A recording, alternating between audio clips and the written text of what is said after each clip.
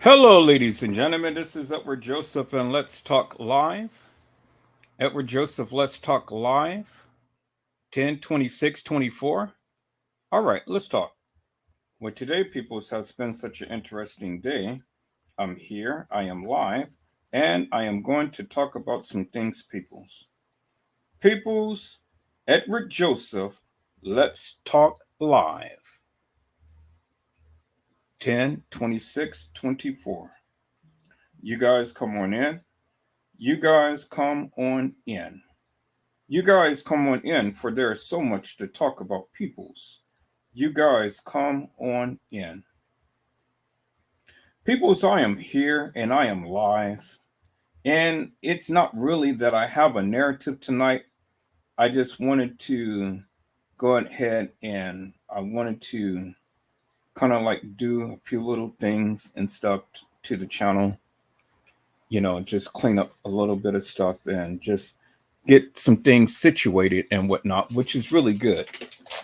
We've all go through the period to where we need to kind of like reassess some things and just kind of clean up the channel a little bit and stuff, because I'm getting prepared, peoples.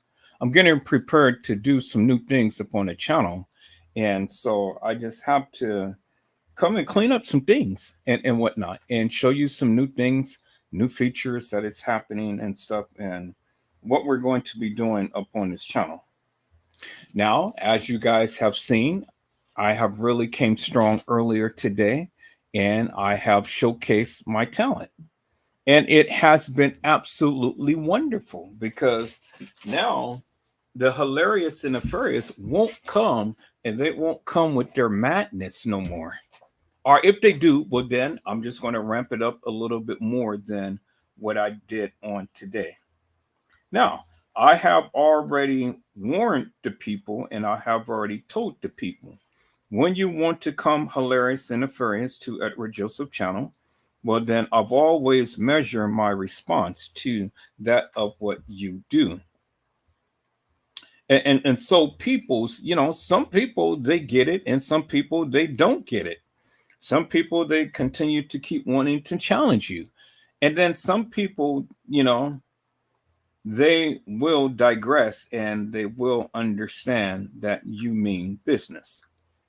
And so, some people, I don't know, some people learn, but some people they won't learn.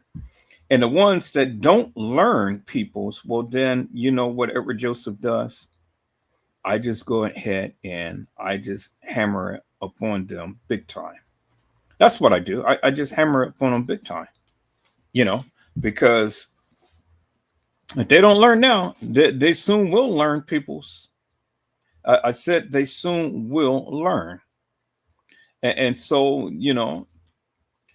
I don't get it, peoples. I don't understand why the people will continue knowing that they will never, ever win.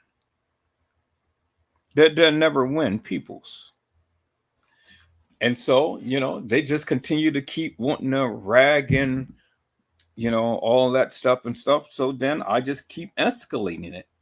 And I keep escalating and I keep escalating it to the point to where, I just fully just go all in on them and just really hammer upon them to no end, to where it'll be a relentless assault. And it will be at that point, I'm sure they will get it then, but by that time, it will be literally too late. Literally too late. And I never wanted to get to that point, peoples. I never wanted to get to that point, but, sometimes, peoples, you literally have to just go in hard and heavy upon the people to get them to understand that you mean business. And that's what it is. And, the remarkable thing about it all, people, is that my channel is still growing even in the midst of this madness that these people are doing. My channel is still growing. The people are still coming. The people are still watching. The people are still loving the various things that I am doing. And that's amazing to me. And then what's really amazing to, is people's is that not only is the people coming and they're subscribing, but the people are liking the various things that I'm doing. Yes, they do. They like the various things that I'm doing. And so, that's a good thing, peoples. That is a real good thing. And so, hey, I'm just going to continue to keep doing what I do because the people love what I do. And so that's what it is. you know, that's what it is, people. So, I'm just going and testing out some things. And oh, okay. So, I like this. I like this new way that um StreamYard is, having us being able to change a lot of different things that we have been doing lately and stuff. So, you know, I think I'm going to spoke this way better. Let me see. Yeah, I like that, and I like that, but I like that even better. So I'm gonna keep it with that, and I'm gonna keep my name there just like that. And I like the purple. And let me see. Okay, that was before. This is now, and so this is the way that we're going to do it now, peoples. So this is the way that we're going to do it now. Okay, so we're going to keep it like that. So that's the branding settings. We've already got my logo up there, and I'm going to keep it up there. I'm not going to move it. Let me see. Then I've already got my preset overlays that I'm going to keep and stuff. And I'm going to make a video to where I will have a intro video and then a outro video to where, I'll go ahead and have something like this, come up, but it'll already be pre-made. So like this, I can have as my intro video, have that selected as my intro video. So then whenever my live start, then do the countdown. And then my outro video, I don't have nothing. I don't have anything. So, I'll go ahead and do my normal routine and, do my little sayings. What I've always said when I end the video. So, peoples, I hope I had said something to encourage your hearts upon today. Tune in next time to an Edward Joseph Let's Talk Live, Edward Joseph Kitchen, Edward Joseph Gospel Hour, Edward Joseph's Blessings Giveaway. 2024 will come to you with something wonderful. I love you with the love of Christ, and there's absolutely nothing you can do about it. Peoples, mask up and be safe. And so peoples, I'm just testing out different things now and see which is what I want to kind of like stick with and stuff for the moment. Just give a little bit more flair to the live and stuff. And so I know I've been spoting the smoke, but I think I'm going to transition to this for right now. I like this a little better. This is a little bit more calmer, cool, collected type of background and things. Then this is my other one. Nobody knows it better. I wish they would. And so then this one, kind of like a little bit funkadelic type of thing. And then this one. So I'm going to start changing my backgrounds to my moods and stuff, peoples. But for right now, I'm in a calmer mood. So we're going to use that background. And then I got all of my background music, but I'm going to add, some more music. But some is going to just stick with me. Some I'm never going to change because that's just a part of who we are and things. So I've changed the logo I mean, the way that the logo is going to look, so it's going to look like that now, which is pretty good instead of the big square one. So, so it's got my name in big bold letters, and then it has like the little thing that what we're talking about. Okay, so that's going to be the new look for right now, peoples. And then I got everything in purple. And I love purple. I love the color purple. So we're going to keep it like that. Because remember, we were spotting the yellow at one point. But now we're going to go ahead and we're going to spot the purple this time and things. Purple rain, purple rain. See, this is the one that I had did beforehand with the yellow, but we're going to, and then I like this too, like the orange. I mean, this is Halloween, but I'm going to go back to the purple for right now. I'm going to spot the purple one for right now. Let me check out the blue. Okay, the blue is nice, but I'm going to keep the purple for right now. So this is going to be my new look for right now and stuff. So okay, so I got my branding down and stuff. I got my backdrops and everything. So you guys are going to start seeing a lot more different things to the channel. So I'm going to be testing out this new software that I had acquired and stuff. So now you're going to start seeing a lot more creative and popping thumbnails. I have sat back and I have consulted with different ones and whatnot and things, and it's just been pretty good, peoples. I mean, some of the thumbnails that I'm going to be creating, it's going to be pretty good. And so, going to improve upon the pictures and everything and stuff. So, it's going to be really, really nice, people. And see, I'm going to have more little titles like this that I can be able to show as I'm talking about the case and things. And so I'm going to call up in different things,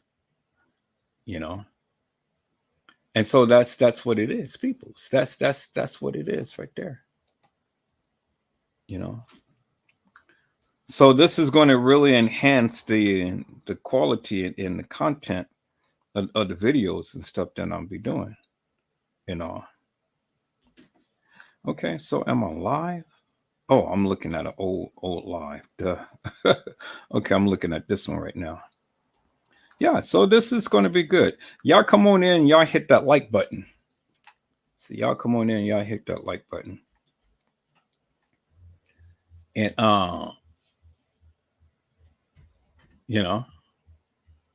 that's funny, people. They got the shark jumping out the water trying to get the woman and things. But had she put those legs down, oh, that would have been over with. So I'm sure that she didn't quite know what was going on and things. And see, these are some of my past banners and things that I had used and stuff. Edward Joseph Creations. Okay. And keep these. And this is the funny ones that I had did and stuff. And this is the one that I did. This is why I just really love, I took my time with this and stuff, and I put this thing together, and I really love this one. Boy, this is one of my favorites.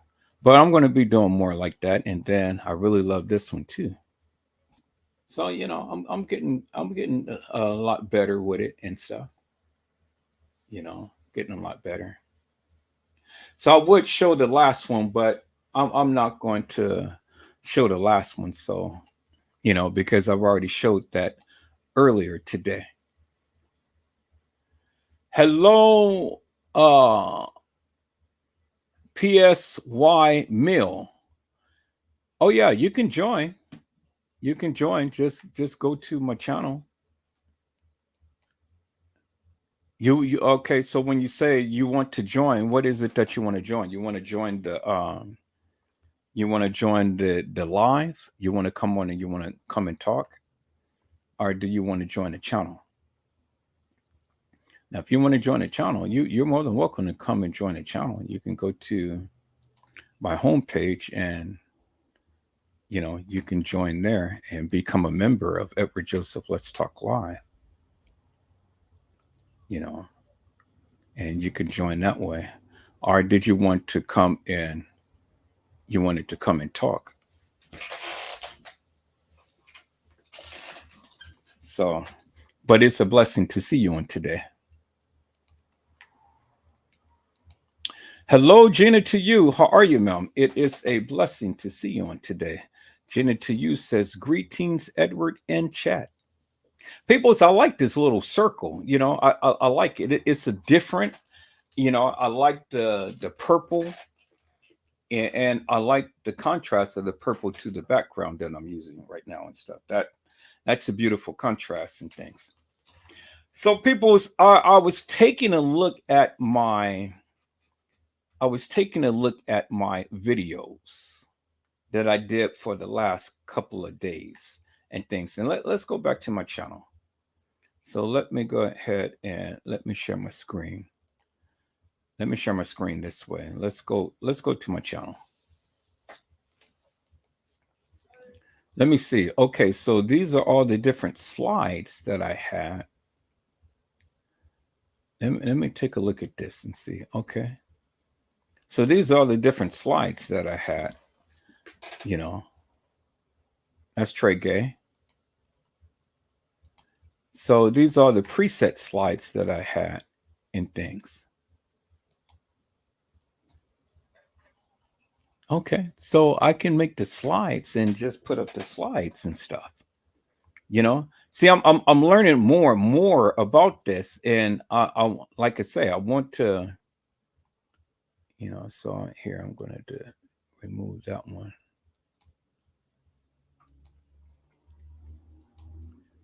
Let me see.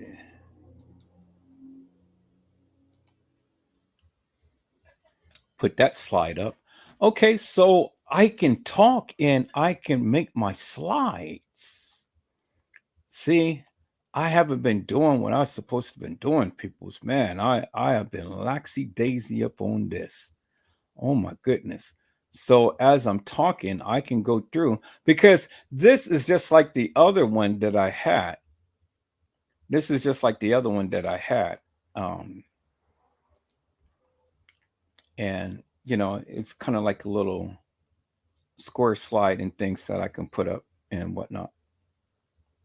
And then I can just tap either one and, slide it come up and I can talk about it.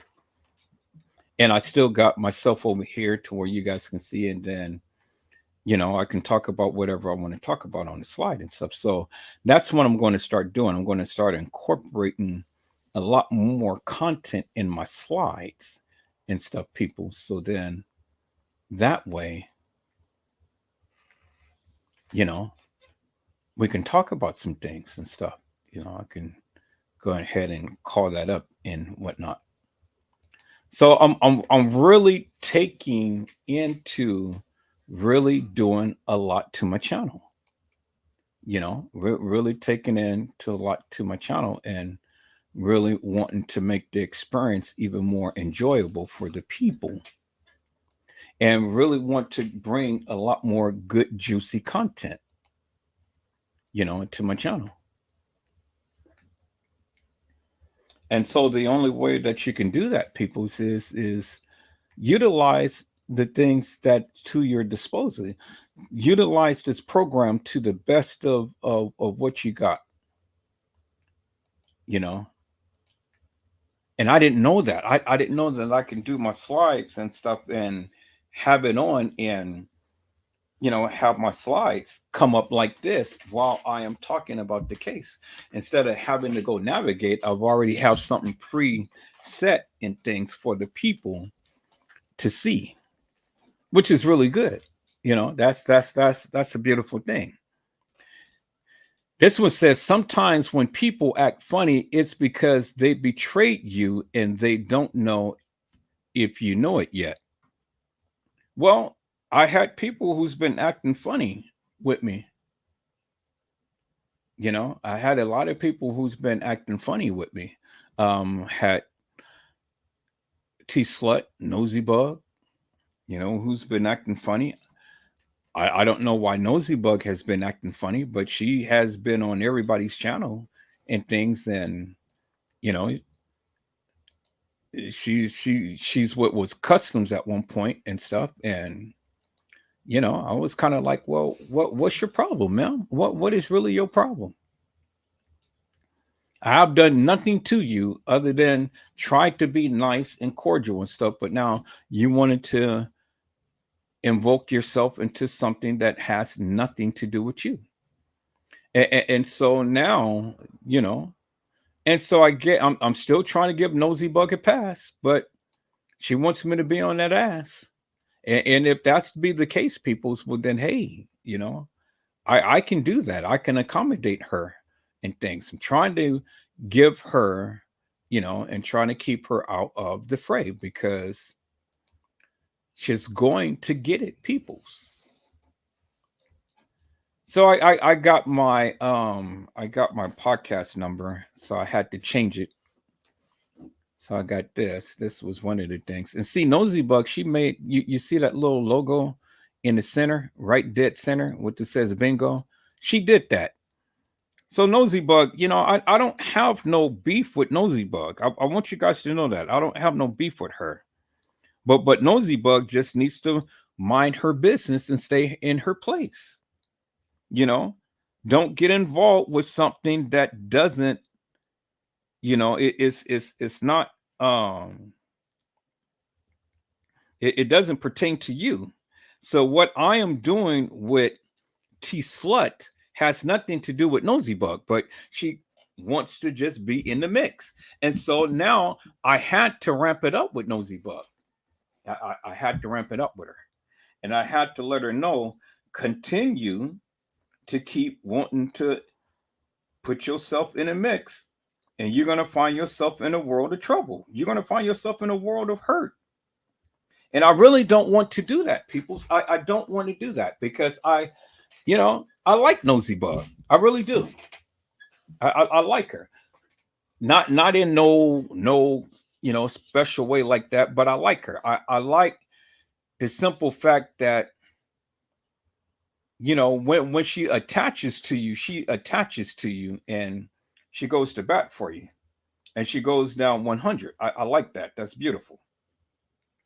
But it can become detriment to her because now she wants to go in and she wants to fight your battles and she wants to fight up against you. She wants everybody to get along. I get it.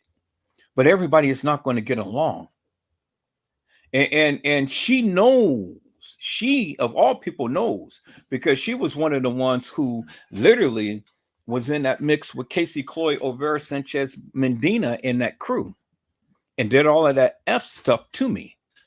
But see, the thing is, peoples, see, what they didn't realize and understand is that Edward Joseph didn't take that bullshit and nonsense. I wasn't going to take it from nobody, And so when you want to come to me and at me in such a manner, I'm not going to lay down and let you pummel me. No, I'm not going to do that. I'm always going to fight back. And I'm always going to have something to say. And I'm always going to have receipts. Because, see, peoples, I have a skill set that many of you are not even aware of. And so when you think that you're going to hide behind a computer and think that you're going to be safe, well, you better think again because you're only fooling yourself. No, I got a skill set and I got people who I work with. And so whatever I want and I need, hey, all I got to do is just call it the people. And I get whatever I need to get done. And that's the thing. That's why I try to tell people, don't ramp it up with me Because if I'm not bothering you, you don't need to bother me. And if I'm saying something about somebody who you like or whatever, still mind your own business. Stay out of the business unless you want to be railroaded just like them. And I will be so happy to do so. So mind your business and stay out of minds. And then we'll get along just fine, peoples. But when you think that you're going to go and you're going to fight somebody else's battle and stuff, well, then you're only fooling yourself, peoples. I said you're only fooling yourself. And you're only going to get yourself in a world of hurt. And that's the last thing I ever want to do is hurt people. Do you understand what I'm saying, peoples? I said that is the last thing that I ever want to do is to hurt people. I really don't want to do that. I don't like doing that. I don't like calling people out. I don't like exposing people, but sometimes you just have to, go and do what you do because people just don't know how to mind their own business. And they want to get into something that doesn't pertain to them. And then they can't handle it when I start to put the hammer down upon them. Do you understand what I'm saying? So if my beef is with T Slut, it's with T Slut and T Slut only. But when you want to include yourself into that mix, well, then not only am I going to get on T Slut, but I'm going to get on you too. And I'm going to rag and I'm going to harp on you until I get tired. And I don't know when that'll be, peoples, but it'll be until I get tired. And so, some people just they don't learn. And I'm just again surprised that Nosy Bug wants to go and ramp up again like she's always has done with all of these other people. But it seems like she hasn't learned. Because when I was on Casey Cloy, Overa Sanchez Mendina, well then peoples, I was on her shit big time. And I was on her shit every day for years until she got tired of me talking about her and she left the Kanika Jenkins case. Oh yeah, she's left. She's talking about some other cases, some gangsters and things like that and stuff. So she ain't been back. And if she comes back, I'm going to do the same thing. I'm going to harp on her and rag on her ass big time. And then I'm going to continue to keep striking her channel. So she didn't like that. So now, she decided that she had enough. So peoples, don't be subservient clowns. See, many of you are subservient clowns. Many of you sit here and listen to the people, which this is what Nosy Bug does. She's subservient to T Slut. She needs to stand up on her own and have her own identity, run her own channel, and do her own thing, and stop getting into the mess of people. Because she's only going to hurt herself. She ain't hurting nobody but herself. And T Slut do not give a damn because the simple fact, people, is simply this. If T Slut ever gave a damn about Nosy Bug, T Slut would fight in behalf of Nosy Bug. But when did you ever hear Nosy Bug? I mean, when did you ever hear T Slut say or fight in behalf of Nosy Bug? You never did. So I keep trying to teach and tell Nosy Bug, stay the F out my business. I really don't want to harp upon you, ma'am. I really don't want to hurt you. I really don't. But see, every time you stick your nose in things, then I'm just going to have to take it up to another level to let you know that I mean business. And then when I'm on you, and I'm going to harp up on you until I'm blue in the face. And it's going to irritate you to no end. And you don't want that. You don't need that. But you're going to get that. if you keep on meddling into other people's business. And that's what it is, peoples. And so this is a fair warning to many of you. Mind your own business. Mind your own business. And what I got going on with T Slut is between me and T Slut. It has nothing to do with any other content creator, any of her moderators, or any of you backhole people, the bushwhackers. I'll call you bushwhackers because you stay in the bushes and watch. It ain't got nothing to do with you. It ain't got nothing to do with nobody else but me and T Slut. And then when T Slut stopped trying to be such a big girl with some big panties, then I will digress and I will, I'll call it truce. I'll call it truce. But as long as T Slut continues, well then I'm going to continue. And see, I understand the play. T Slut, she ain't that big bad bold girl like she proclaimed. That is really hard rock and stuff. Oh well, they just mad at me because I don't talk about them and I don't say nothing to them and so on and so forth. I really don't give a, I really don't. To be honest with you, because I'm not doing nothing no more than what I haven't already done. I've already did it to Casey Chloe O'Vera Sanchez Medina, to Custom Designs. Now I'm on her. And for a while, I was on a lot of other content creators. John Queer Q and Boss Man the Hair Lost Man. I was on them for a long time. And so they went on and digressed and left the Kanika Jenkins case alone and stuff. But I have my own reasons why I was up on all of these people. I have my own reasons. And so they know what they did. And because of that, yeah, I harp up on them.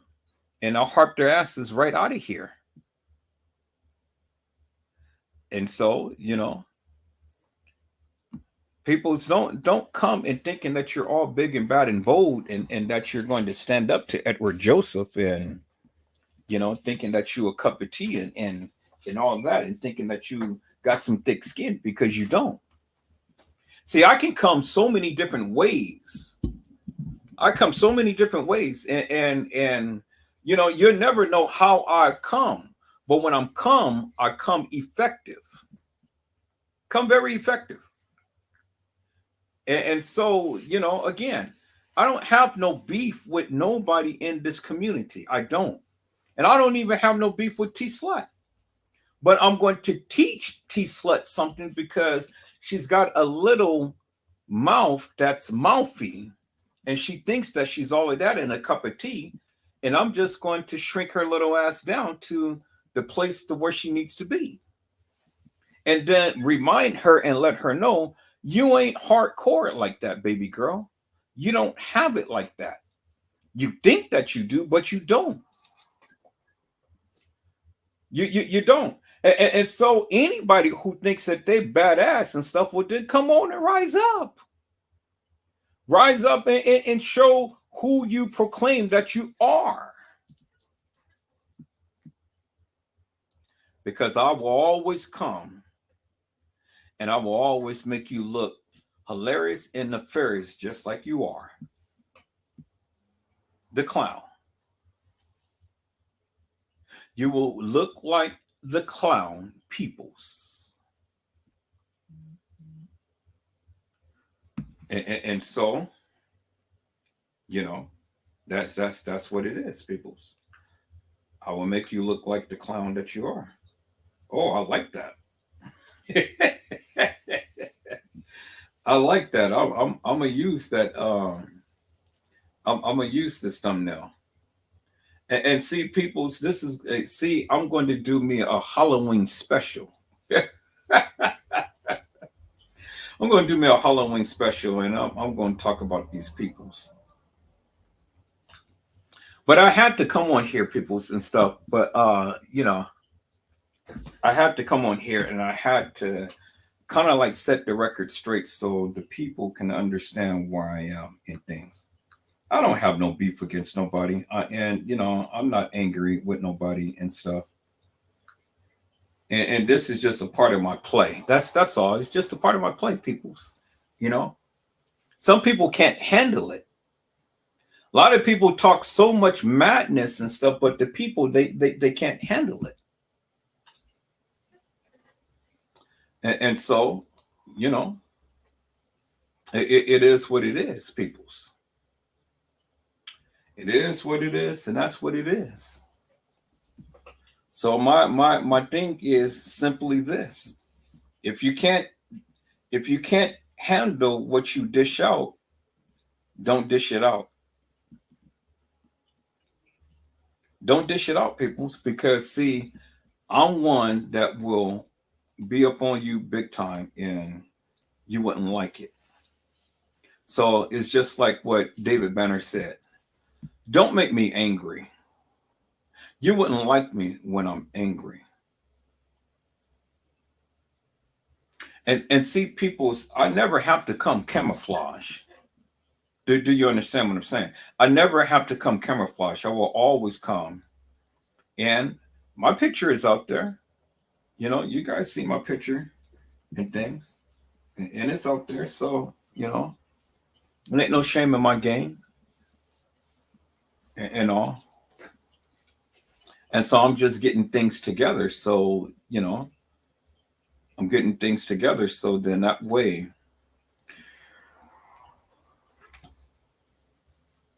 when I go and do reveal myself, it'll be to the special ones, the ones who have literally been supporting my channel, who's been in my corner, who's been watching my content, who's been supporting me, helping me grow my channel and things. See, a lot of you guys join, you subscribe, you do all this, that, and the other, and so on and so forth. But see, you're all in your feelings and things. I don't need people in their feelings. Because the thing is, what I bring people, I bring good, wholesome, quality content. And I bring it strong, and I bring it hard. And I don't make no I don't make no bones about it, peoples. It's no need for me to sit here and I have to apologize about anything and stuff, because when we start to break down these narratives and stuff, people, I mean, the people, they can't even stand 10 toes down with the things that they say, nor the things that they do. And that's the amazing thing, peoples. I've been around for quite some time. I've been around. And so, my thing has always been this. My channel has always been open for the people to come and express the various things that they want to express. Come on and shoot your shot. Say what you need to say. And then make some sense of it. But don't come into my live hilarious and nefarious with all of this bullshit and nonsense, because see, that is the quickest way of getting exit out of here. And I don't want to do that, but many of you forced my hand. I said, many of you forced my hand. And so when you do that, then yeah, I got to take the action and I got to get you out of here. So Mill, PSY Mill, you said that you want to join. Do you want to join the live? Do you want to sit here and talk to Edward Joseph? Do you got some things to say to the people? If so, let me know, and then I can drop the link. If not, then I'm going to go ahead and go forth with what I said that I was going to be doing on tonight.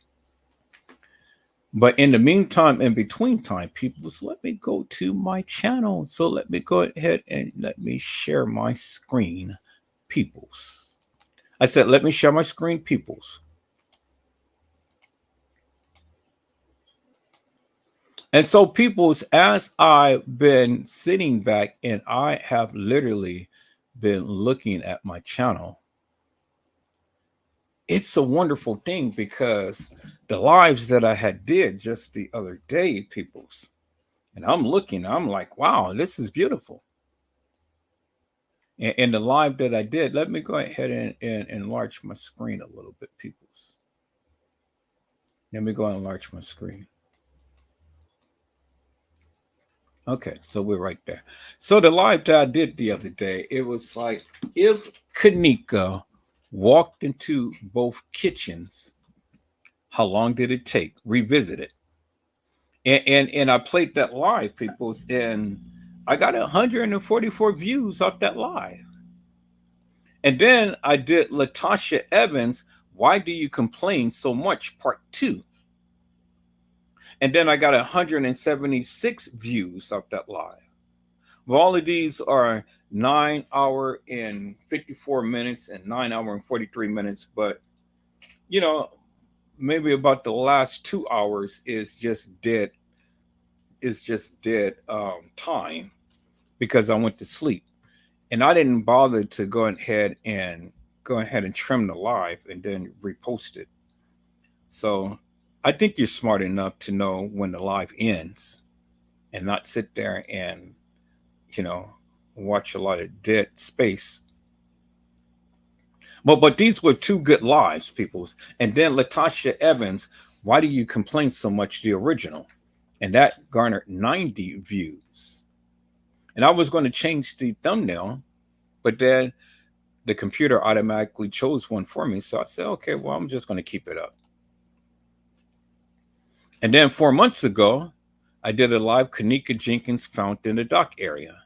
This was a movie. And I got 212 views off that. And then just 9 days ago, we finally know who T Slut is, Exposed, Reloaded. I got 173 views. And then Kanika Jenkins, We Are Back with a Vengeance, Part 3. And I got 245 views. So I'm sitting here and I'm looking at this and I'm kind of like, well, the views is really fluctuating. What is it that the people are very interested in? Is it the title that the people are interested in?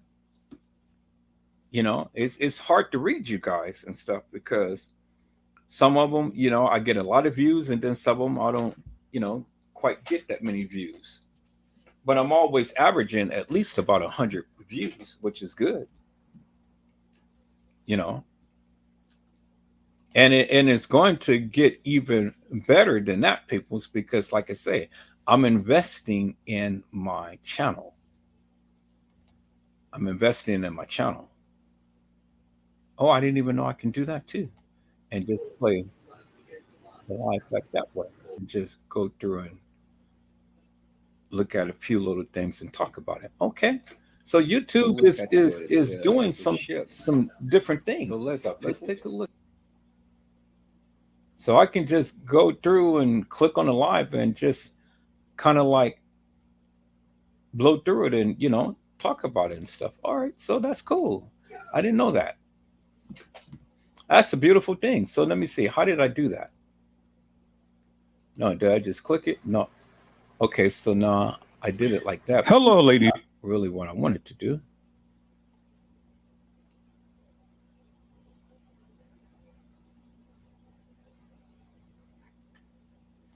Yeah, that's not really what I wanted to do, but okay. And then this one, Kanika Jenkins, I Am Here to Stay, new. And so, you know, it's been yielding me a lot of views and things, 153. So the people who's been liking my content and they've been liking the things that I've been doing and stuff. So I'm just trying to get a fix as to, and then how you guys have been loving my thumbnails. My thumbnails has been rocking and popping and everything. So that has just been a beautiful thing.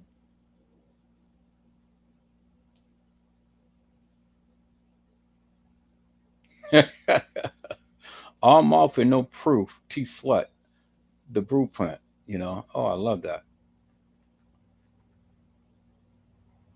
So I'm trying to get a sense as to what is it that the people like to see. What is it that the people like to see? So I've been trying to figure that out, people, and it's hard to understand this algorithm. It really is. But you guys love the Kanika Jenkins case, so you guys want me to stay on the Kanika Jenkins case forever and a day. So that I am going to stay up on. But it's hard to read what you guys want. And so let me see, people. So let me go back here. Let's just get in the airways for a moment and see what we can get into. Let's get in the airways. So I'm gonna bring that to the home page. And so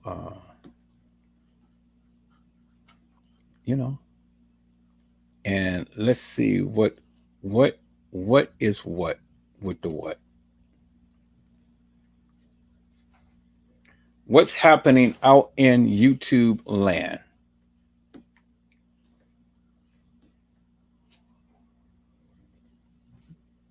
I see my videos is in the algorithm. A lot of people see it's in the it's already up there. This was streamed 17 hours ago, and then this was streamed 2 days ago, and my videos is in the algorithm, and these are the like videos. So you guys are really liking it. So that's beautiful.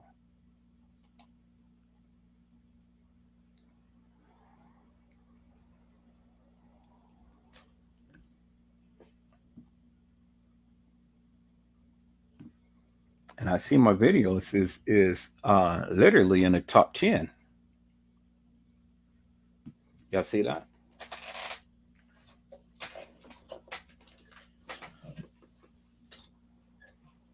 It's literally in the top 10. And this is what you guys have been liking.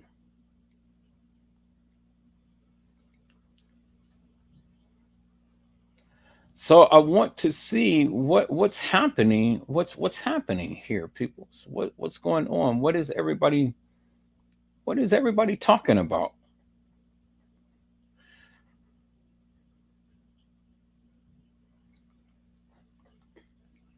Let's take it home. Let's take it home and let's see what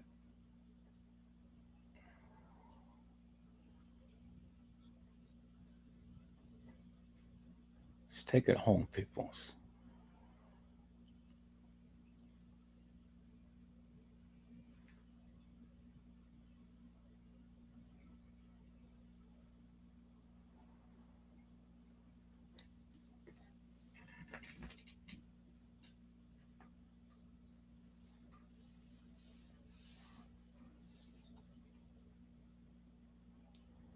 What is happening and what is it that the people want to see?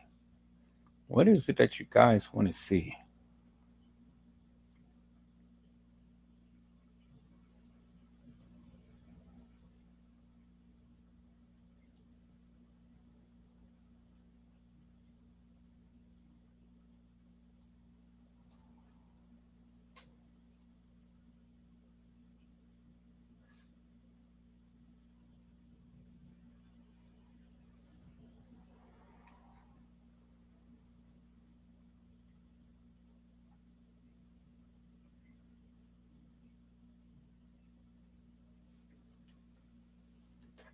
I see Ice Cube is trying to make a comeback and trying to show something and things. All right, so this is all. What's in the news? What's in the news today? I don't want to see about Trump. All of that. What's going on?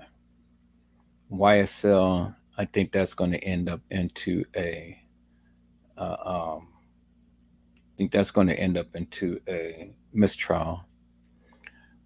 Little Dirk has been arrested for murder for hire. So I've been watching that and stuff, but see, I don't really get into all of that because I don't know about all of these gangsters. And so that's it for the news. So let's see who's live. So we see the people who's live right now. It's a lot of the football stuff.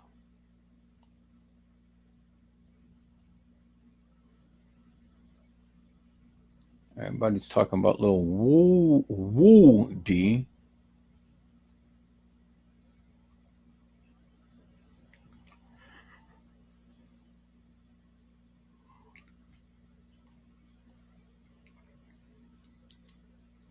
Okay, so that's about it right there for that. So ain't really nothing happening tonight. Let me take it back home. So none of these people are live. Don't see a lot of the people here are live.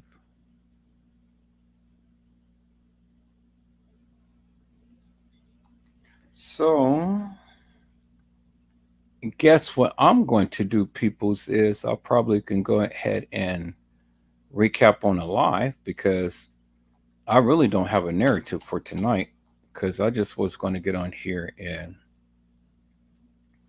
kind of clean up some stuff and things and, put some things together and make some changes to the channel and whatnot, which is pretty good, peoples. That was what I wanted to do for tonight.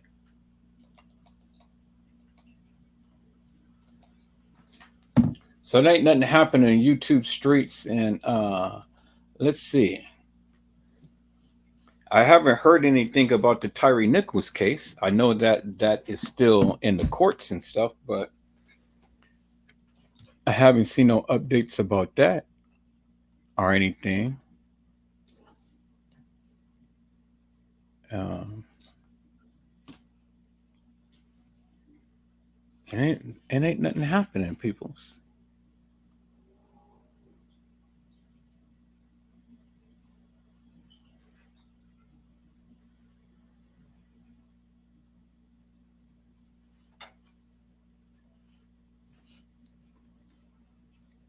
All right, so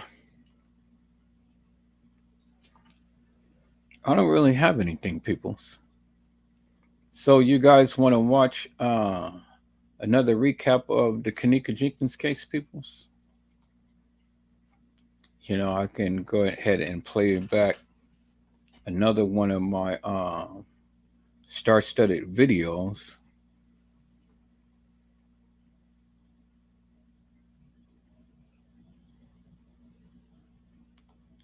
Don't see nothing going on here.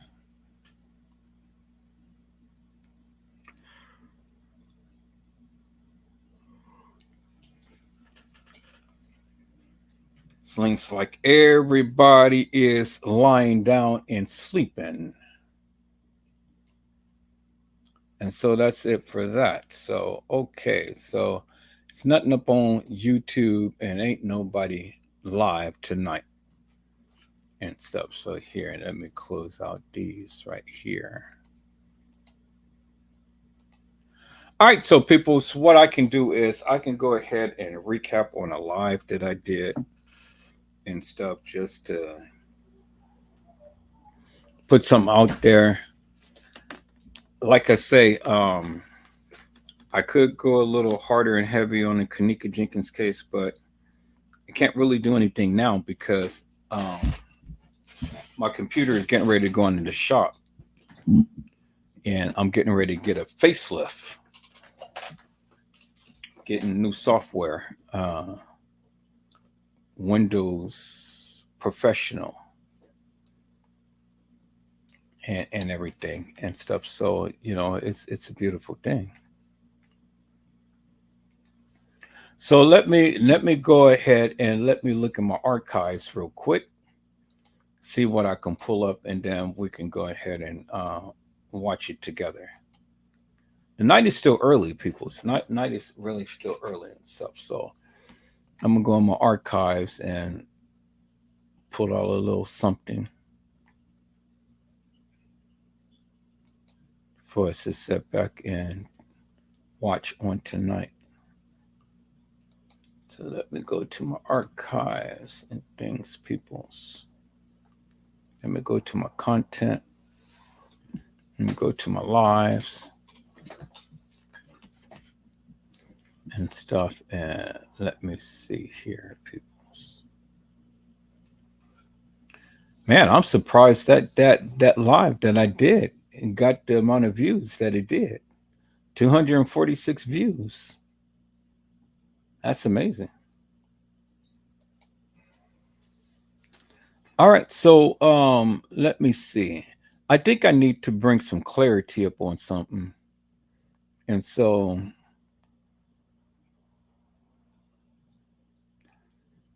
I know you guys have literally been wanting to get some clarity up on some things and stuff. So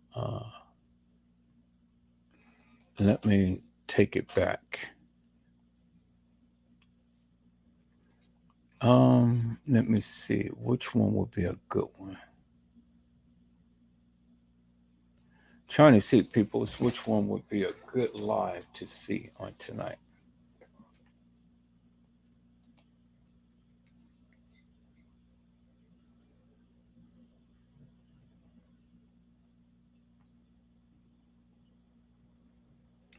Um, 19-year-old Kanika Jenkins found dead in a hotel freezer. I think that we can go ahead and take a look at that one, peoples. Let me call that one up.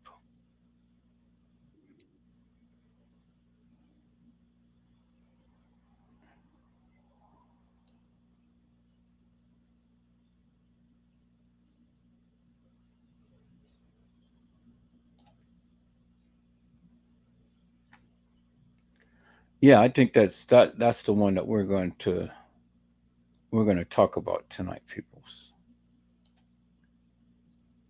19-year-old Kanika Jenkins found dead in a hotel freezer.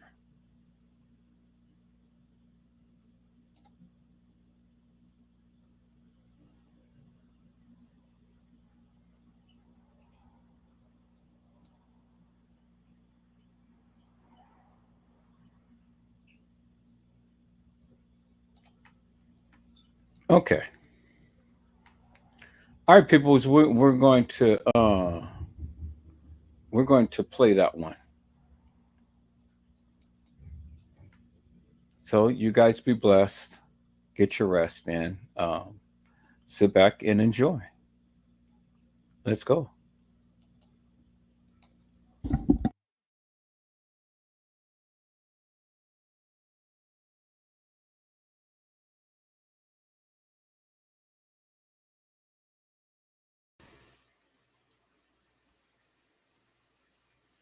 Hello, ladies and gentlemen. This is Edward Joseph, and let's talk live. 19-year-old Kanika Jenkins found dead in a hotel freezer. All right, let's talk. Well, today, peoples, has been such an interesting day. I am here. I am back live, and I am going to talk about some things, peoples. People's 19-year-old Kanika Jenkins found dead in a hotel freezer. You guys come on in.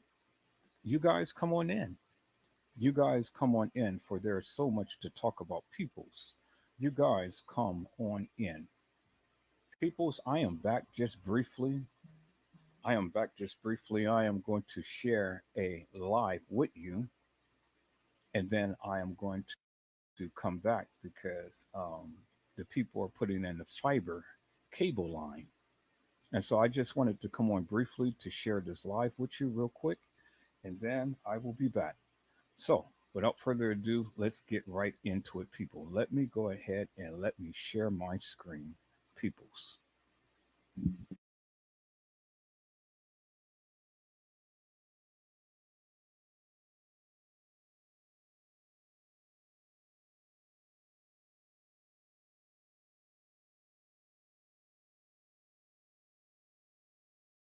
Now, people, when I share my screen and before I play this, I want you to hear what he had said.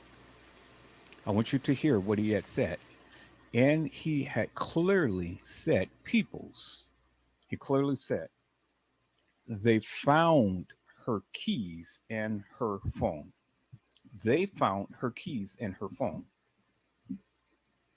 How could they have found her keys and phone when they stated they had her keys and phone? Help me to make that make sense, peoples. Let's dive into this. Let's go.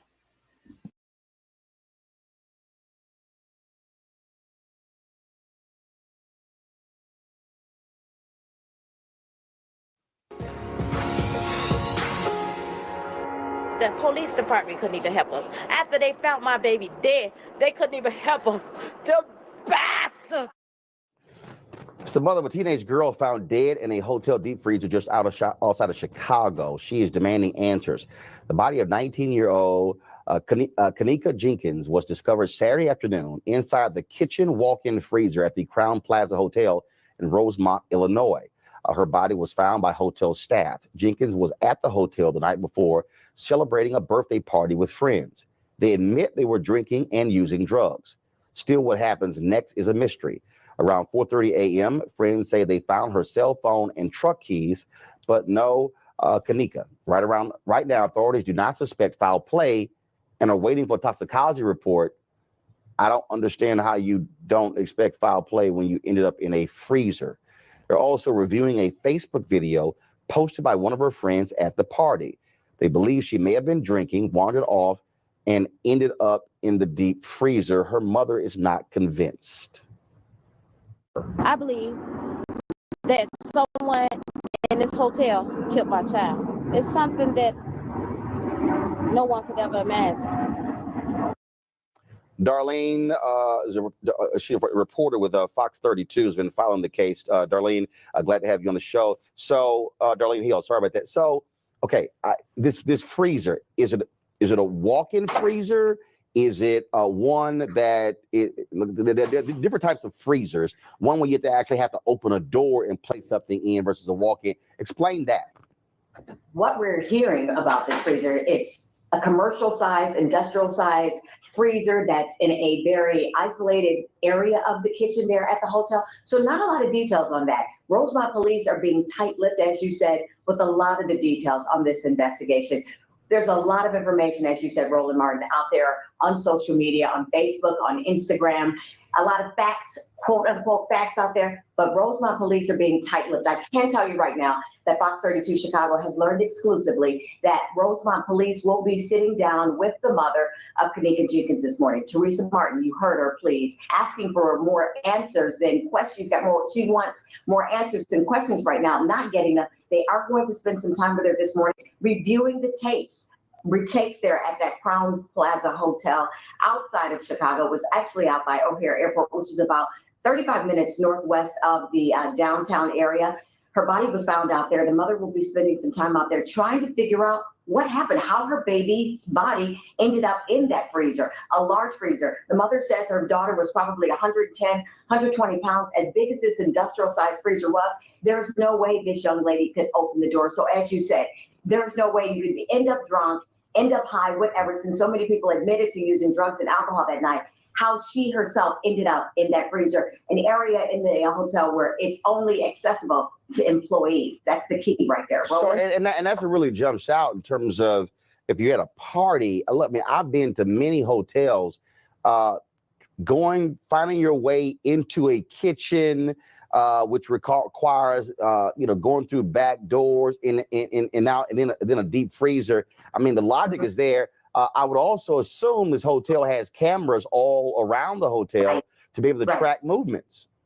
Right, and that's what they're hoping. The mother is hoping that by looking at the surveillance video, she's been asking about this video. Let me see the tapes there at the hotel. She's been asking for that since Saturday morning when she discovered her daughter did not come home. Her daughter was not answering her calls, and her daughter had her vehicle. She needed her vehicle, and she said, hey, something's gone wrong. This is not the actions of Kanika Jenkins, not my child. So this mother is going to be able to hopefully see where she walked in the hotel, what room she was in the hotel, and how much time she spent in those hotels with a number of her friends. That's the thing a lot of people are talking about here in Chicago. It's not that Rosemont police are not being so quick with the answers, that they're conducting, they say, a thorough investigation. They're using social media as part of this investigation. A major part of the investigation going on right now is what posts people are putting out there on social media. The apologies out there. And one friend even posted something like, Kanika, I wish I had had your back that night.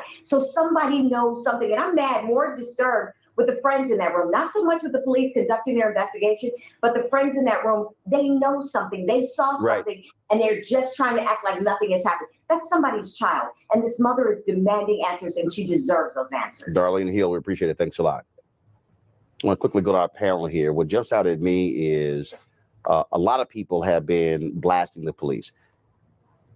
I am with them not releasing information. This is an investigation. Right. You need to investigate, and you can't release information because you're questioning witnesses. Right. That's right. It's right. I mean, you know, what struck me was the family went out there knocking on doors. The hotel people say, hold on, we can't do that. It is all unfolding. And as we heard from Anchor Hill there, you know, the young people clearly know something, and the police have to really seal this and walk through it. About 30 seconds. Go ahead. We got to investigate. We can't just say, oh, it's a young girl, she was drunk or she was on drugs, therefore it's not a problem. Hey, we got to investigate. We got to investigate. Her life has value. And Andrew, to our point, we're talking about the death penalty case, where we're talking about the state senate in Missouri. It does not matter. That is, if you have a standard, you investigate. You also don't want any racial bias in juries as well. Again, that's what people are saying, period. Right. And my heart goes out to this family during this time of investigation. Yeah, whatever happened, it's a tragedy. It is a tragedy. All right, folks, so tight. Weekdays on TV One. I will never lie to you. Oh, my God. Roland Martin. He doesn't want to talk to us. He wants to ignore us. Uncensored. Hell no. That ain't gonna cut it, boo. Unapologetic. No, that is fundamentally false. You are wrong. Unfiltered. He wants an America where we all look alike. He ain't talking about black people. Unrelenting. You better go work out, because you got a fight on your hands. News One Now with Roland Martin. Weekdays at 7 a.m. on TV One.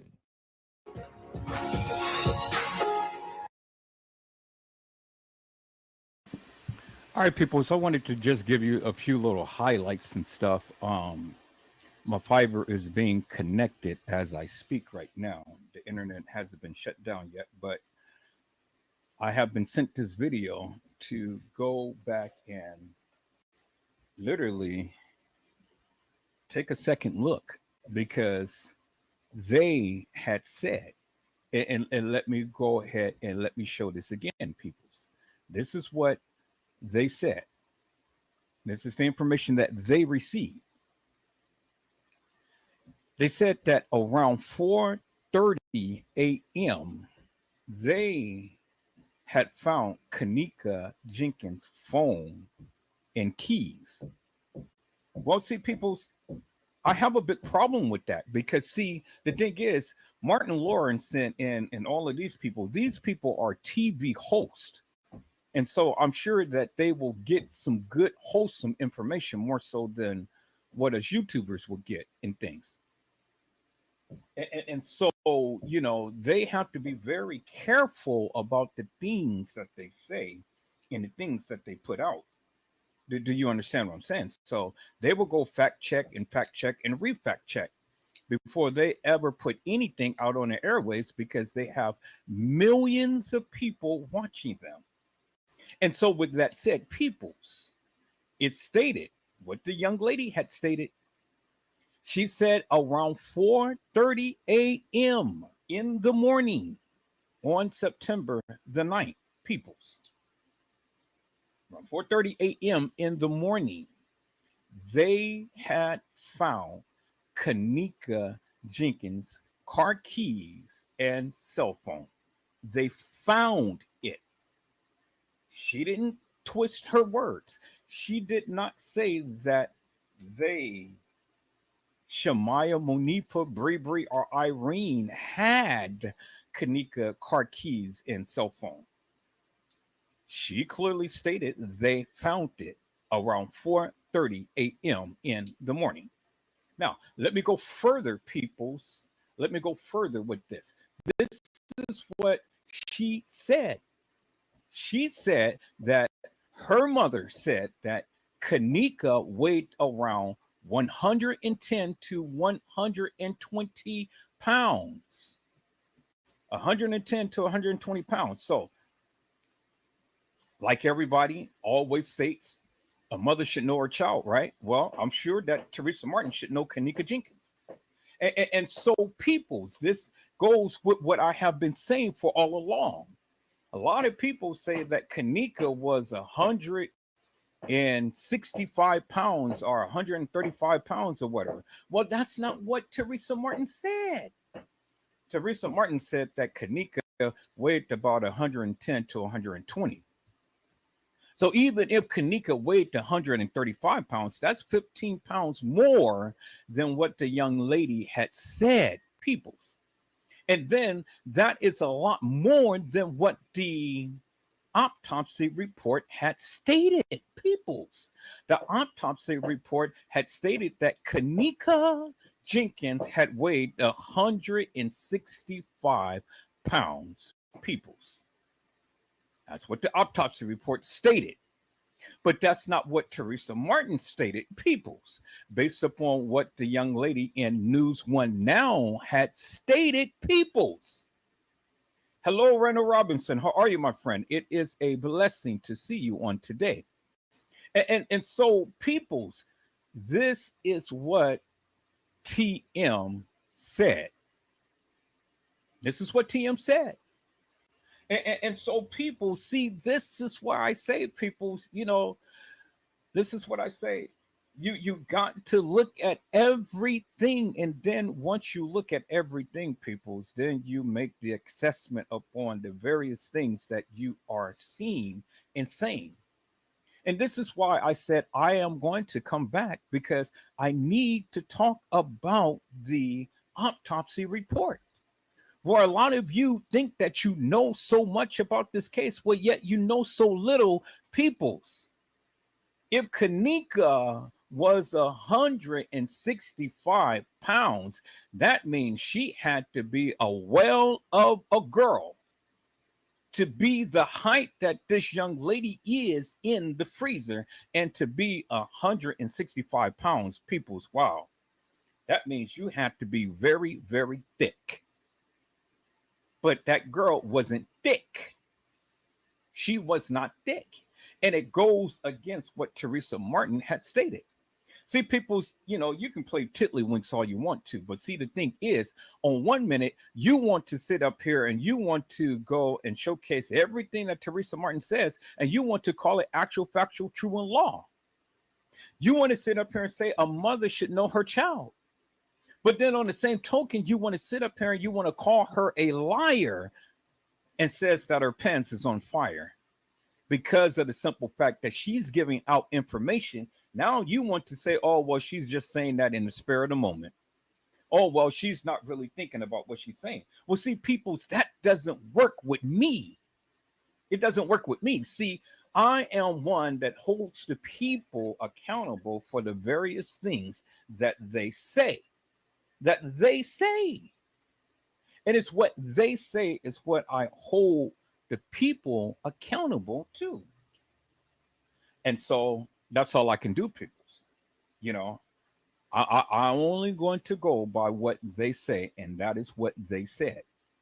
And so what they said doesn't jive with what we see. And so there you have it, peoples. There is more discrepancies in the narrative. And as I said before, peoples, I'm only going to hold them accountable for what they say. And this is what they say, regardless of what you may think or what you may feel. Because what you think and what you feel doesn't hold no weight with me. It is what they say, peoples. Do you understand what I'm saying? Peoples is what they say. And so, people, since I got just a little tiny bit of time before my internet goes out, let me see if I can just touch upon something real quick here. Is that all right, peoples? Let me see if I can just touch up on something real quick before my internet goes out, because they're putting in the fiber right now, literally putting in the fiber right now. And so I want to try to get this in before my internet goes out, peoples. I said I wanted to get this in before my internet goes out. And so, peoples, let's do this. Let me go ahead and let me share my screen right quick. I'm gonna share my screen a different way. I'm gonna share it just like this. And we're going to look at this here, peoples. Thank you, Jesus, for the new PDF viewer and things, because now I can look at the pictures in a PDF format instead of having to look at it any other way. And so we're going to do it like this, people. So let me go ahead and close all of that out, close all of that out. Let me go back to the case files here. I said, let me go back to the case files, peoples. So we're at the case files. We're going to enlarge that. We're going to go to the images. We're going to check the images out first, peoples. So let's go ahead and let's transpose this to view as a medium icon and see where we are right here. So let's enlarge that for a moment and see, okay, there's nothing of so much significance or importance. All right, so we're going to go ahead and look at the other images folder. And there we go, peoples. So now let's go ahead and let's change this to view extra large icons. Extra large icons, and then let's scan through this and see, peoples. Scan through this and see if we can find the autopsy report. And these are the press releases. There's the leads and stuff. There's the family report and things. You know, here's all of the other things and stuff. Here's the schematic to the establishment, and all. Here's the timeline from when they're supposed to have came in. Here is the so-called pictures that they had put into the case files and stuff. See, here's more reports, and I don't see the. See, here's all the redacted reports and all. Why are they redacting everything when we already know who's already involved in this? Here's the little notes. I tell you why, peoples, because this was nothing but a play. All of this was nothing but a play.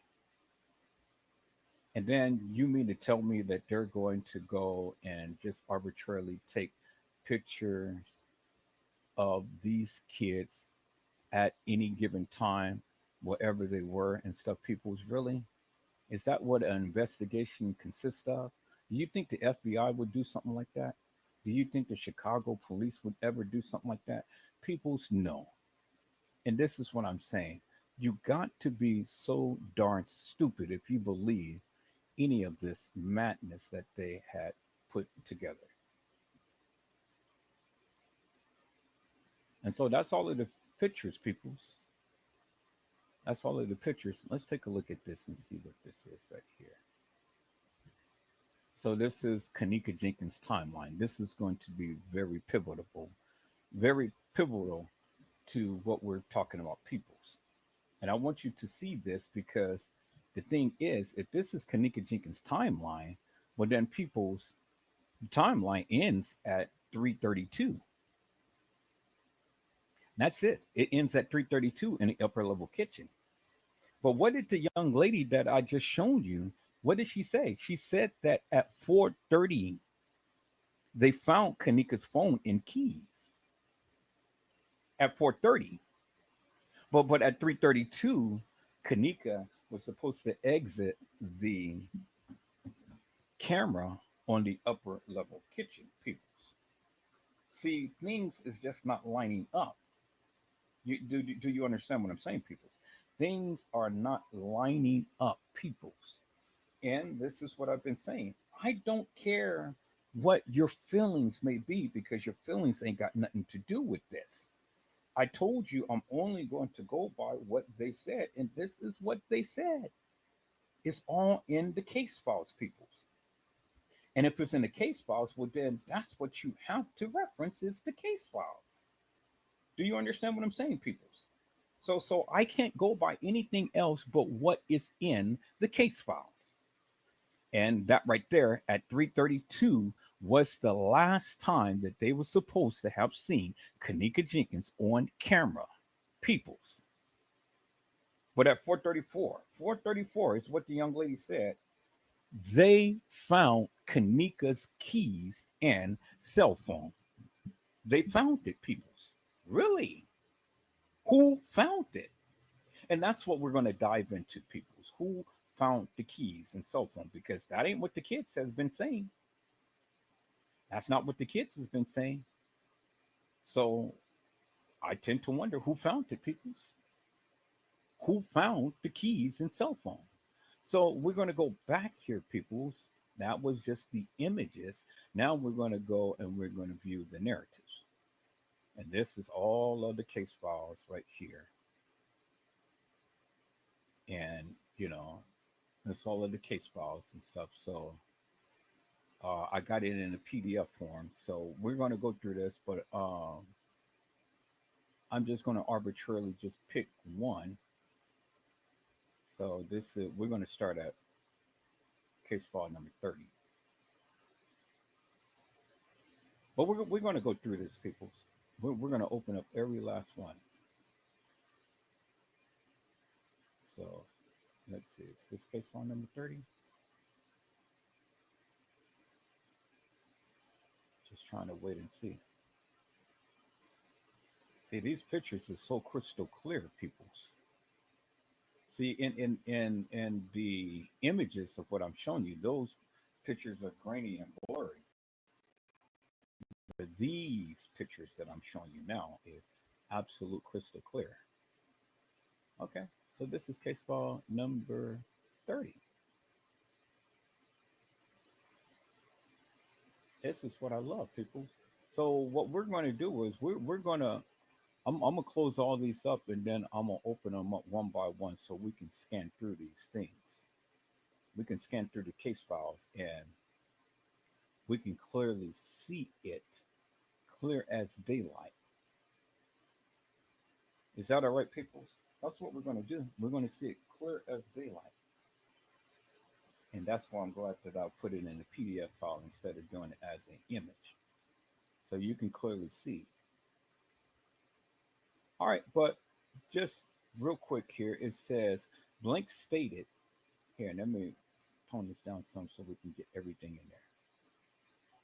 It says Blink stated that his shift ended at Friday night 9/8 at approximately 2300 hours until 0700 hours, Saturday 9/9. Blink stated that during that evening between the hours of 1 and 2 hours, he is not sure exactly what time it was, but he stated they received a noise complaint coming from room. Exactly what time? Coming from room 926. He stated that when he got off the elevator while he was approaching the room, he was asked by two males, approximately 22 to 24 years, were standing outside the room, and they asked him if something was wrong. He stated that they received a noise complaint from the room and he needed to talk to the people in the room. Blank stated that he asked who the room was registered to, and one of the male blacks stated it was him. Interesting, people. We never known this. We never known that two black males were standing outside the room at approximately 1 o'clock to 2 o'clock in the morning. That is so significant, peoples. And this was the interview with Franz Cave, peoples. Oh man, this gets so darn juicy, peoples. Woo! Oh my God, peoples. This gets so darn juicy. Oh my goodness.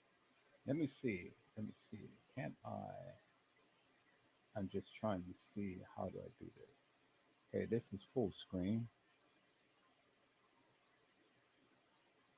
Okay, this is zoom in, that's zoom out, that's collapse, that's rotate, let's take a snapshot. Oh, I'm loving this already. That's print, and this is properties. Let me see if this will allow me to read it. Will it read it?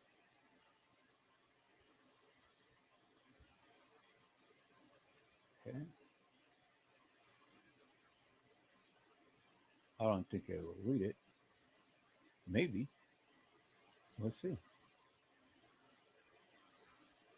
Supposed to read it.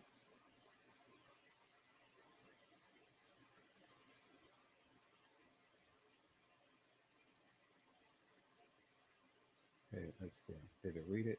Nope, it ain't reading it. Okay. So that's fine. I can read it. I just thought that it would read it, but anyway. This is some good stuff right here, people. This is some real good stuff. So what I'm going to do, peoples, is I'm going to go through this. I'm going to delete every last one of these case files that I got open. No, I don't want to save changes to nothing. I'm going to delete every case file. Nope, I don't want to save changes to nothing because I didn't change anything. Nope. So what I'm going to do is I'm going to delete all of these case files, and then I'm going to reopen it up. This is all the case files right here that I had opened up. So what I'm going to do is I'm going to open up all of the case files in sections. So I'm going to do, let me see how many case files do we have. We have 143 case files.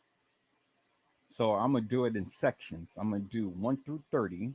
I'm going to open those up, and then I'm going to go through. So I'm going to open up 1 through 30.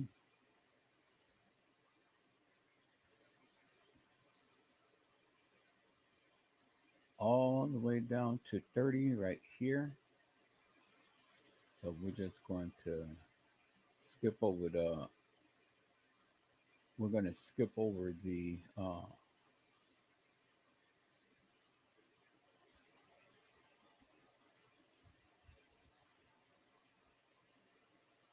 word files. Okay. So whatever I did, it did something.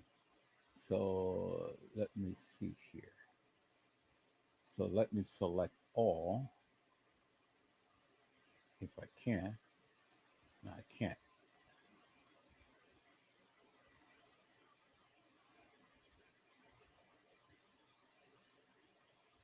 I can't. Okay. So then we'll do it like this then. We'll just go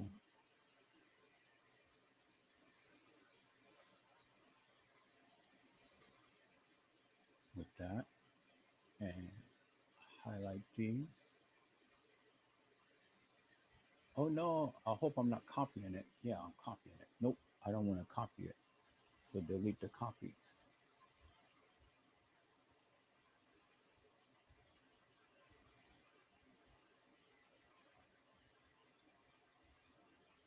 All right, so let me see.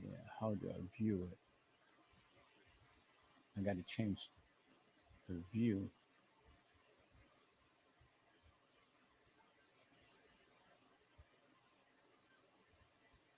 How do I change the view? Okay, yeah, view. View by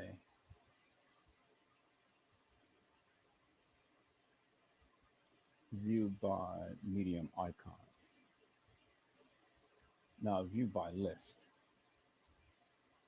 View by list. There we go. All right, bring it back to the list. So now what I'm going to do is I'm just going to highlight these.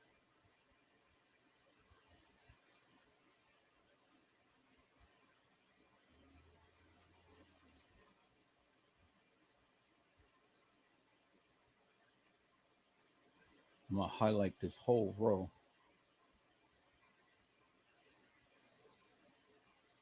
All right, well, highlight the whole row. I'm gonna highlight that whole row. Then we're gonna go to that whole row. So that's everything. And then we're going to open up a new folder right here. So let me make sure that whole row is highlighted. That whole row is highlighted. Cool. We're going to merge it over here.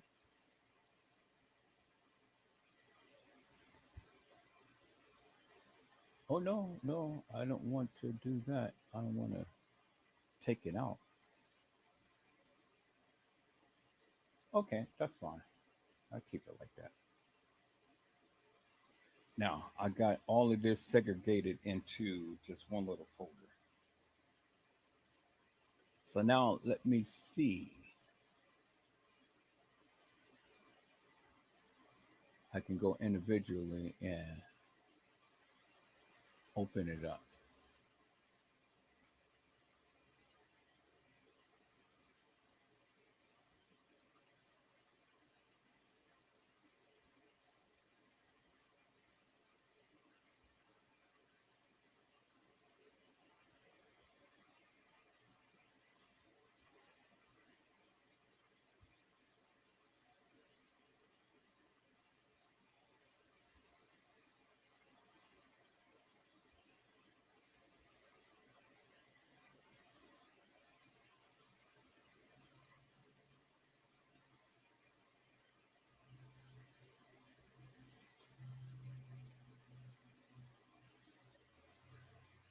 Okay, cool. And that's a good way of segregating it. So then that way I ain't got to go through trying to. So we're going to go through all of these. We'll have them open up and they're in sequential order.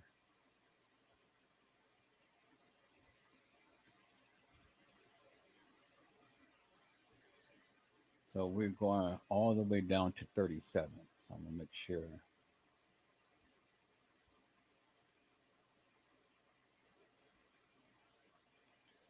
This is report number 17. We're going to wait till 17 open. Then we're just going to keep going down the line.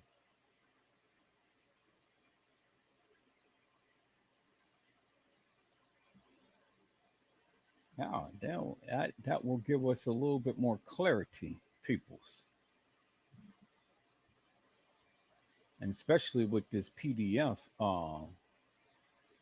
viewer, we ain't got to look at it as a picture.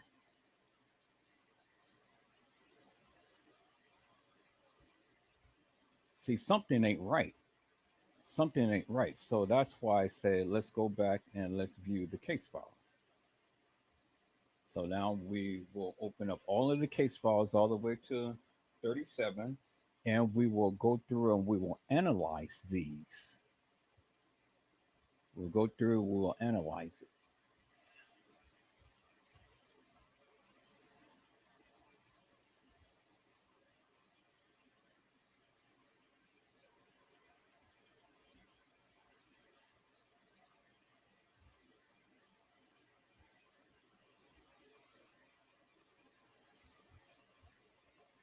See, this ain't how an investigation is supposed to have been conducted. And all of this bullshit right here, these different case files that they have and stuff with just only a few little whatevers on there. This is crazy, people. I mean, just the way that they conducted this. This should tell you something right here.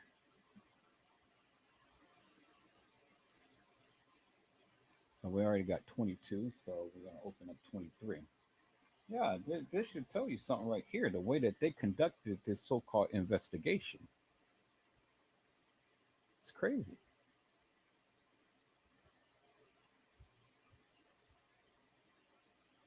So we're going to open it all the way up. We can go all the way down to 37. So we're at 23, 24,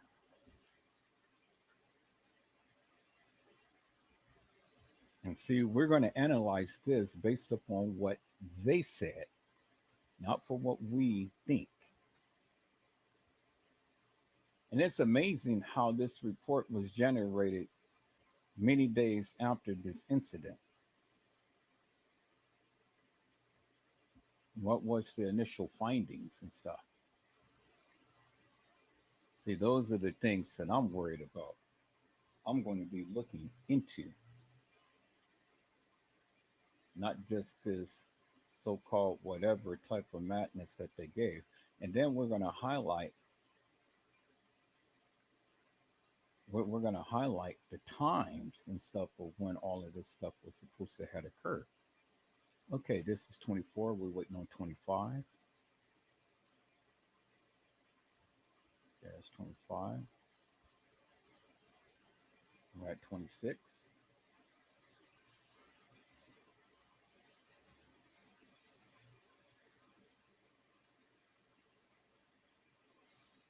Almost there, people. We're almost there.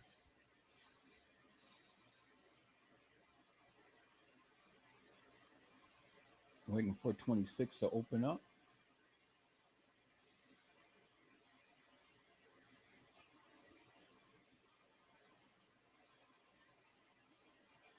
$27.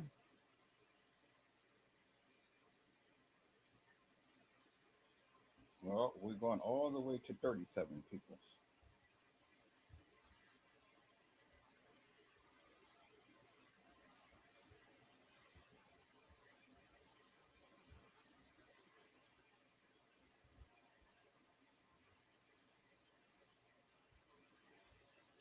Okay, we're waiting for 27 to open up.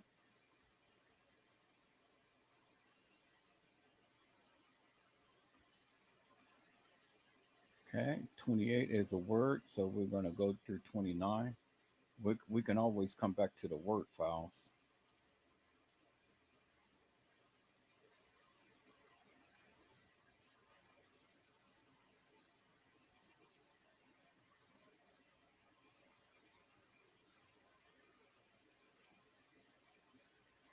All right.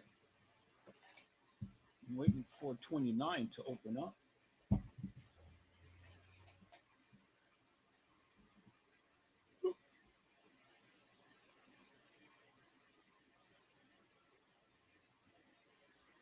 $29 is open. Now let's go on ahead and open up 30. Almost there, people. We're going to take 1 through 37, and we're going to analyze that. Because remember, we got 100 and something. So I don't know why they want to use up a whole page just for 2 paragraphs. That doesn't make no sense to me.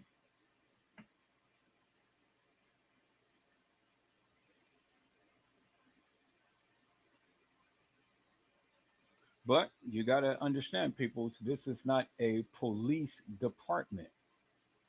Okay, let's open up 31. This is not a police department. So we was just on 30 with Franz Cave giving this interview. And see, Franz Cave had said some stuff that these YouTubers was saying something totally different. And so that's interesting, people. Waiting for 31 to open up.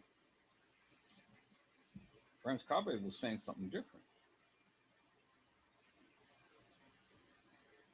Okay, 31. Now let's open up 32.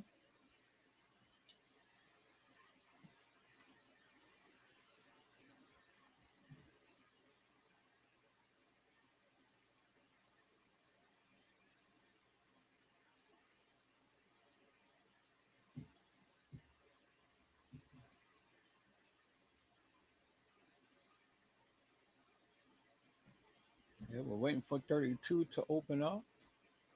I know it's a lot of pages.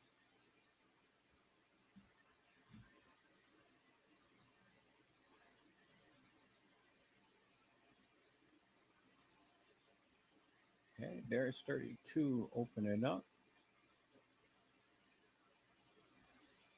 Now let's click on 33. Almost there, peoples. We're at 33, almost there.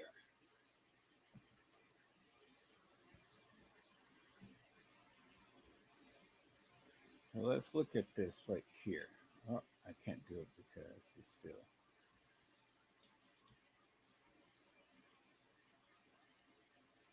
Well, we're waiting on 33 to open up.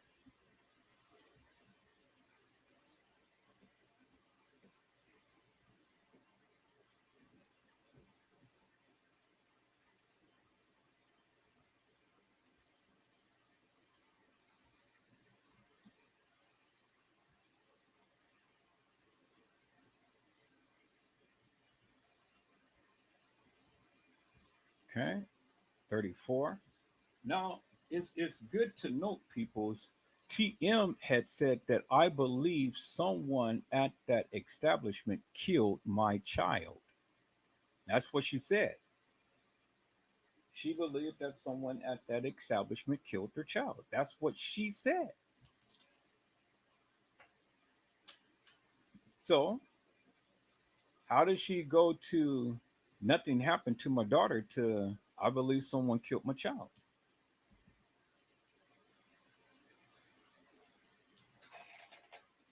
I mean, help me to make that make sense. Nothing happened to my daughter, but then somebody killed my child. Really, TM? Really? All right, we're at 35, peoples.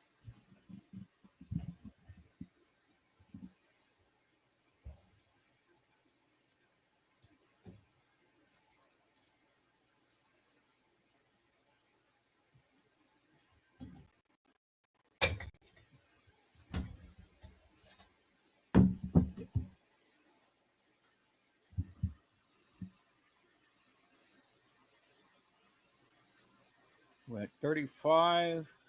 Come on, 35.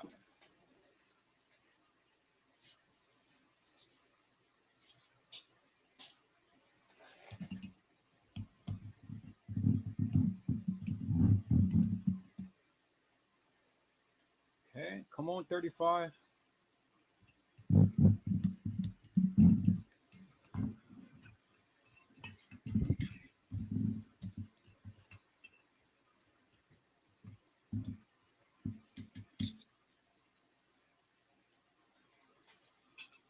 Okay, we got 35. Let's go hit 36.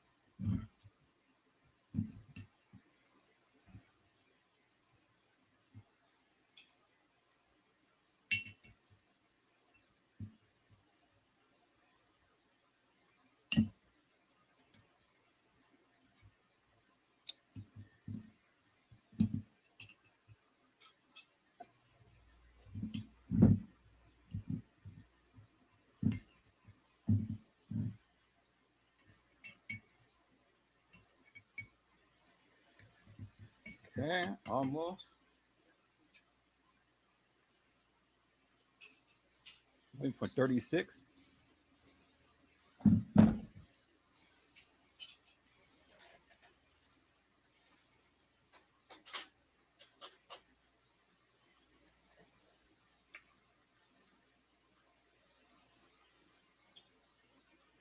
There's 36. Now finally 37.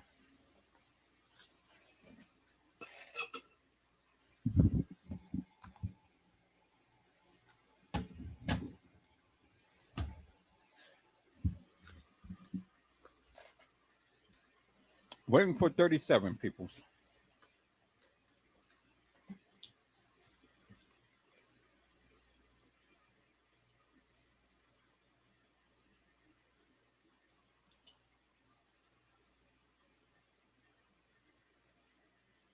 Waiting for 37. Come on, 37.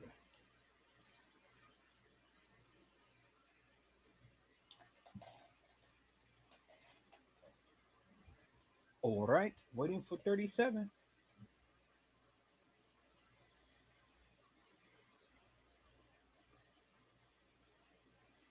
All right, 37, 37, 37.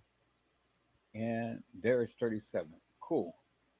So I got all of them right there, all down in a row from 1 to 37. And see, I can click on one and then the next one, then the next one, then the next one, then the next one. So cool. Y'all see that? I can go straight down the line. So that is good. So I got everything segregated. So now I'm going to put it back in its proper place so I don't lose nothing. So let me go ahead and move everything back because I got 1 to 37. Move it back to where it originally was.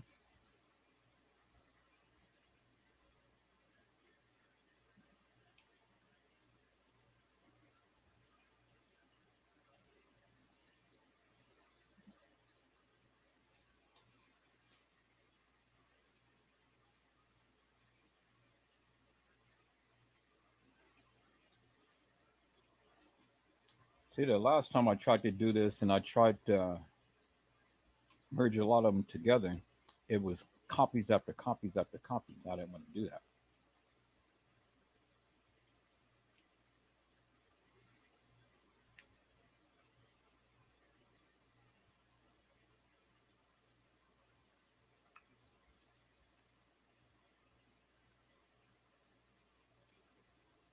Okay, so that's fine. I have to move it once I stop using the program, but that's fine. At least it's there. All right, cool. So I got those already in the folder, and then I can just go through down the line and take a look at it and stuff. So I got other things going on. Then I can call up all of the pictures in the PDF file.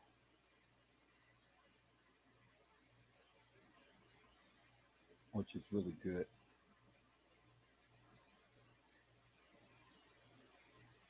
And I ain't got to use it in the app for the pictures. So everything is in the PDF folder. So I can move from one case file to another case file and stuff. And I got all 37 of them highlighted and in, and so I can just move from one to another. So that's cool. So I'm loving this program already. And that's what I needed. Instead of keep having to shift back to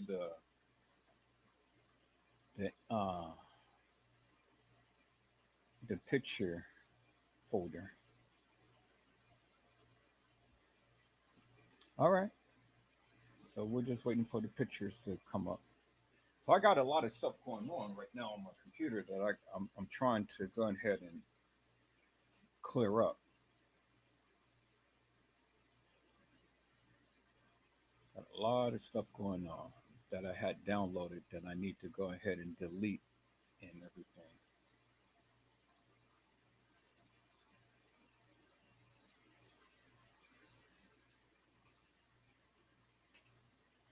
So guys, have you guys been watching the Young Thug trial?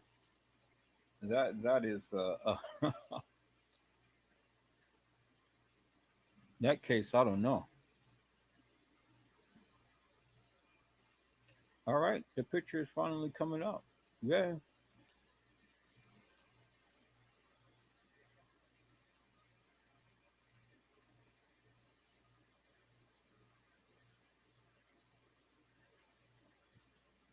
And there it is right there, peoples. And see, the reason why I put it in a PDF file because it shows me the whole picture. Now I want you guys to look at this picture. See how crystal clear it is? Look how crystal clear the picture is.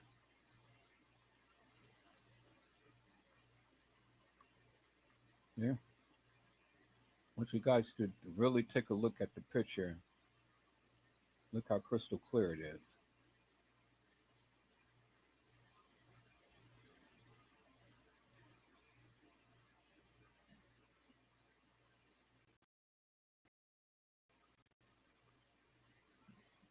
So that's going to be very important, peoples. All right, so I'm going to have to go. I'm going to recap on a little live real quick. I'll be back. I'm going to go outside and check to see how far along that the people are, because they said it was about an hour install, but it's been over an hour. But at least they're here and they're putting in the cable. So I'm going to see how long do I have before they're going to shut down my internet. So in the meantime, in between time, peoples, let me go to my channel, recap on the live, and let me work behind the scenes to get the rest of the stuff all situated and things, and then I'll be back live and we're going to talk about this. But they are here and they are putting in the fiber. Yes, yes, yes. I'm getting fiber today, peoples. I'm getting fiber today. They are here. They're outside now. They're drilling the ground, which is wonderful. All right, so let me go ahead and recap on the live real quick, peoples, and then I will be back.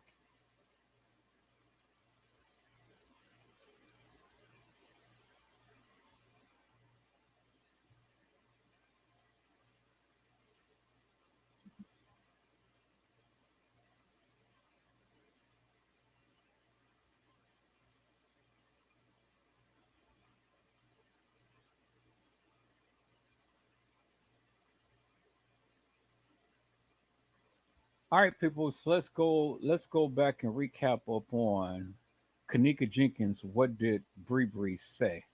We're gonna recap on that just for a moment. And like I say, I'll be working behind the scenes, but I'll be back. They're installing my fiber today, right now as I speak. But I'll be back live.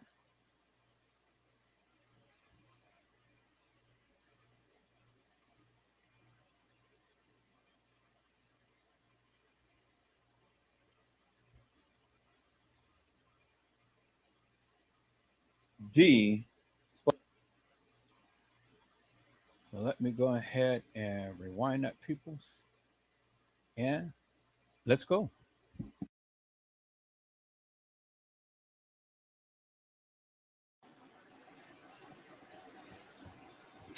Hello, ladies and gentlemen. This is Edward Joseph, and let's talk live. Kenneka Jenkins, what did Bree say?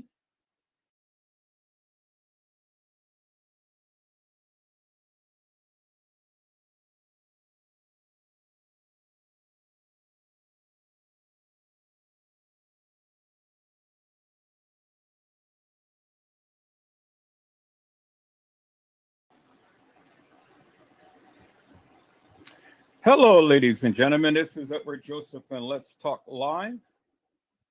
Kenneka Jenkins, what did Bree say? All right, let's talk. Well, today, peoples, has been such an interesting day. I'm here, I am live, and I am going to talk about some things, peoples. Peoples, Kenneka Jenkins, what did Bree say? You guys come on in. You guys come on in. You guys come on in, for there's so much to talk about, peoples. You guys come on in. Peoples, I wanted to have a wholesome discussion on tonight. And I am opening it up to chat to everyone. You all can come in and chime in and get your perspective upon certain things. Because I wanted to go back to a certain time and place in the case, and I wanted to touch upon the topic about Bree and her role as it pertains to the Kenneka Jenkins case. Now, as we do understand, Bree was the one who, in this particular case, was the one who had cried the loudest. Bree was the one who literally cried out the loudest, and especially at the funeral. And so I've always tend to wonder, why what was going on with Bree, to where she was so emotionally distraught, more so than any of the other people. Hello, Danielle Pratt. How are you, ma'am? It is a blessing to see you on today. Danielle Pratt says, hello, family. Hope all is well. And so, people, I wanted to come on tonight to see if we can get a holistic view as it pertains to Bree.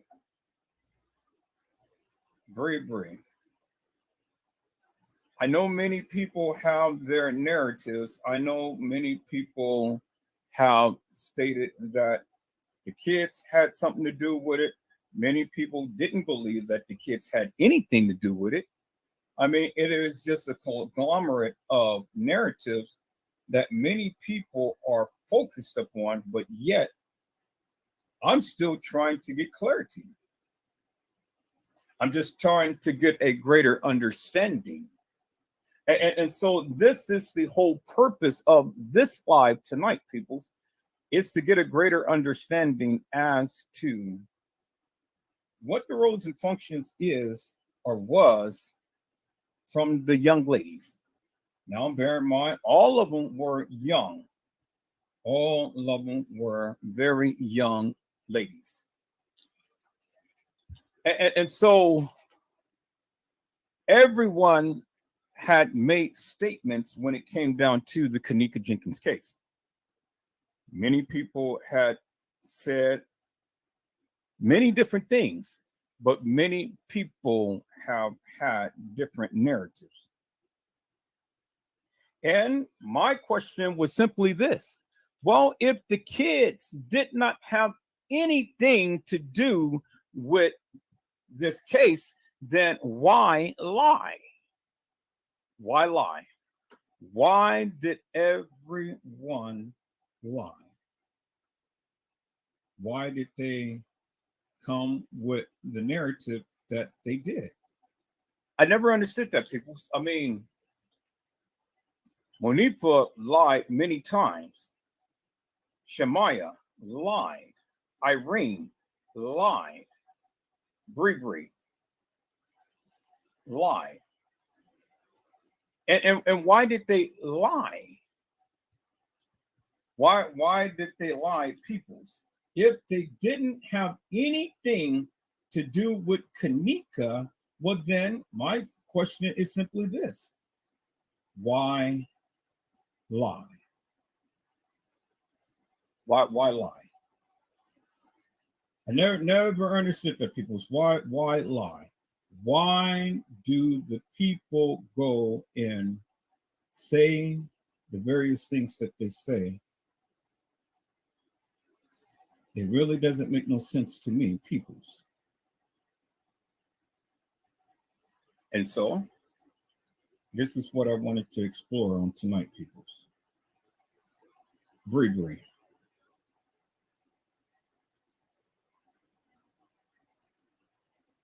peoples.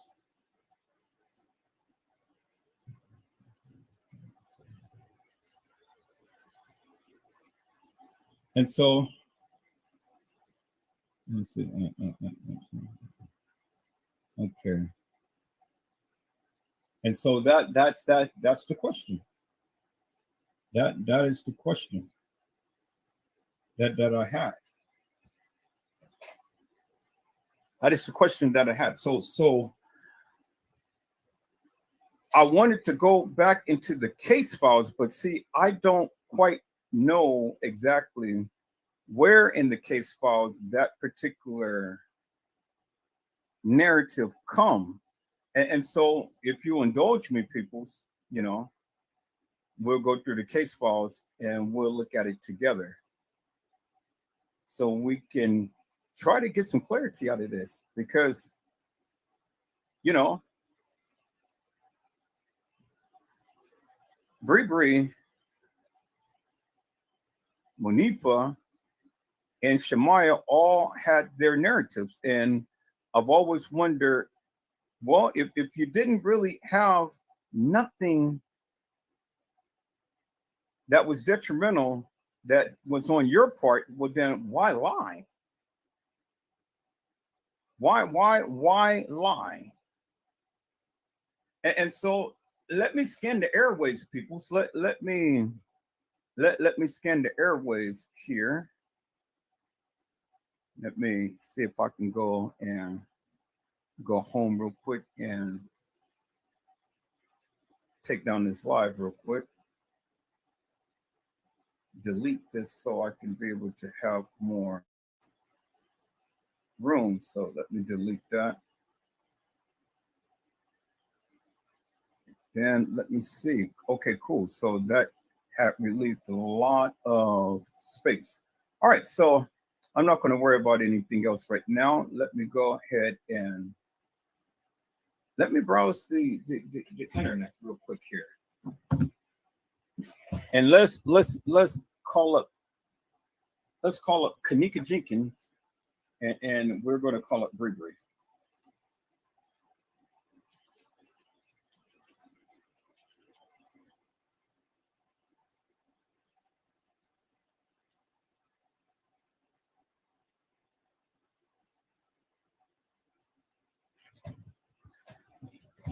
So we've seen that there's many content creators who had spoke upon Bree Bree, but I want to do something a little different here. I'm going to see if I can find someone who may have that.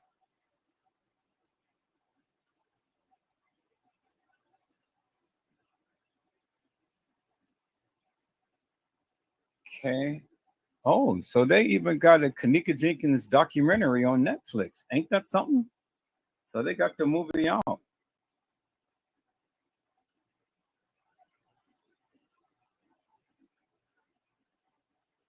Okay, so let me go here. I think I probably have better luck up on.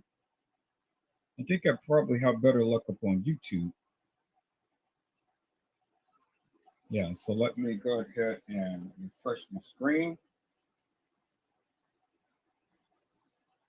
And let me take a look at this here. That is the question that I've always asked. So let me go to YouTube.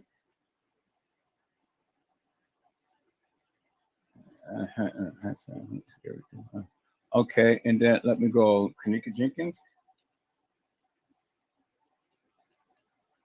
Bree Bree. And see what comes up.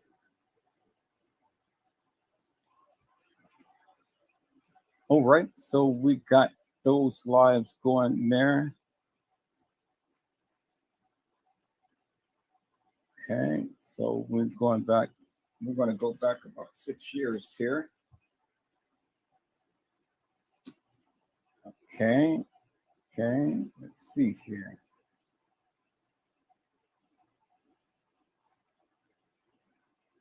All right.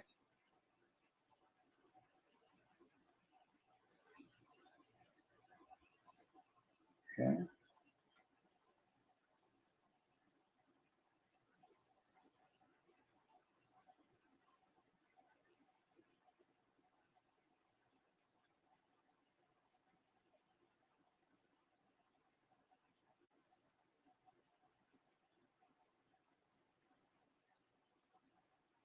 And so if anybody has that paperwork of what Bree Bree had stated to Kanika,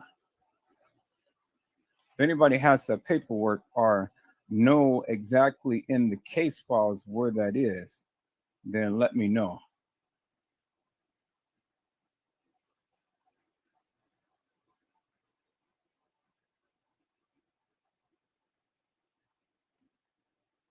Trying to find that. Now I can scan the case files, but I think that'd probably take me a little bit of time to do.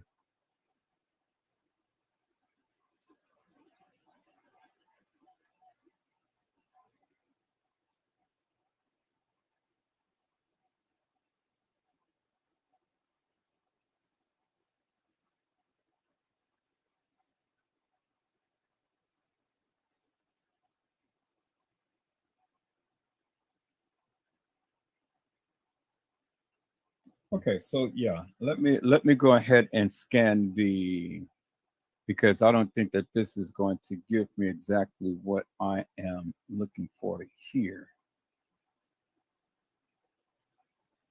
So let me go and let me scan the, let me go ahead and delete that. And let me scan the case file real quick here. We're going to go ahead and open up the case file.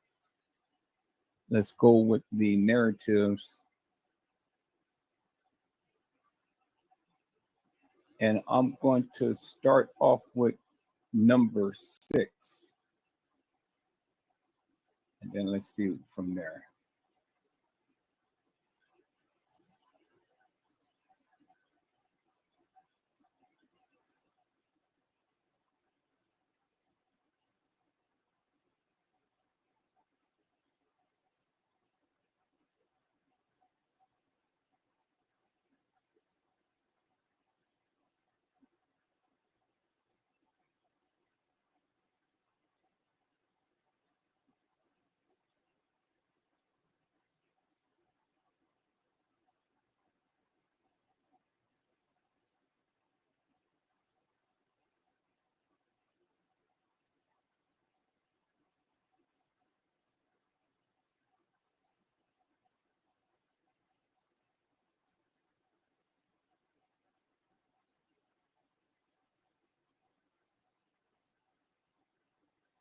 Okay, so this must be Teresa Martin that gave a, either this is Teresa Martin or this is,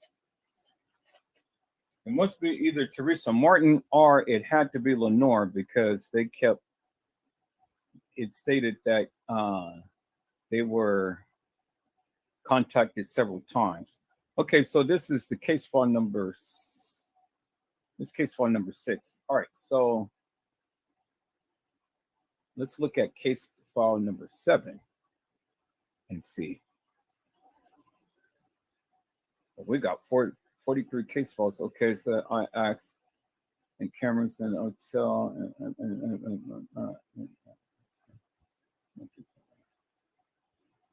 okay, so that's number 7. So let's go with number 9.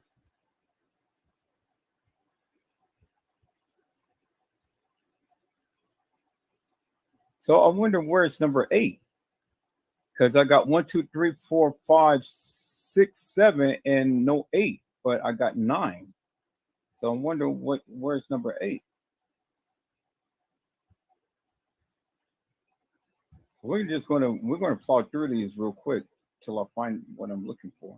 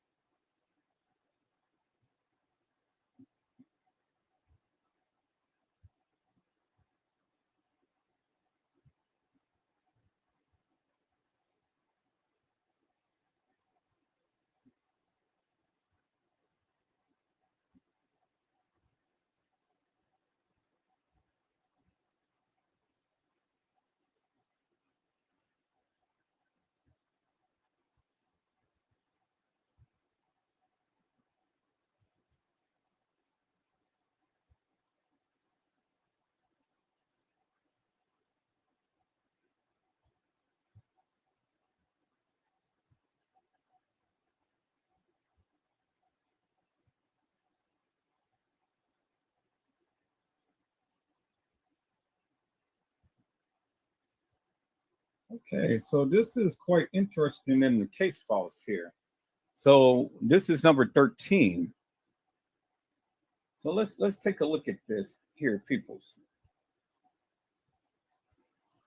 Number 13. It says on 9/11 at 16:10, I was forwarded an anonymous phone call from the investigation's main number. The caller ID illustrated blank as the caller ID. The female caller wanted to stay anonymous because she claimed to be scared for her safety. The caller stated the following in summary and not verbatim. The caller arrived to the Crown Plaza at about 1 to 200 hours on 9/9/2017 for Irene's birthday party in room 926. So the caller had literally placed the party in room 926. The caller informed me about 8 additional females was present and people were drinking and smoking marijuana. The caller informed me the victim, Kanika Jenkins, was present and that she observed her smoking marijuana and drinking hard liquor. That's interesting, people, because right here is the first admission that Kanika was ever smoking. And so from what the caller had stated is that Kanika was smoking and drinking marijuana.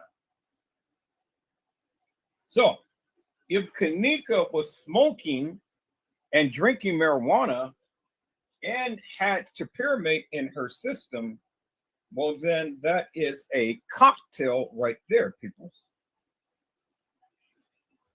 That is a cocktail right there. And so one doesn't have to be drugged up in order to be drugged up, because while you're smoking marijuana and drinking hard liquor, well, it doesn't, I mean, it alludes to the fact that it doesn't seem like anyone would have or drugged her, because if she's smoking marijuana and she's drinking hard liquor, well, then one can reasonably assume that, hey, it was by her own inhibitions is why she got intoxicated. But this is based upon what the caller had stated.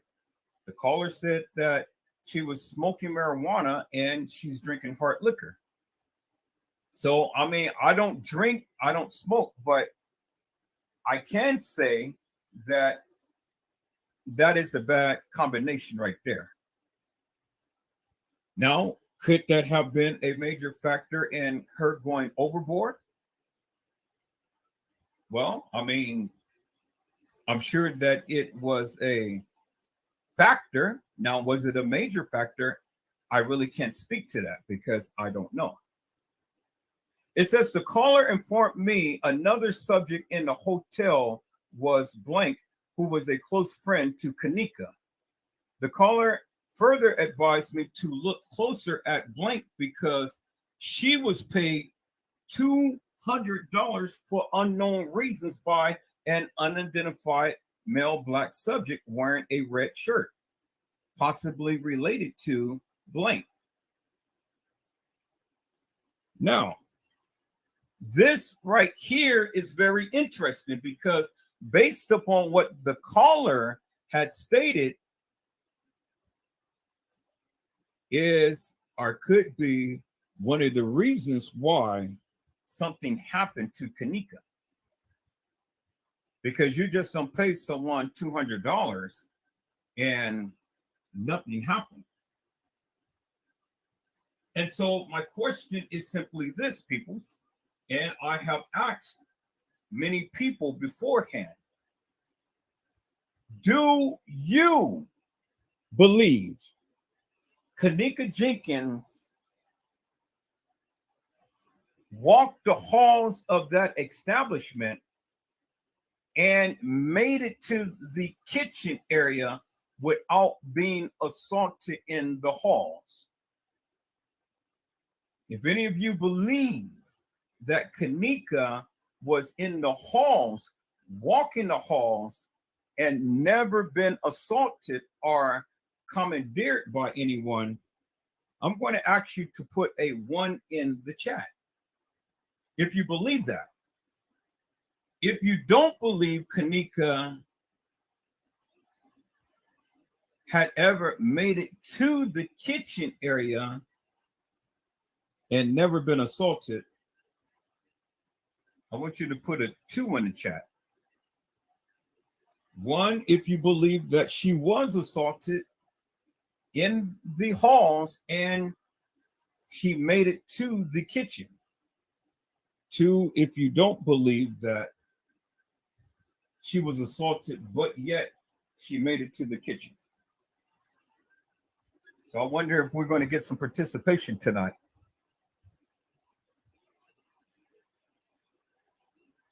The caller informed me blank was affiliated with the Blood Gang and that she could be responsible for Kanika's death.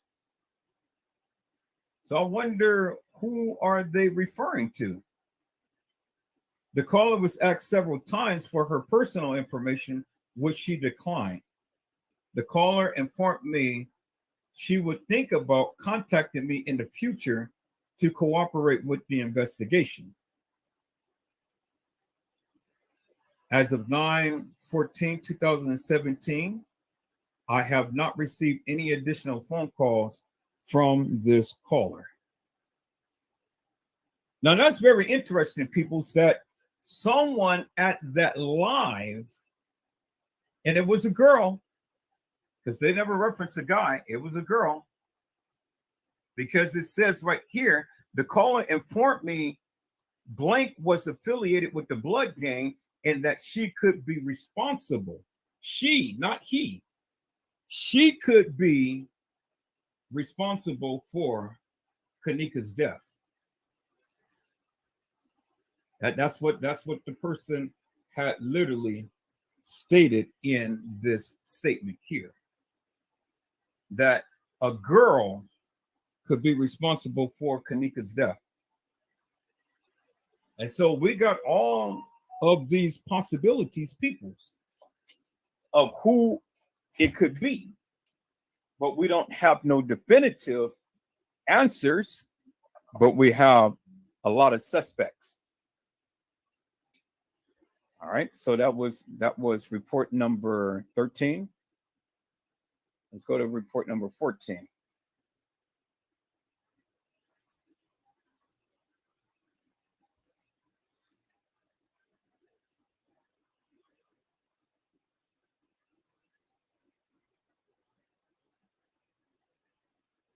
Okay, let's see. On 9/12 at approximately an online preservation request at Facebook preservation. Okay, so they're just asking for information so they can preserve information on the Facebook. So let's go to 15.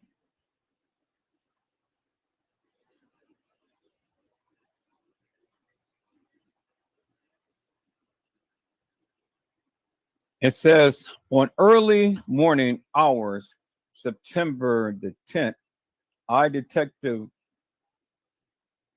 D, spoke with Crown Plaza Chicago employee in the north parking lot of the hotel for a statement. The following is in summary, not verbatim.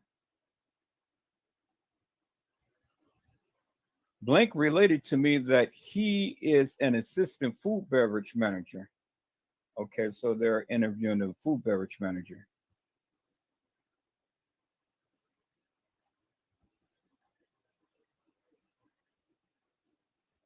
Okay.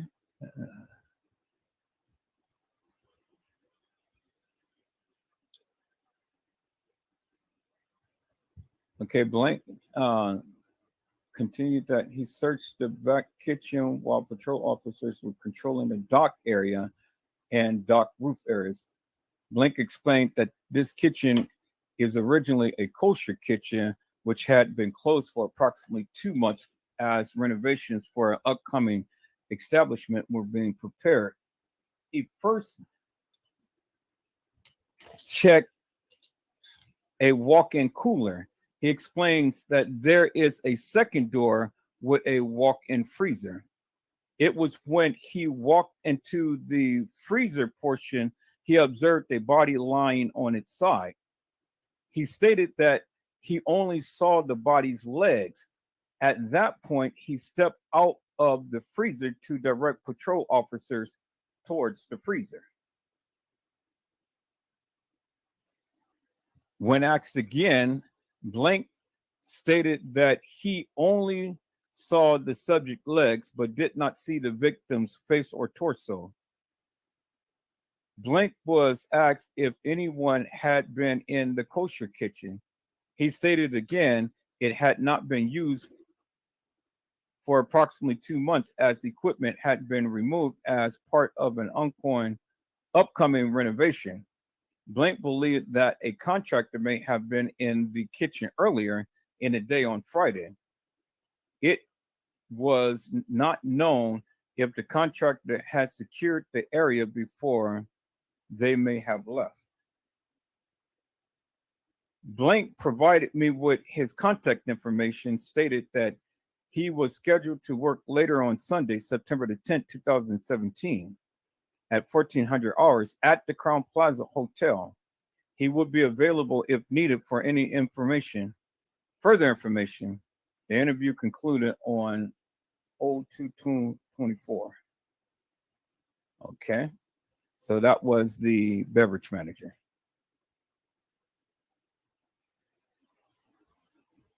And that was number 15.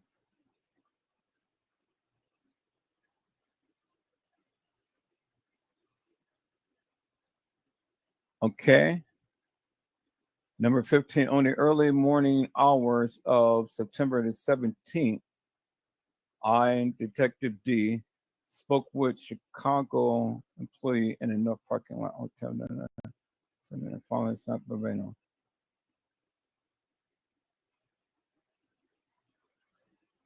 Blank related to me that he is an assistant food beverage manager at the Crown Plaza. He also assisted in hotel security at times when needed. He began employment. He has been employed at the hotel since 2011. I then asked Blank to walk me through his day on September the 9th, 2017. Blank stated that he was scheduled to work at the hotel starting at 1400 hours. He began the day just like any other day and checked on food and beverage related issues.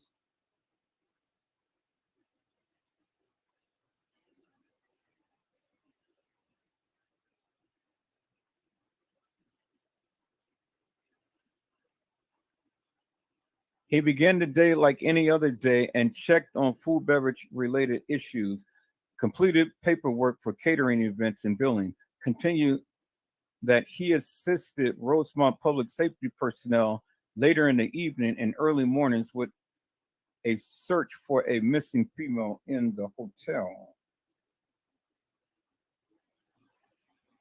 Blank continued that he searched the back kitchen while patrol officers were searching the dock area and dock roof areas. Blank explained that this kitchen was originally a kosher kitchen and had been closed for approximately 2 months as renovations for an oncoming establishment were being prepared. He first checked okay, so we've already went through that. So this is just a repeat of report number 13. Okay, so let's close that out.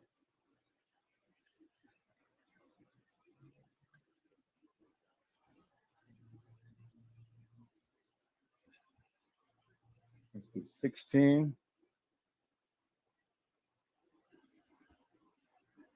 Review of Blanco September. This interview was conducted at Blank's residence.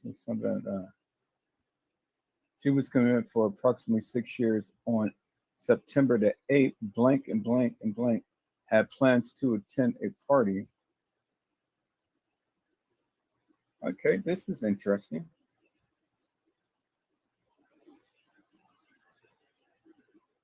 All right. It says Blank stated that she had been friends with Kanika for approximately 6 years. On September the 8th, 2017, Blank, Blank, and Blank had plans to attend a hotel party for Blank and Killa's birthday at Crown Plaza Hotel in Rosemont. Blank stated they arrived at the hotel at approximately 100 hours on 9 September 2017. Prior to getting to the hotel, they picked up a Bluetooth speaker for the party, alcohol, large beverage of Hennessy, cognac, unknown exact size, from a liquor store near the intersection of Kedzie Franklin, later determined to be Franklin Food and Liquor, and cannabis. After picking up the aforementioned items, the group headed towards the Crown Plaza Hotel. Once they arrived at the hotel, they called Irene to ask about parking. Irene told them to charge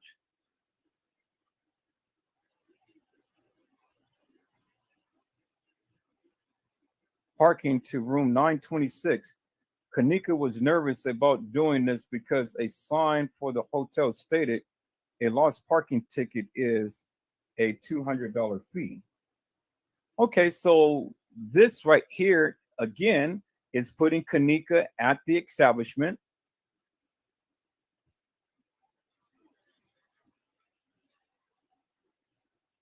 Okay, so it says right here, interview blank as known as Bree. So Bree was the one who was giving this interview with the detective. Report number 16.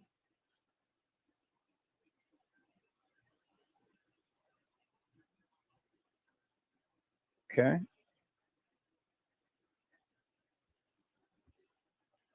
After contacting blank, Kanika parked in the rear of the hotel and the group entered through a rear entrance.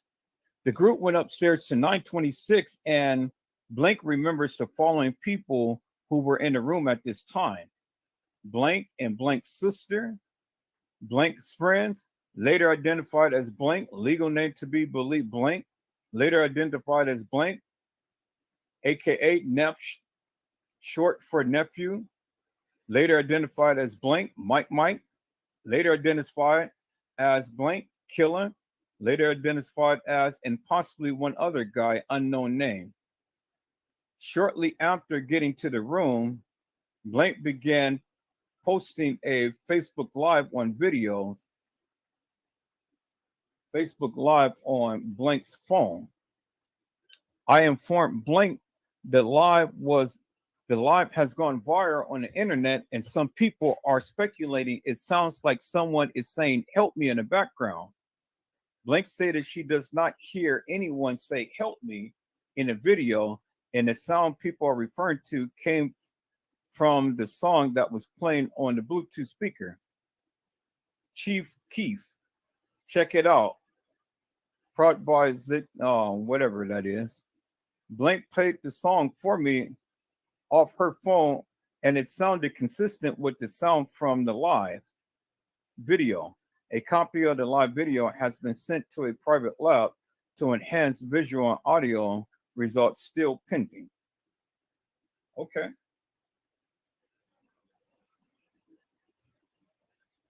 So that settles that Kanika wasn't in the room getting raped. All right, people. I almost broke my cord. All right, peoples, I'm just going to interrupt here just for a second, just to let you guys know and see the update to what's happening here. The guy finally got he finally got the cord in and stuff. So this is what it looks like right here when they're putting in the fiber. They're on their way out to go ahead and complete the task. So I'm going to share my screen real quick here. So we're well on our way, peoples. We're all on our way. So let me go to my downloads. I got 2 downloads open, so I'm gonna just refresh that. There we go. And this is what it looks like, peoples, on the outside. That is what it looks like. So they're running a they're going to run a cable cord right through here. That's what it looks like. So they had to dig it up and put the extender, run the cable cord right through here, which is, this is not the cable cord, but this is just a little thing just to draw the cord in so they can pull it out from the other end. And then they run that cord in. And that's what it is. So there it is right there, people. That's what it is. That's what they're doing right now. So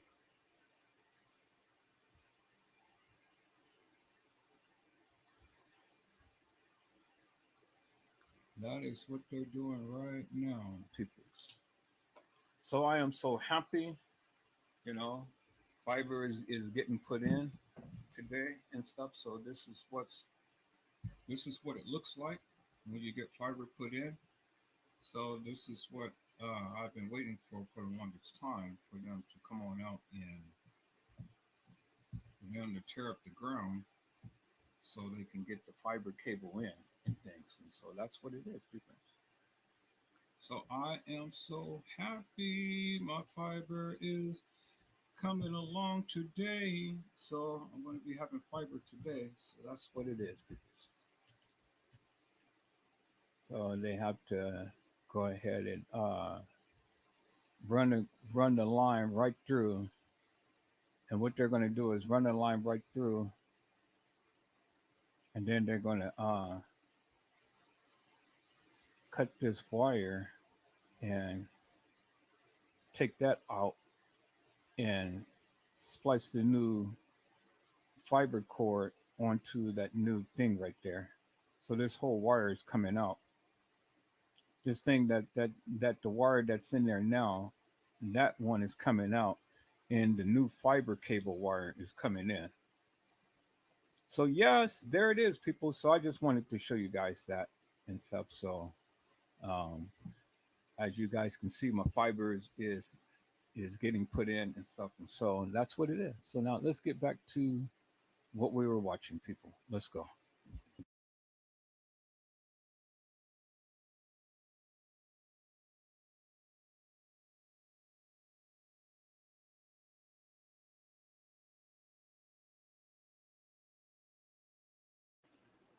And as you can see, this part towards says "Help Me," that came from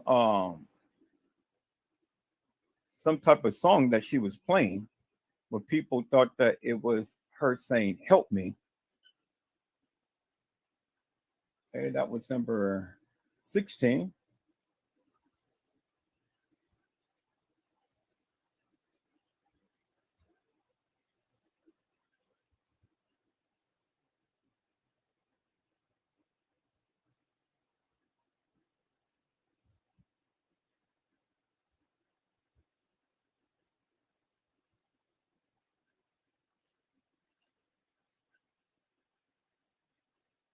The detective and I conducted an interview with Blank on September 2017 at approximately 1300 hours. Okay, so I'm not going to go through all of that. Stated Kanika had plans to go to the movies with other friends on September the 8th, 2017. However, Blank stated Kanika changed her mind and wanted to go to a hotel party for Blank's birthday instead of seeing a movie.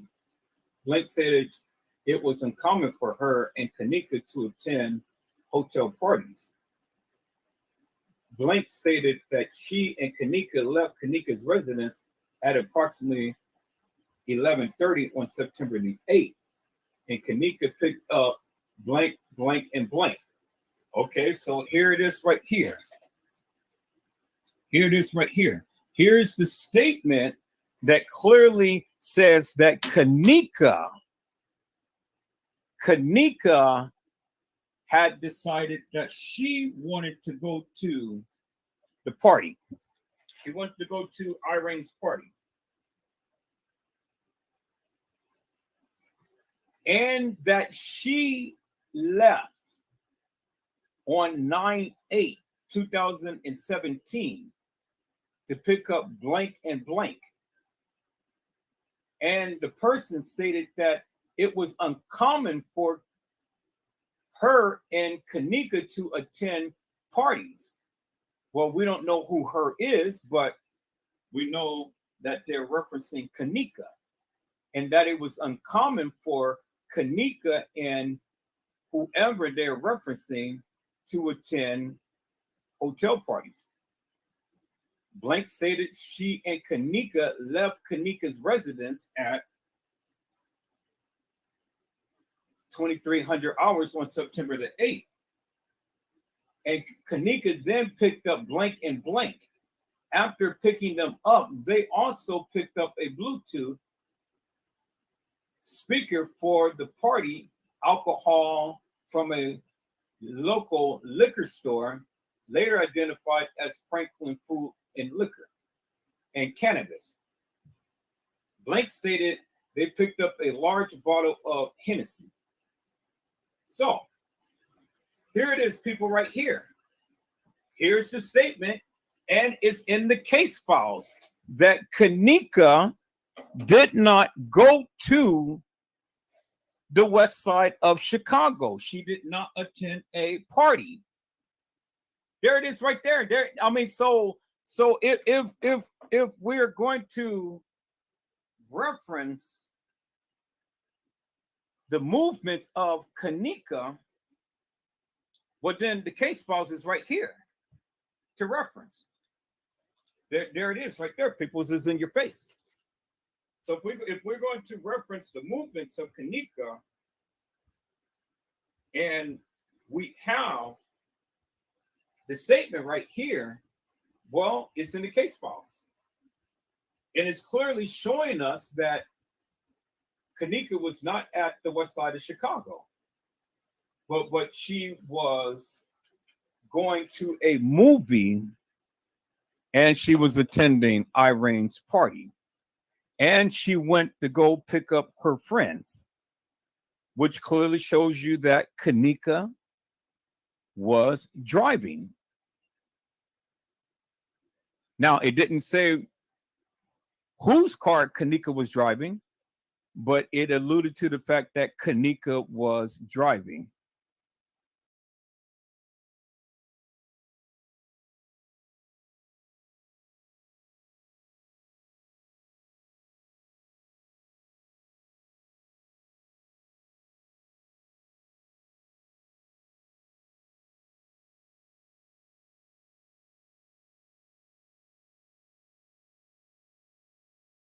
Okay, there we go. All right, I have my thing on mute. I had to stop here for a moment, peoples, because I had to speak to this for a moment. This was the case file that literally I was looking for the other night, but I'll be glad when I get my computer fixed, because, like I say, damn near half of my files is on the cloud, and I don't know how to access the cloud. Now, I know someone had told me how to do it, and I tried to do it that way through Microsoft, but it still won't let me do it. So I gotta wait till I put my computer in the shop so they can go ahead and call those files back up to where I can be able to have access to it. But it cleaned up my computer, but a lot of my Kanika Jenkins files is on the cloud. But I knew that the case files in things were on this particular live. This is why I played this live back, because I was trying to play it back the other night, but like I said, I didn't have access to all of that. But as you can see, peoples, and as you can hear what the people are saying, Kanika was never at the west side of Chicago at no party. As we heard the other day in the live that Monifa had made, Monifa had said when Kanika got off of work, she came to pick up her to go to a party. But Shemaya's statement, and I think I'm going to be playing that tonight on this live, is that she was with Monifa, Kanika, and Bree Bree, because she had mentioned 3 girls. And the only 3 girls was Monifa, Bree Bree, and Kanika. And they all had went down to Irene's party. But see, there's a caveat to that, peoples. And there's a caveat to that. This never happened on the 9th. And it never happened on the 8th. This happened days before the 9th. Let me repeat that again, peoples. I said this happened days before the 9th. And I know that you guys, it's like, well, how could that be? People's, just like all of the video footage has been edited and has been stitched together, so has these narratives has been stitched together. And I'm going to walk this thing down because I'm going to break part of this live with part of some other lives that I have did and things, so you can get a clear cut picture as to how all of this stuff had played out. Because you got to remember, peoples, and I showed that the other day, when Lenora had text and posted up on Facebook that her whole family was going to be at the establishment the next day. Well, it was strange for Lenora to go ahead and post that because of the simple fact that Kanika wasn't officially missing at that particular time. But she was missing. Kanika was missing, but Kanika was already dead. Do you understand what I'm saying? Kanika was missing, but Kanika was already dead, but she wasn't officially deemed missing or deceased. It ain't no mistaking the bacon, peoples. It ain't no mistaking that Lenora had posted that on the 8th, well before Kanika was officially missing. But then if we go back to the family statement, because the attorney tried to tell you, the very first one tried to tell you that Kanika was missing 21 hours. 21 hours. You guys remember that, right? And they spoke upon that up on the Dr. Oz show, because he had said what she was missing 20 hours, but it was actually 21 hours. 21 hours, peoples. 21 hours.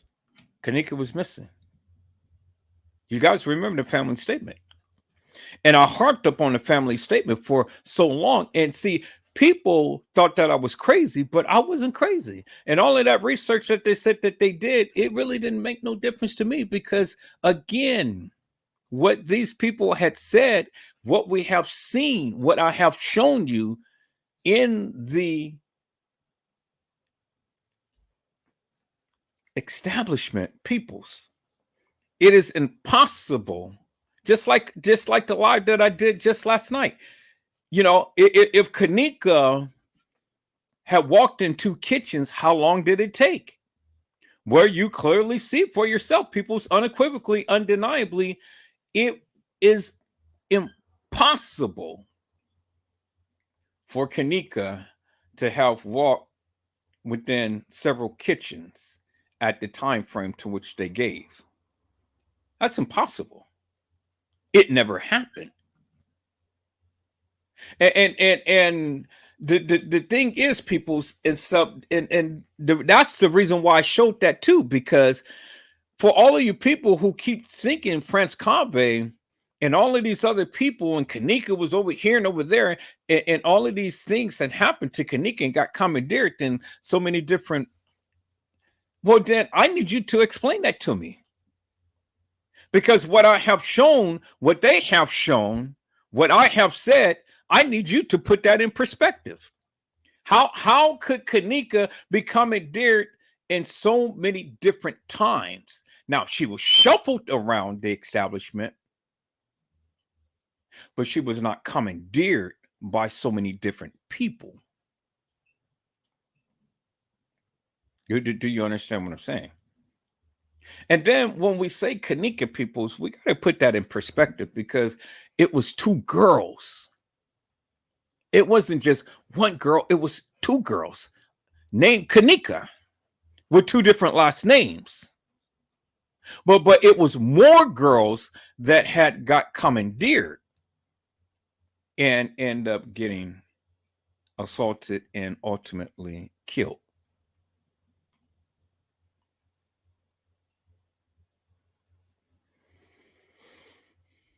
Peoples, they're not going to go ahead and do all of this just for two girls. And two girls was the theme throughout this whole Kanika Jenkins saga, this whole case.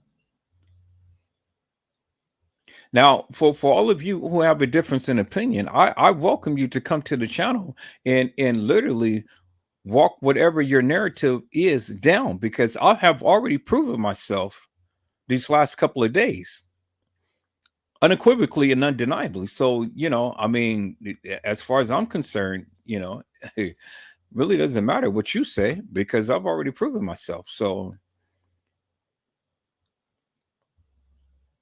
but, and then when you see the visuals don't lie, peoples. I mean, we've seen the layout of the establishment and I walked that thing down. And I used the people who was actually there walking it so you can clearly see. And then we seen the cameras and we seen that the cameras was in operation when they proclaimed that it wasn't. You seen the different hairstyles of Teresa Martin. And I've already told you that with the different hairstyles meant a different place in time. And then Teresa Martin was sporting a arm wrist apparatus thing on her arm and hand. Who was she fighting? And why was Teresa Martin out at a protest or something and she was supposed to have had breast cancer surgery? But yet she is being pulled and tugged by a lady when she was supposed to had found out that her daughter was dead, and she's running out with Lenore like a bat out of hell. I mean, see, it's little details like that, peoples, that you guys don't even reference, but you don't look, you just look at, you got tunnel vision because you only look at one little tiny piece of the puzzle, but you don't look at the overall gambit of things. And you can give your narrative and you can say whatever you want to say, but at the end of the day, peoples, you got to make sense of that, of what you're saying. And if what you're saying ain't making no sense, well, then why should anybody even believe what you're saying? Why should anybody give any credence to what you're saying? At least what I am saying, I am giving you a reasonable and plausible explanation behind that. Because despite what you say or what you feel or what you think, you still can't debunk what I am showing you. Because this is what they said. It ain't what I said. It ain't what I'm making up. I am showing you what they said. And I'm showing you the establishment. I'm showing you how these things that they said had happened didn't happen. It ain't no way that these kids can be omnipresent. They can't. It's impossible. God is the only one that can be omnipresent, peoples. So when you say reference the case files, I reference the case files, but there's plenty of times in the case files, and it's just like what I'm doing now, it is conflicting with what is being shown in the surveillance video footage, peoples. And then the case files is conflicting with the different narratives that the different people are giving. What is your justification for it? Instead of arguing with me, Walk me through your way of thinking. What is your justification for it? What is your justification? You know, instead of arguing, walk it down so we all can have a clear-cut understanding. See, this is where we have a impasse, peoples, because you want to try to justify your narrative, but you can't, because your narrative doesn't line up with the things that was given in this case. And I told you, I'm only going to go by what they said. And that's what I've been doing, going by what they said. Never mind what I said way back in the day. I'm talking about now. I'm talking about what we are experiencing now and what I am showing you now. And I haven't been too far off with my narrative, even all of these years, peoples, because I'm giving you what I have found out. And still, you're all talk, but you're no show. You can't show what you're expressing. I am. And I'm pointing out all of the flaws that couldn't have happened with all of the narratives that you guys are conjuring up or even thinking. If Kanika ever was in a hallway on the 6th floor with Irene, well, then you got to help me to make this make sense. Because, see, if Irene was trying to get Kanika out of an establishment, well, then you got to tell me, where was Monifa, Shamaya, and Bree? Because it ain't no way that they are just going to leave Irene and Kanika by themselves. Why they just be where? You got to give me an explanation as to where were they? And wherever they were, who was coming after Kanika? Because according to Kelly Stitches, or Snitches, or Witches, she had a conversation with Kanika, and Kanika said, I'm tired of running from these niggas.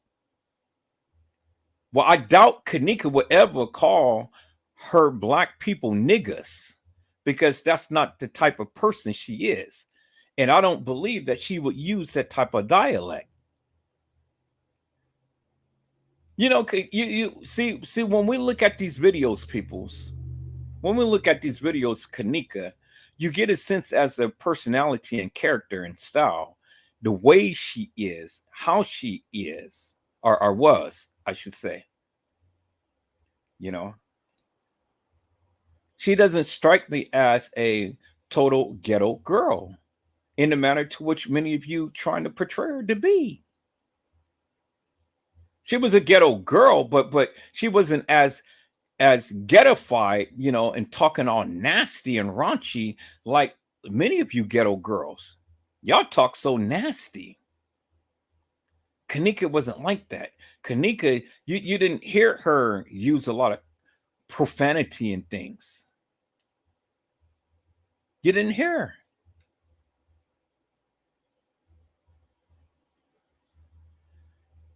And so, you know, however you want to portray Kanika, it's just certain things that just sticks out people's. You know? And it's demonstrated in the videos, people's. You can call Kanika whatever you want, but Kanika had class. She wasn't like all of those other girls. She and whatever she may did, she didn't portray herself as being such outrageous, bodacious, and thirsty. She never presented herself like that, peoples. Not the young lady who I have studied for 7 years now and still talking about. So whatever your narrative may be, peoples, it really doesn't matter to me, because the case files is right here and I'm going over the case files. But the bottom line is simply this. And I just need the people to explain and express how in the hell did Kanika get into all of these different situations that the people proclaimed that she was in? Because at the end of the day, it's going to lead you to two people named Kanika. Two different girls in two different situations. One was there earlier and got killed. One was there later and ended up getting killed. And until you recognize that, then you will always be at odds and you will always be in question. Because it doesn't matter what you say, peoples. I don't care how much you say. I don't care how much you repeat it. I don't care how much you scream and holler and stuff. You know, that of what you say, it doesn't make no sense. And you can speak it, but you need to show it. Because they didn't put all of this stuff together for no reason, peoples. And so you can still sit here in fantasy land and believe that all of this stuff happened at the Marriott, but you ain't never seen no picture, no video, no nothing at the Marriott. So you can you can sit and watch stupidity as much as you want to. And it's always going to be a group of people who's going to not be able to think for themselves and allow someone to think for them. And then what is the questions that you're asking? Because when the content creator said, well, you can ask all of the questions that you want, but don't come to my channel and tell me that she was at the CP, because that doesn't work for her. Well, then you've already defeated. People's, you know, I think that every one of us who talks about this case is passionate about this case, but the bottom line is simply this. It's simply this. You can talk a good game as much as you want to, but while you're in the game, you got to be able to show and back up that of what you say. It's got to be some continuity to that of what you are expressing. Do you understand what I'm saying? So if there's never no reference in the case files, and that's why they have case files. Case files is a part of the case. It clearly tells you and shows you, you know, different narratives, different things that has transpired within the situation or the event that had taken place.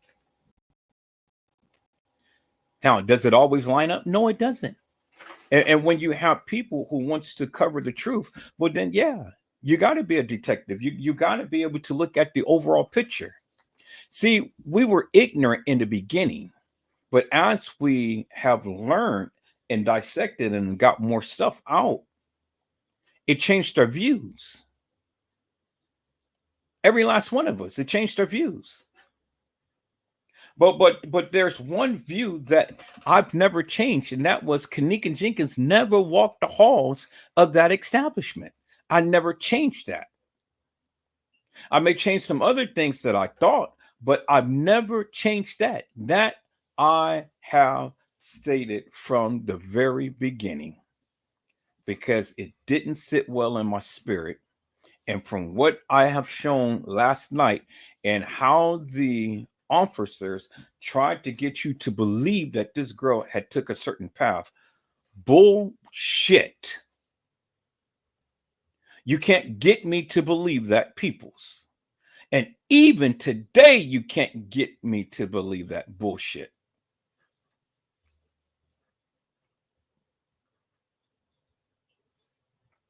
And I've already backed up what I stated by showing you it is impossible for anybody, doesn't necessarily mean Kanika or whoever. It is impossible for anybody to have walked the halls of that establishment in a manner to which they had proclaimed and be in two kitchens within 7 minutes of time and not be caught on surveillance video footage Do you understand what I'm saying? And nobody sees her. See, those are the key factors that you are missing. I don't care what the case file says. I don't care what the narrative that they put in the case files and things, and the time frame, and the surveillance video footage and things like that and stuff.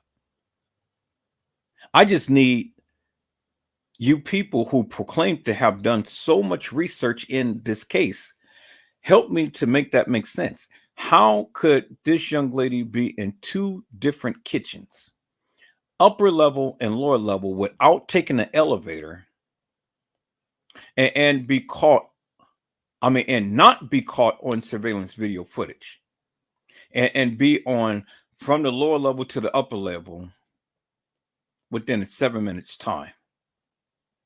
And knowing what we know about the layout of the establishment, because I've shown you on the video, it's all there. Look at the live on last night, and then ask yourself, how could Kenneka, because y'all said that that's her, so I'm just saying, how could Kenneka be in two kitchens within a 7-minute period? How long did it take? That's the question that none of you YouTubers could ever answer. That's why you're so silent. See, it ain't a matter of arguing with Edward Joseph. It's a matter that you can't even answer it yourself, because you can't give an explanation yourself. Did you understand, peoples? And even if it was or not Kenneka, you still can't give an explanation as to how anybody can be able to be in two kitchens within a 7-minute period, based upon what we see, what we know about the layout of the establishment. It is impossible, peoples. It's impossible. And it ain't nothing that you can say, because you can't even deny it. You can't even deny it, peoples. And that's the thing. And that's where I hold it over your head. Doesn't matter how much research you've done. I've done research too. I have literally dissected this stuff, and I'm bringing it to your attention. This is why you're loving it so much of what I'm doing. Because at the end of the day, if you really had some proof to the truth, or whatever the case may be, whether it be Kenneka Jenkins or not, you can't explain it. And lastly, peoples, explain how could Monifa and Shemaya be in the video surveillance footage at 401 with Bree looking for Kenneka, and Shemaya at the same time on September the 9th at 4:15 to 4:30. She was supposed to be with her mom at 4:15, and at 4:30, the detectives supposed to have been at her house to pick her up, to take her back to the Rosemont Police Department. How could that have happened, people? At the same time, we see them on surveillance video footage in the halls looking for Kenneka. That clearly tells you, peoples, there is a major discrepancy right there, and that this video footage has been tampered with.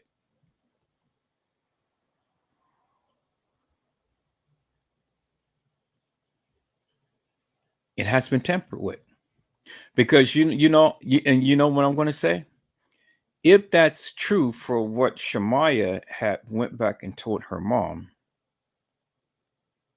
it is also true what Lenora had posted up on Facebook, which is well before Kenneka ever being reported officially missing, which goes with the narrative that I have been stating for a long time, peoples. which goes with the family statement. Kanika's been missing for 21 hours, peoples. Which I told you many times before. Kanika was down there at the establishment on the 6th. She died on the 7th. 21 hours is less than a day. From the 6th to the 7th is what? Less than a day. Bingo to the bingo, peoples. And what did the attorney said? The attorney said, and I got to look up that family statement. I got that. At least I got that part on my computer. And I'm just paraphrasing. The family was there at the time to when Kanika came up missing to when at the time that she was found. That is what the attorney said. And that is exactly what happened. The family was there. Her own family was there.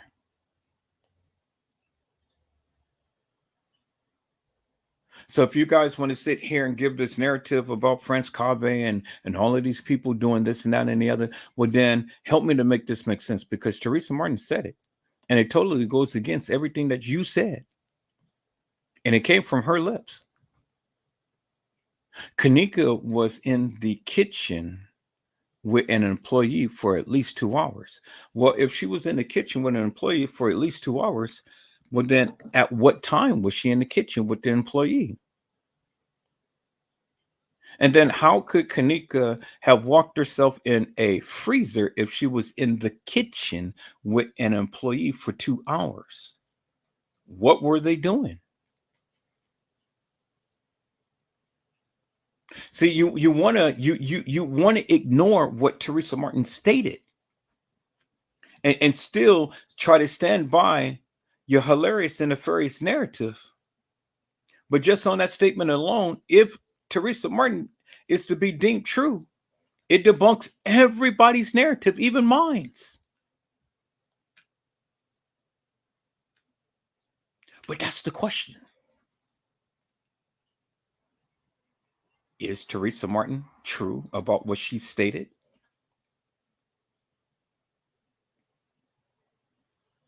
Well, that's for you to figure out. I'm good. I'm well and good, peoples. I'm satisfied with that of what I have said and that of what I have shown, because again, you can't debunk it. And you have no other alternative to it. Because if you did, come prove your stance. That's all I say. You ain't got to argue. Just I'll give you the platform. Come prove your stance. That's all. It's called now show and tell. Now the days of giving a narrative and all of this stuff and things without showing some type of evidence that literally can prove or put or even an assertion, a strong assertion, a good, reasonable, and plausible one. You got to come with something, not just your hot air blowing. And I have been meticulously piecing this thing together since I've been live. And I've been showing you my receipts, unequivocal and undeniable. And this is one of the reasons why many of you cannot say absolutely nothing. Absolutely nothing. Because if you had something, you'll be able to stand 10 toes down against what I'm saying. But you have nothing. You don't. And that's why you can't say nothing. But that's why you sit back and still watch what I'm saying and what I'm doing. That's why you still here.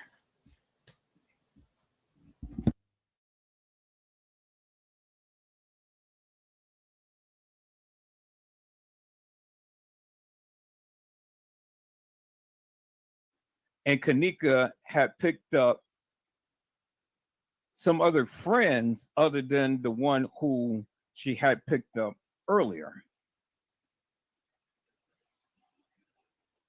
So it says that Kanika picked up blank and blank after picking them, meaning more than one, up.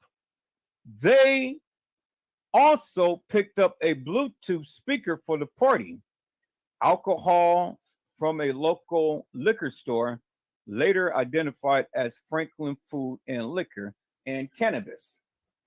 Stated they picked up a large bottle of Hennessy, unknown size to be exact, and Ripon energy drinks. After picking up those items, the group headed to the Crown Plaza Hotel in Rosemont. Blank and Kanika was driving her mother's vehicle. Okay. And what did Monifa say in that video that I had played the other day, peoples? What did Monifa say? And what video do you have that clearly shows Monifa, Shemaya, Bree, and Kanika picking up the speaker and things? Because see, what you guys are trying to do, you guys are trying to use a video that has nothing to do with this case and trying to say, oh yeah, that was the time to when Kanika was going to the establishment and all like this. Kanika was in a totally different attire, and Kanika wasn't even driving. Bree was in the front of the car with some other girl, and Kanika was in the back.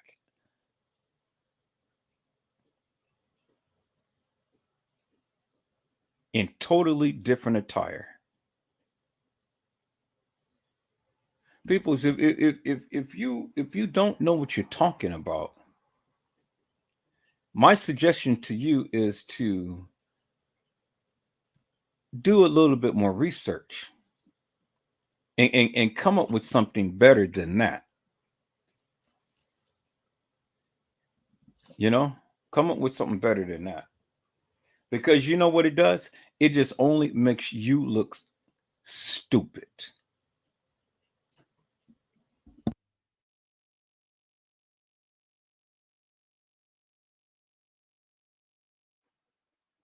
So here it is reference that Kanika had Teresa Martin's car. There's the reference right there.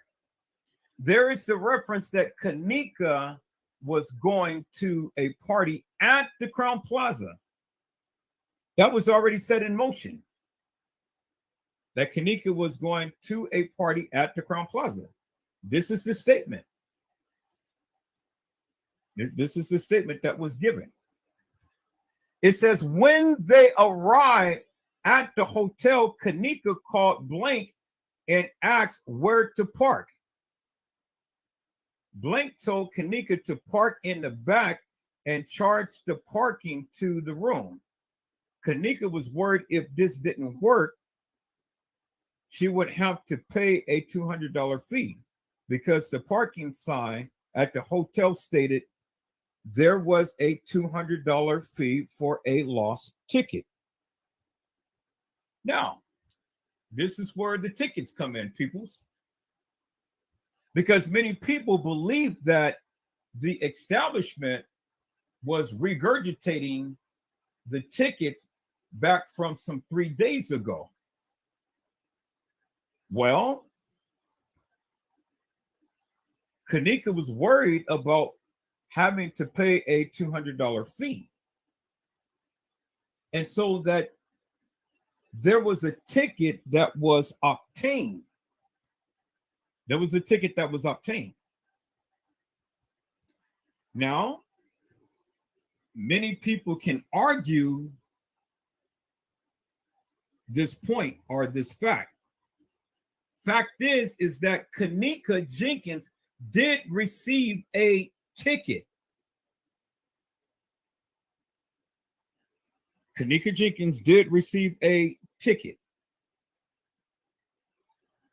But can we allude to the fact that the ticket was dated on the 9th? Was the ticket dated for the 9th? Because it had to be after or on the 9th is when she was arrived to the establishment. I mean, based upon the person's narrative who is giving this, is that Kanika was at the Crown Plaza Hotel. Now, like I said again, people, one can argue the exact date. One can argue the date. But what is not in dispute is that it clearly states that Kanika was at the Crown Plaza Hotel. That's what it shows. It clearly states that right there. So, you know, and that's in the case file. So we can understand now that Kanika was at the establishment and she had plans to go to the movies, but that changed. Then she went on and went to the Crown Plaza. Kanika was much alive, and Kanika went to the Crown Plaza. And the person stated that it was her and Kanika who was driving her mother's car. So, with that being said, that means that Kanika wasn't the only driver of the car. Now, was this an afterthought? Because we know that the car was driven by Bree after Kanika was found deceased. But did Bree drive the car beforehand? Well, I mean, according to the narrative, and I'm only just going by what they said in the case files. According to the narrative, Kanika and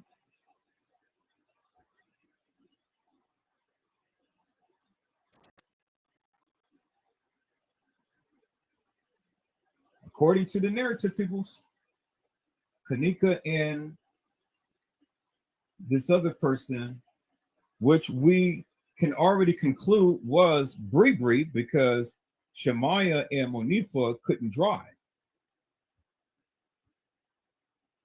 had driven her mother's vehicle. And then it says when they arrived at the hotel, Kanika called Irene and asked Irene where to park. Irene told Kanika to park in the back and charge the parking to the room. Kanika was worried if this didn't work, she would have to pay a $200 fee because the parking sign at the hotel stated there was a $200 fee for a lost ticket. But see, this is what I question, because why would Kanika be worried about a lost ticket? I'm sure that if that was a hefty fine to pay, she would have kept the ticket. And is this how the ticket got into the car, peoples? Is this how the ticket got into the car? Because again, the narrative is showing that there is a ticket, but the ticket was supposed to be dated for a later. I mean, the ticket was supposed to be dated for a later time, but the ticket that Teresa Martin found in a car was dated for a earlier time. And so now we see how the ticket got into the car. We'll see how the ticket got into the car. But the question remains is, was that ticket for the night, or was that ticket dated for the 6th? Well, that's up for debate. You guys hold on for a moment.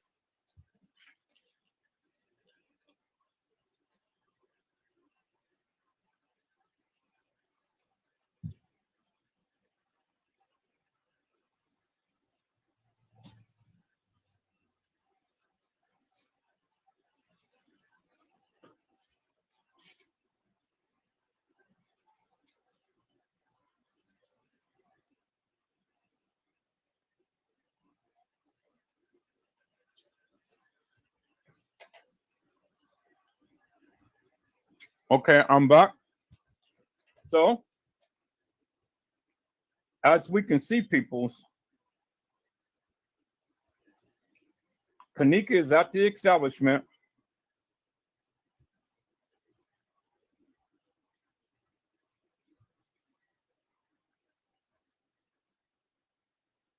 As we can see,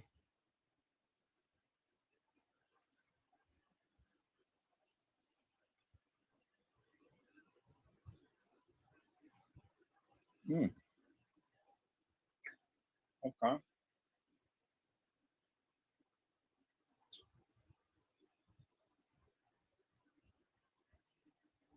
See, a guilty person has to do things to medicate.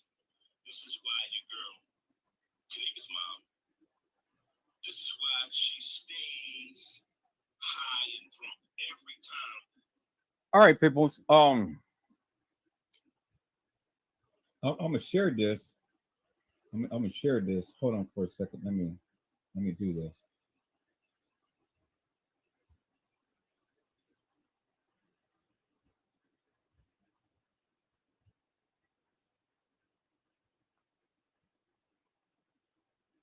I'm gonna share this to the group.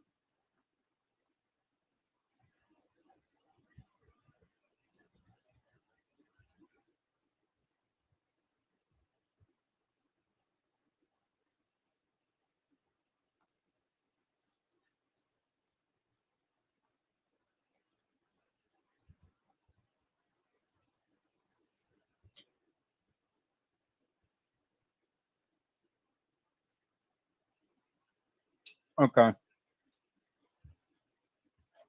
I shared this to the group. All right.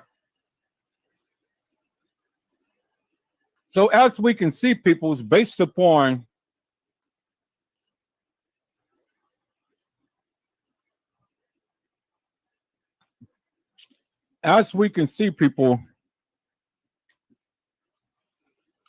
based upon the narrative from the interviews conducted by the detectives,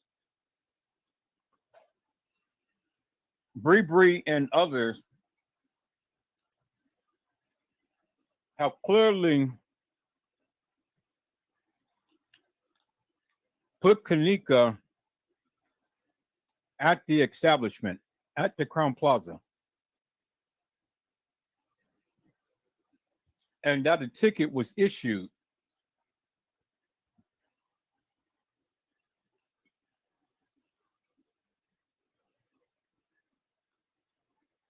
We clearly see that.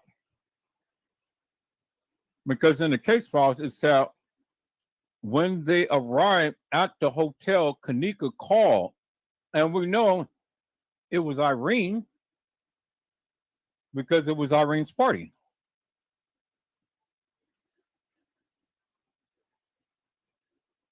And so this didn't give us a definitive time as to when Kanika and friends was at the establishment or came to the establishment.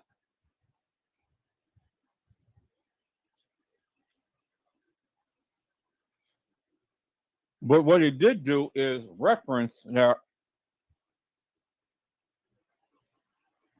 Kanika was at the establishment.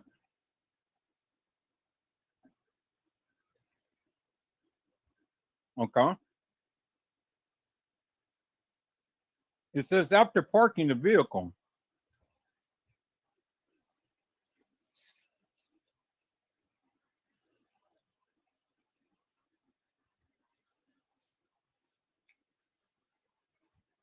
the group entered the hotel through a back entrance and went up to room 926.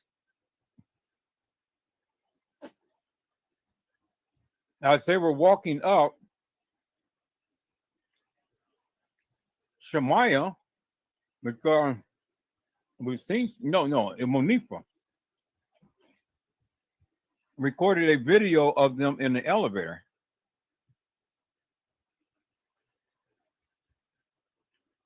When it got to the room, the following people were there. And it gives the list of a lot of people.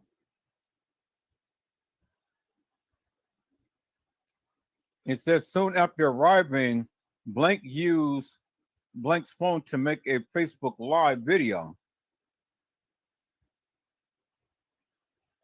I informed Blank the live video has gone viral on the internet, and some people are speculating it sounds like she is saying, "Help me" in the background. See, people, I'm beginning to have a problem with this. I'm beginning to have a problem with this because this narrative just totally skips a whole lot of details and just jumps into details to when we already know that we've seen on video footage. So it skips a lot of details. It doesn't give you so much essence of what transpired soon as they got to the room or anything. It just skips from one little piece to another little piece to another little piece and stuff without going into great detail. So it almost seems like this is scripted.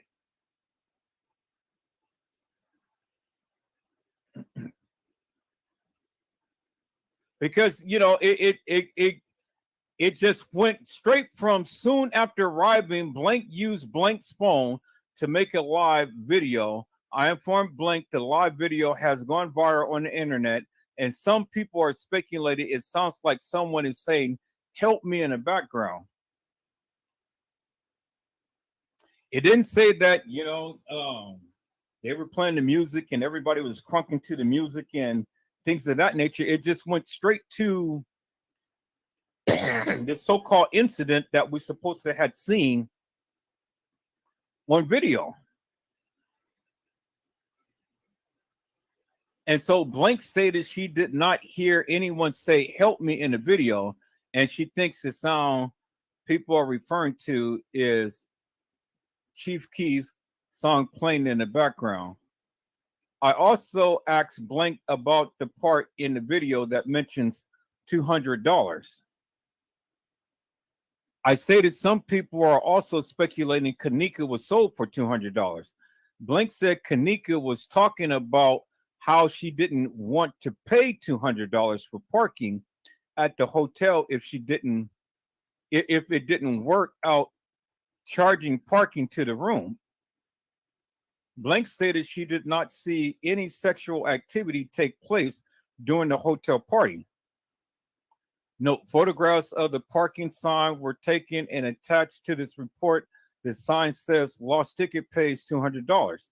So see, people, it's too much emphasis upon this $200. So it's way too much emphasis being placed upon this $200. Kanika worried about having to pay $200 if she lost a ticket. It says that the girl was paid $200 and we seen her handed some money. We don't know how much it was because we clearly seen her being handed some money and she's putting it in her breast. So we can look at it many different ways, peoples. We can look at it many different ways, but like I say, you know, the video footage doesn't lie. So what you see is what you see. And if they are attesting to the fact that someone could have got paid $200, well, I mean, that's very plausible because we've seen this person be handed some money. We don't know how much, but we've seen this person being handed some money. And then the reference of the $200 is being thrown out there in many different aspects. It didn't say that somebody was paid $200 exclusively to set up Kenneka. It's giving an inference that that could have happened. Nothing definitive, but it is an inference that Kenneka was being sold. Blank also explained that Kenneka was upset because her boyfriend recently went to jail. Blank stated she could be heard on the video telling Kenneka that she needs to have a good time, to which Kenneka responded she was having a good time. Blank explained the live video was taken at the beginning of the hotel party before most of the people showed up. So what this is saying is that Irene's live happened before TY's live. There it is right there. It's in your face, peoples. So now with this being said, well then this brings upon a whole new question, and it brings up a whole can of worms. This brings up a whole new question, and it brings up a whole can of worms, because now, if we take this statement to be actual, factual, and true, well, then we don't have to ponder whether Irene's live went before TY's live, because, again, here it is. It's stated right here. Clearly right here. Blank explained the live video was taken at the beginning of the hotel party before most of the people showed up. Stated Kenneka was not in any harm or danger during that live. Blank stated that the people who were in the room during the live were friends of Kenneka. Blank stated that there were approximately 30 people who attended the hotel party. Okay, so, well, wait. So what they're saying now is that when Kenneka came to the establishment, TY's live was already in motion. Basically, is what it's stating to me with this second paragraph. Blank stated that there were approximately 30 people. And because of the 30 people, that is telling me that the party was already in effect when Kenneka, Shamaya, and Monifa and Bree had came to the establishment. So if the party was already in effect when Kenneka and friends came to the party, well then we got to try to get a greater understanding upon something here. And it's not me thinking anything, it's me going by what the case file said. It clearly states right here, it says, Blank stated there was approximately 30 people who attended the hotel party in addition to a aforementioned names. Blank also stated Pease was at the party. Blank stated she was with Kenneka and Blank for the most of the time in the hotel room. Blank stated they were sitting together on a bench inside the room and sometimes got up to dance. So this is indicative of the fact, peoples, that Kenneka was not laying on a bed. Kenneka was sitting on a bench. And that TY's live was already crunking at the time to when Kenneka and friends came to the party. Okay. So it says right here.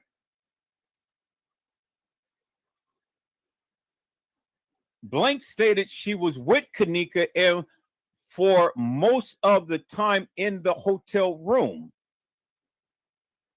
So who was with Kenneka most of the time?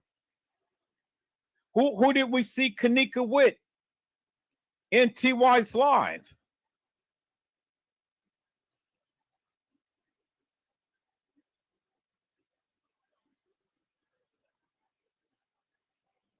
Who did we see Kenneka with in TY's live? Because Blank said that she was with Kenneka for most of the time while they were at the party. It says here, it says, Blank stated they were sitting on a bench inside the room and sometimes got up to dance. Blank stated that if one of them went to the bathroom, all three went together. Blank, Kenneka, and Blank. Blank stated she got very intoxicated during the party and even had to vomit at one point. Blank stated that she, Kenneka, and Blank walked out of the hotel room to leave the party shortly after 3 o'clock on the night of September 2017. Now, see, people, this part right here totally debunks a lot of the narratives that many people had stated in this particular case. This particular part right here. Blank said Kenneka and Blank walked out of the hotel room to leave the party shortly after 0300 hours. So shortly after 3 a.m.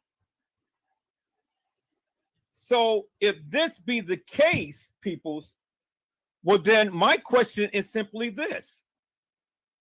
How or when did Kenneka come up missing?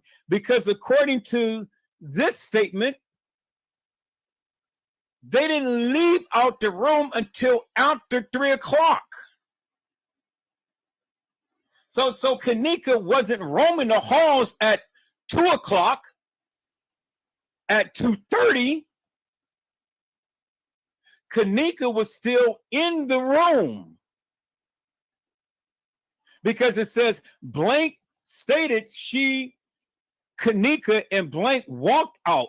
So it gives reference to the fact that it could have been Monifa and Shamaya, because it was Monifa and Shamaya statement that they walked Kenneka Jenkins out of the room. So this gives some credence to that, because it says Blank stated she, Kenneka, and Blank. So whoever Blank is, it was Blank, Kenneka, and Blank. So it was 3 people. So according to Shamaya and according to Monifa's statement, all 3 of them left out of the room. But they left out the room at after 3 o'clock. Well, that totally goes against what Irene said, peoples. That totally goes against Irene's narrative, because Irene's narrative stated clearly that Kanika was missing for over 2 hours.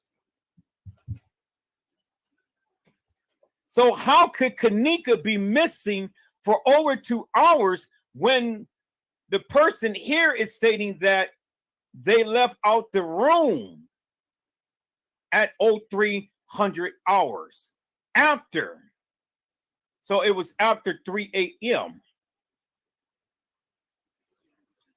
which is indicative of the fact that if they left the room, that means that they had to still be in the room all of this time.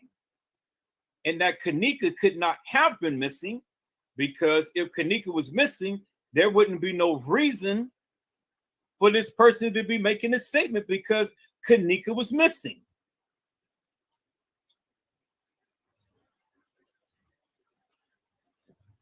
See, people, it's like, I can't make this up. So this totally debunks the narrative that everybody has been giving. Because right here, it states that they did not leave out the room until after 3 a.m. in the morning. After 3 a.m. So it totally goes against everything what Irene had stated, that Kanika was missing for 2 hours. But it goes with the narrative of what Shemaya and Monifa had stated when they said they left out the room with Kanika. Okay? That's what it says right here. It says that Blank stated she and Kanika and Blank walked out of the hotel room to leave the party shortly after 3 a.m. on September the 9th, 2017. Blank stated they realized they did not have Kanika's phone and keys when they were in the hallway outside of the hotel room near the elevator. Okay, it didn't say no individual. It didn't say that Kanika had said, oh, well, I left my phone and my keys. It didn't say Monifa had stated, oh, I left Kanika's keys and phone. It didn't say Shemaya had stated, oh, well, Kanika's phone and keys is still in the room. No, it stated that they, as a group, as a whole, as a entity, as one, it says they realized they did not have Kanika's phone and keys when they were in the hallway outside of the hotel room near the elevator. Blank stated they went back inside the hotel room to get Kanika's belonging. Now, it never stated that Kanika was sitting down on the ground with her head between her legs. It never stated that. It never stated that Mr. Love and friends were outside shooting dice in the hallway. They never stated that. Well, what it did state is that they left out of the room.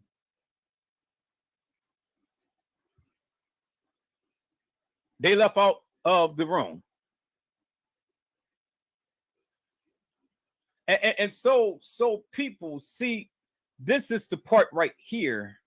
This is the part right here, because see, you got to be careful when you're reading this. Got to be careful when you're reading this. Because see, when Kanika and Shemaya and Monifa came to the establishment, TY's live was already in full effect. Because how I know, it's stated right here. It's stated right here. Blank stated that there were approximately 30 people who attended the party, the hotel party, in addition to the aforementioned names. So they named everybody. But before that, this is how they explained that they were in TY's live. Blank explained that the live video was taken at the beginning of the hotel party before most of the people showed up. Stated Kanika was not in any harm during the live video. Stated that the people who were in the room during the live video were friends of Kanika. And then right after that, it says Blank stated that there were approximately 30 people who was in attendance at the hotel party. So with that statement right there, we know, or we can assume, that TY was supposed to have went live. And then right after making the statement that the live video was with friends of Kanika, Blank stated there were approximately 30 people who was in attendance. So they first said that Blank explained that the live video was taken at the beginning of the hotel party. So which we can assume is TY's live. So they're saying that Kanika was not hooked up on no drugs or anything of that nature. And then while the live was going on, Blank stated that approximately 30 people were attended in the party. And so it never stated that Kanika was in Irene's live. And see, this is contradictory to the statement that we just read earlier, peoples, because in the earlier statement is putting Kanika in Irene's live. This is putting Kanika in TY's live, and that they left right out of TY's live and they came back in for the cell phone and the keys.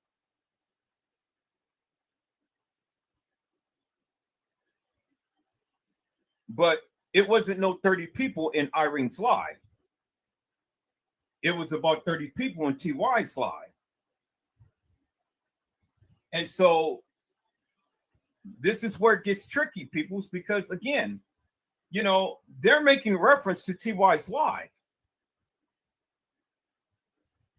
Because they're saying in the beginning of the hotel party, the live video was going on. So, you know, the only one that we know that went live or could have went live was TY.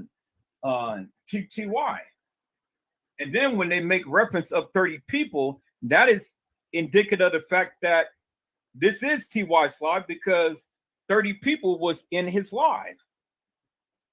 But what they're stating and referencing is that while they were in TY's live, they left the party from TY's live shortly after 3 o'clock in the morning. Well, people, if that be the case,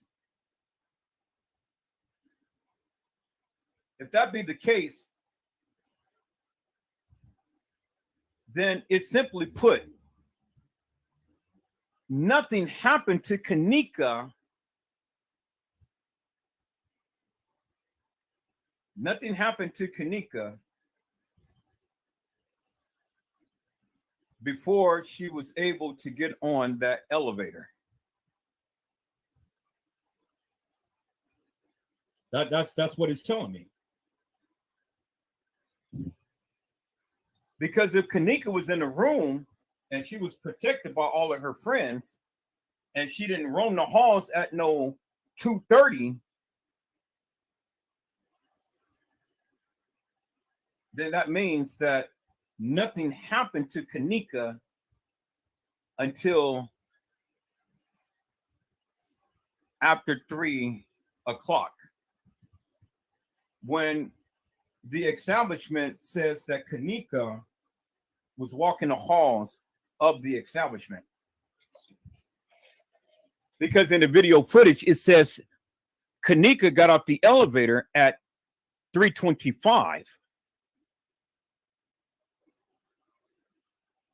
So if Kanika got out the elevator at 3:25, well then people, this changes everything. This changes everything that we have ever talked about in this case. Because if Kanika got off the elevator at 3:25, and in other statements, the kids was supposed to be at Teresa Martin's house at 4 a.m. Well, how did Kanika come up missing for 2 hours, according to Irene?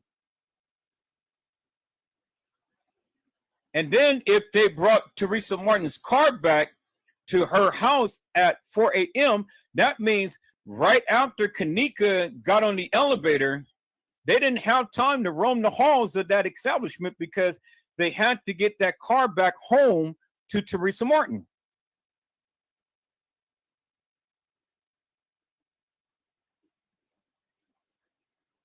So, in essence, somebody's lying. And somebody's lying majorly. Because there's no way that Kanika could be missing for 2 hours. There is no possible way that she could have walked that whole length of the establishment in that short period of time. And the kids is walking all around and looking for her, and then having to get the car home to her mom. There is no possible way that Kanika could have been missing if she's been in a room with them for all of this time.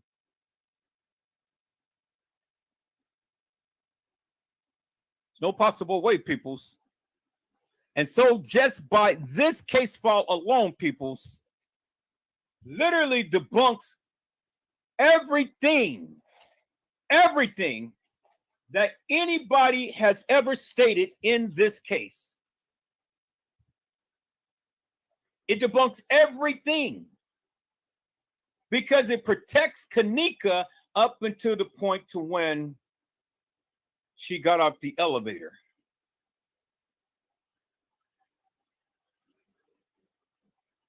And so it totally debunks the narrative that Franz Convey and other people were in that hallway tracking Kanika down. It totally debunks that. Because again, peoples, again, this protects Kanika up until 3:25. And if Kanika was protected up until 3:25, you got to help me to make this make sense. How did Kanika walk the halls of that establishment, and then these kids had to get that car home? And it was stated that the kids got the car home at 4 a.m. Well, if they got the car at 4 a.m., that means they didn't have time to walk the halls of that establishment. And if this be the case, peoples, well, then you got to help me to make this make sense. Because If Kanika came up missing, they wasn't walking no halls for no 30 minutes. And then decided that they were going to leave. They didn't have that much time, peoples. You can't walk the halls of that establishment for 30 minutes and then all of a sudden, okay, well, it's time to go. Because we can't find her. She can't be missing for 2 hours, according to Irene. And they come in and say, Kanika's missing. What do you mean Kanika's missing? Go find her. Kanika's missing. What do you mean Kanika's missing? Go find her. How could a grown woman come up missing? Kanika's missing.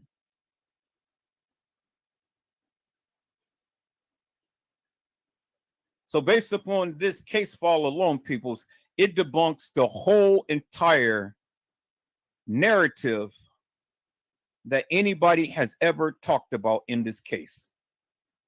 If we go with this premise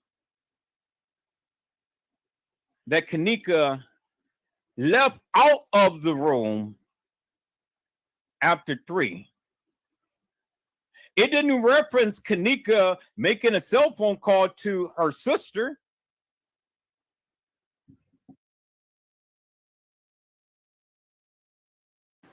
It didn't reference that Kanika was ever assaulted in the room. And it certainly didn't reference Kanika ever being in Irene's live. Totally bypassed that and put her in TY's live and left out of TY's live. But we know that's not to be true, peoples, because we've seen Kanika in Irene's live. And so, which begs the question, was Kanika at the establishment earlier than the time to when they proclaimed her to be? Because the only way that I can make this make sense in having Kanika come out of TY's live is Irene's live had to come before TY's live, and it had to come way earlier than TY went live. And so that means that Kanika could not have came to the establishment at no 113 as the people proclaimed.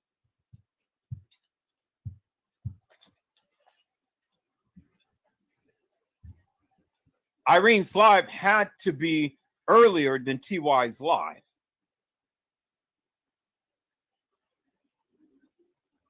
And they lied because they tried to make it seem like they took Kanika Jenkins off the bed.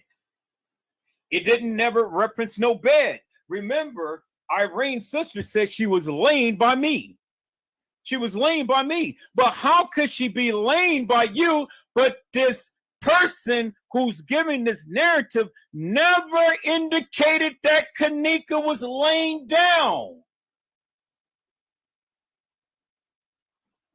See, there's a lot of details that is being omitted, peoples. But one thing is for certain is that they are referencing TY's live that Kanika came straight from and straight into the hall. Straight from TY's live, straight into the hall, right on the elevator. And if that be the case, these kids did not have time to walk no halls of no establishment, because according to the case files, according to the video surveillance footage, peoples, they were already in the halls earlier than 3 o'clock.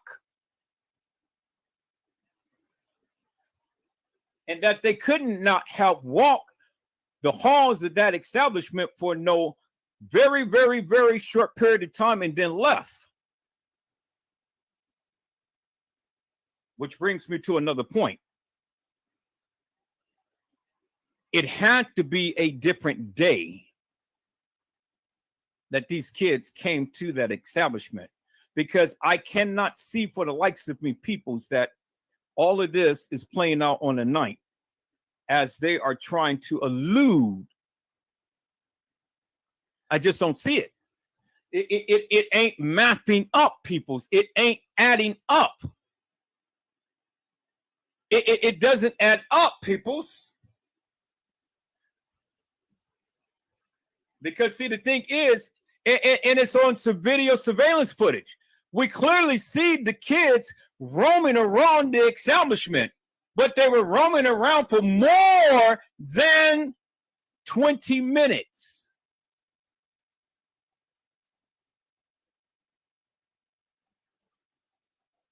So either this didn't happen on a night, or they were there earlier.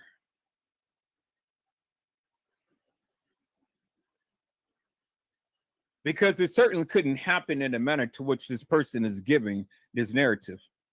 It's impossible, peoples. It's totally impossible. It's totally impossible for what we see on surveillance video footage, and then you're trying to connect these hours that they are stating.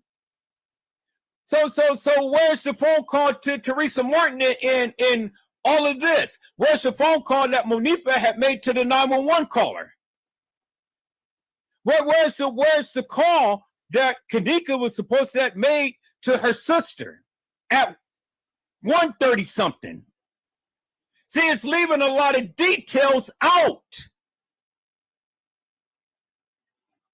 And then it says that Kanika was protected from the time she came in until the time that she literally left out the room and wandered into an elevator and into the establishment. Never mentioned anything about some boys, Mr. Love and all of them playing in the hallway, playing dice. I mean, I'm sure that whoever's giving this narrative, they should have said that. They should have seen that. I mean, it's so much detail is being left out, peoples. So much detail that is being left out. But one thing is for certain, what this content creator had stated, I mean, not content creator, but what this person had stated. And it's only one or two people.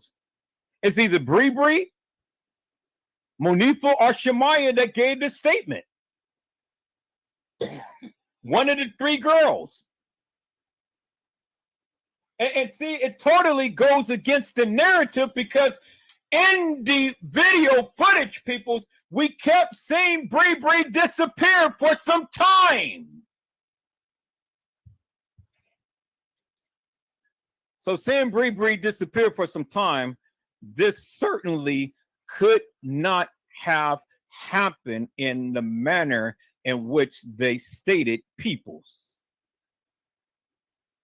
The time that they gave could not have happened in the manner to which they gave us. It ain't adding up. It ain't adding up, peoples. It's just not adding up. Just from this case file alone, totally debunks everything that we ever said in this Kanika Jenkins case. But the thing is, peoples, if we were to go by this case file and go by this narrative that this person had stated on number 17, there is no possible way in God's creation at all, period, that any of this stuff could have ever happened. It is absolutely no way, peoples, that this could have ever happened. Because, again, I cite the video footage. The video footage, we see Monifa, Shemaya, Bree, Killa, T.Y., sister, and crew. Everybody's walking the halls of that establishment. So help me to make this make sense. How could all of this stuff have happened and Kanika got off the elevator at 3:25? And then they left and took Teresa Martin's car home at 4 o'clock. But they got off. They left at around 3 something. Kanika get off the elevator at 3:25. So if they left at 3 something, well, then they had to leave directly after Kanika got on the elevator. Because if they got the car home at 4 a.m., peoples, it's going to take about 40 minutes to get from the Crown Plaza to Teresa Martin's house. So there's no possible way. So what I'm saying, peoples, is clearly this. This shit could not have happened on September the 9th. I'm sorry. I said, I'm sorry, peoples. I'm sorry. I know you believe it because they said it, but I'm standing here and saying this shit doesn't make no sense.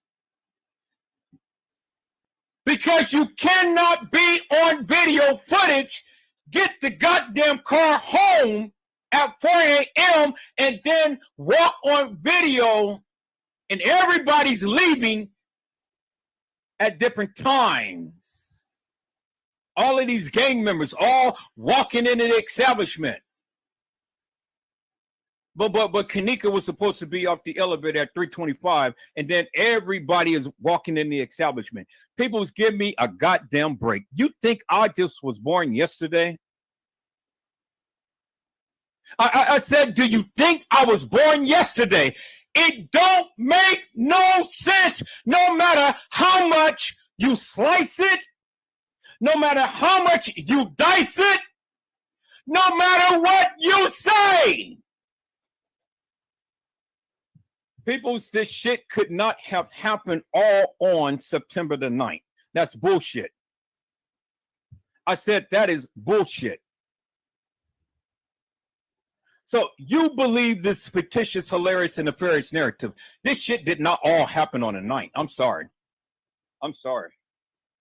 I don't give two rat's asses what they say, what type of time that they put down in its case files or whatever. This is total bullshit. Because you can't get, you cannot convince me that all of this stuff happened on the 9th. No matter how you look at it.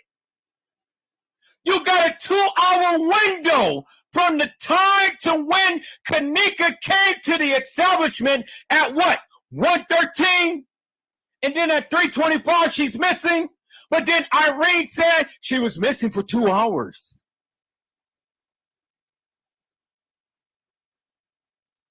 She was missing for 2 hours. And then you got Shamaya and Monifa said, oh, well, we got her out of the room and we came back in to get the keys in the car.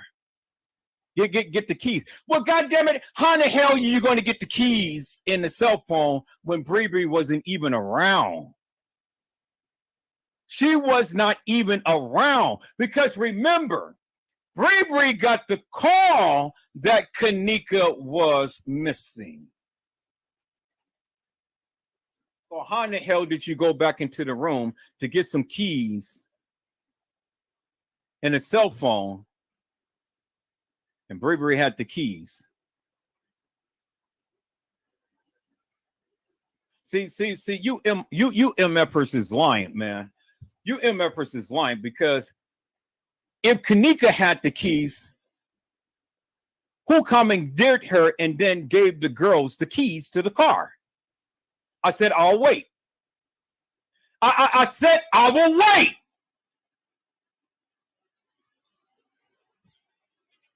Man, see, people, you know,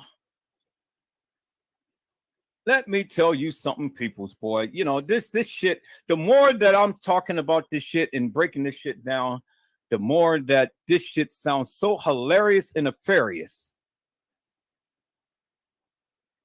You know? let's go with a hypothetical now, people. Let's go with a hypothetical. I need some people who can think. Can you think with me for one moment? If Kenneka had the keys to the car, who took the keys? What? Shamaya? Monifa? Why in the hell would they have Kenneka's keys? And knowing that they can't drive the car. I said, I'll wait. I said, I will wait. So when we go back to the case file, peoples, when we go back to the case files, what did the case file say, peoples? See, you missed it. I said you missed it, peoples. Right here. Right here. Right there. That's the key factor right there, peoples. Let me show you what it says. It says that after picking up those items, the group headed to the Crown Plaza Hotel in Rosemont. Blank stated that Kenneka was driving her mother's vehicle.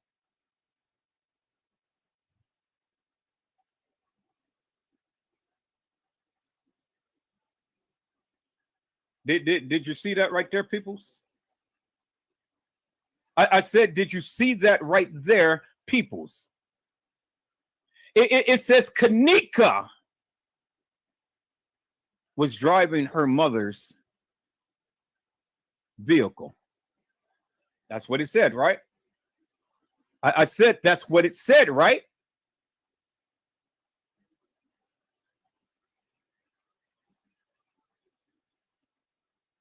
All right, so here, I think you missed it, peoples. I think you missed it, peoples.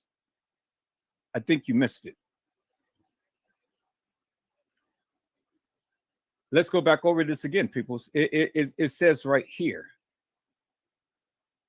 After picking up those items, the group headed to the Crown Plaza Hotel in Rosemont. Blank stated Kenneka was driving her mother's vehicle.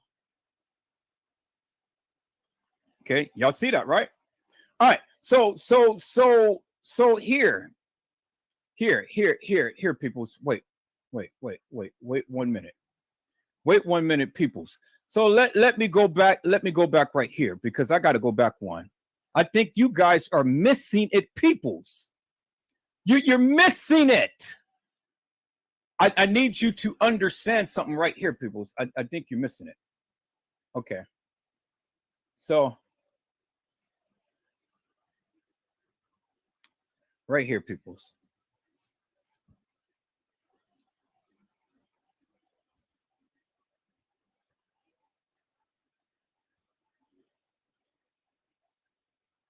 Okay. Did you see it right here? Right here, peoples. Okay. Let's look at this right here. It says Blank stated that the live was taken at the beginning of the party. The live. The live was taken at the beginning of the party before most of the people showed up. What did it say? It says Kenneka was protected. It says Blank stated Kenneka was not in any harm or danger during the live video. It says Kenneka was protected. It says Blank stated the people who were in the room during the live were the friends of Kenneka. But it says in the beginning, Blank stated the live video was taken at the beginning of the hotel party. Okay? Now look at this, people. Look at this. Hello. I need you to get this. Watch this, people. It says after the live video. Blank stated the following people showed up at the party, hotel party. Peas, unknown last name, Facebook John Doe, later identified as, and 4 or 5 females showed up with blank, later as blank, blank, and blank. Blank stated she left the party at approximately what? 2:15 to what? 2:30 with blank, and stated blank needed a GPS to go pick up her friend, and she did not have a GPS on her phone. Blank left with blank so blank could use blank's GPS, picked her friends up, and brought blank back to the hotel. Blank and her friends did not stay at the hotel. Stated she sent 2 messages to Kanika on her way back to the hotel at approximately what? 3:03 hours. One message stated, I'm 10 minutes away. And one message stated, in is snacks here. Kanika did not respond to the text messages. Okay. Okay. Are you guys seeing this? All right. Drum roll, please. It says blank stated she returned to the hotel at approximately what? 3:10. Upon returning to the room, blank stated that there were 20 people who showed up to the party, including Kanika's cousin Winky, later identified as Wayne Smacks, legal name Beloved to be. Cocky, legal name Beloved. Believe blank. And blank's uncle, who is that? Mr. Love? Legal name believed to be blank.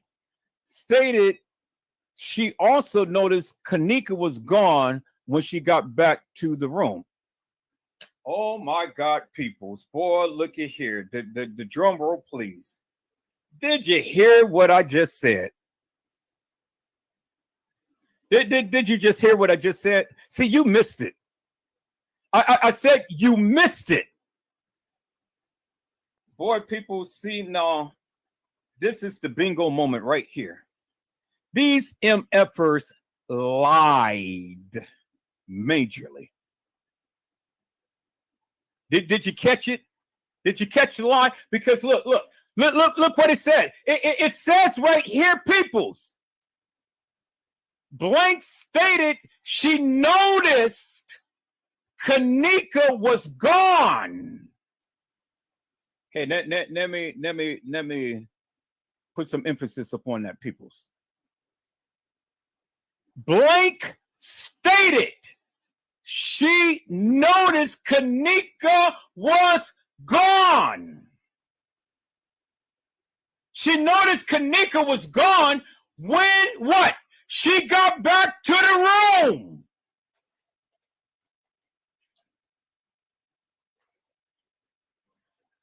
Peoples,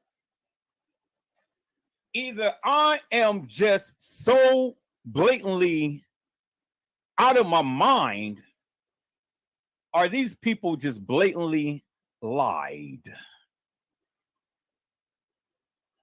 Do you see? Do you understand what I'm saying, peoples? Do you see the play? Peoples, do you see the play? Man, see, I don't think you guys heard what I just said. Let me read this one more time, peoples. So we have Winky, Dinky, Stinky, Cocky, Rocky, Smacks, Jacks, Applejacks, Clapback, Potato Smacks, and all of that stuff. But we have these people here. Okay. Now, here it is right here, peoples. They referenced them. But did they tell you where they were? They only referenced them, right? They didn't exactly tell you where they were. Okay, so now this is the juicies right here. So when Blank came back, Blank had text Kanika's phone. But Kanika never responded. Why didn't Kanika respond? Because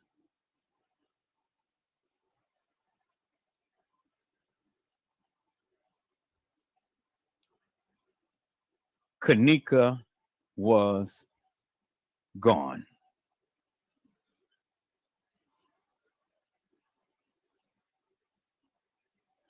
People's, that just flew right past your head. Kanika was gone. How in God's name could Kanika respond if Kanika was gone?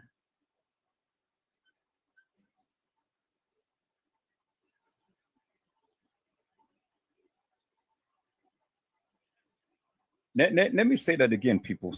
Let me say that again. And I want you to listen to me clearly.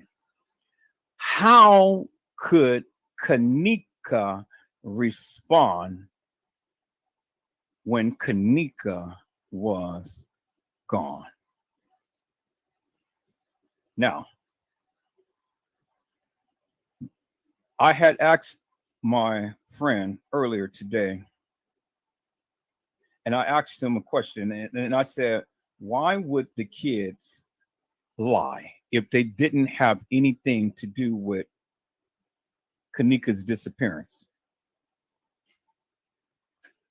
Why would they lie? Why would they lie if they did not have no reason to lie? Why did they lie? Because again, people, and this goes to proving what I have been stating all along, and I know this is not going to sit well with many of you. You guys consistently and insistently think that all of this shit happened on a night and it just only happened to Kanika. That's what you guys think. You guys think, and you guys want to hold on to this narrative that ain't shit happened to Kanika and all of this stuff happened on a night. Peoples, this shit did not just happen on the night. That's bullshit. This shit happened days before the night. And Kanika was gone. This just proved my case, peoples. It just proved my case. This did not happen on no night. And the reason why that the kids would lie because of the simple fact that Kanika was already missing. I told you that. I told you that. You didn't want to listen to me. You just thought that Kanika was at that establishment coming from the 8 leading into the 9, and that she got commandeered just leaving out of a room at about 3:25. Bullshit.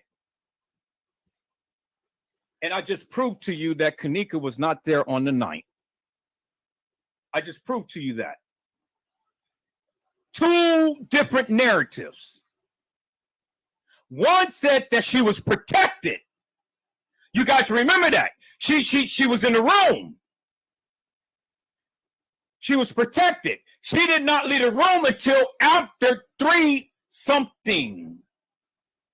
And then we came out and we left out the room, and then we left her in the hallway. We went back to go get her keys and her cell phone. But how could you go and get her keys and a cell phone when in this narrative right here, the girl already has her car keys and car and texting to her saying, hey, I left to go pick up somebody. I'm on my way back. You missed it. Peoples, I said you missed it. How could she have her keys when she already told you, I left to go pick up somebody, I'm on my way back? But when she got back, Kanika was gone.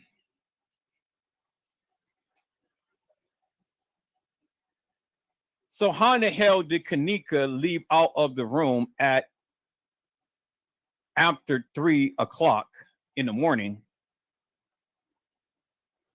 when she already told you that she has her keys and she was coming back home? Or coming back to the establishment. I'll be there in 10 minutes. She said that she texted her twice and Kanika never responded. And when she got back to the establishment, Kanika was gone. Okay, so people's, I'm listening to your narrative. How in the hell was Kanika there on the 9th when you got two different narratives? One stated that Kanika was protected in case file number 17, but then I reverted back to case file number 16 and told you that how could Kanika have her keys and how could they go back to get her keys and cell phone when the girl had already told you she's on her way back? So at the time to when it's supposed to have been leaving, Bree wasn't even there with the car and the keys. So why would they be leaving when they know that they don't drive? Kanika didn't have the car and Kanika didn't have her keys. So why would they go back into the room to try to retrieve some keys in a cell phone when Bree was already gone? Boy, peoples, man, look at here, look at here, look at here. It only tells you one simple thing. All of this shit did not happen on the 9th as they proclaimed.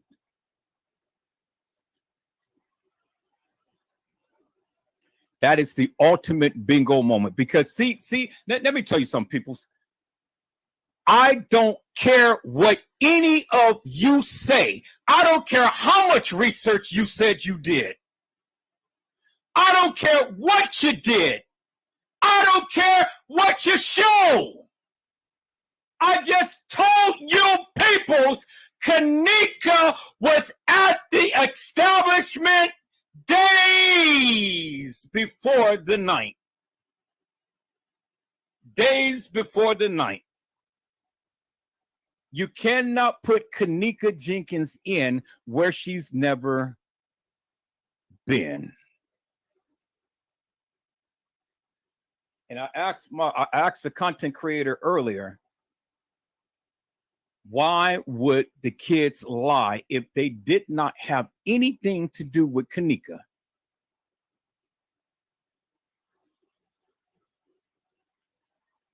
So it goes back to what my narrative has always been.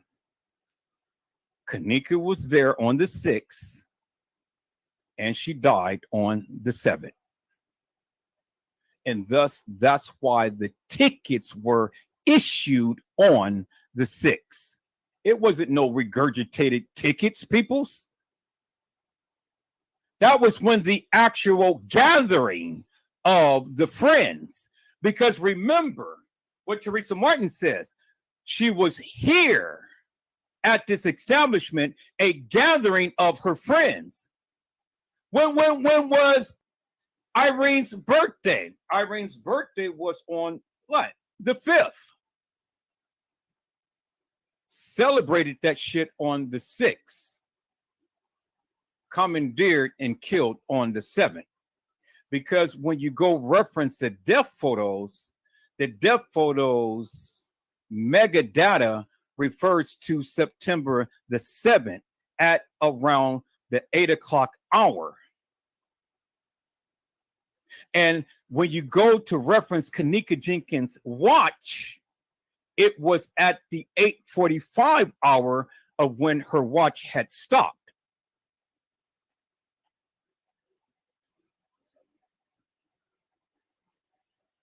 I said that is the bingo to the bingo. I said that is the bingo to the bingo. I know what the F I'm talking about. Because I've been telling you for years, but you all did not want to listen to Edward Joseph because you thought that you knew what you knew, but you don't know what you did, what you thought that you knew. It ain't no way. And even the case files is going against your narrative because you can't make sense of it. Because we got two conflicting things here going on, peoples. One, Kenneka was protected and never left out the room until after 3 a.m. The other one stated that Bree, because Bree was the only one with the keys in the car. She left and she texts Kenneka twice to let her know, hey, I'm coming back with the car. Where are you? But when she came back, Kenneka's missing. But Bree did not know Kenneka was missing until what? Bree came back. And now you ask why Bree was crying so much? Because her friend got commandeered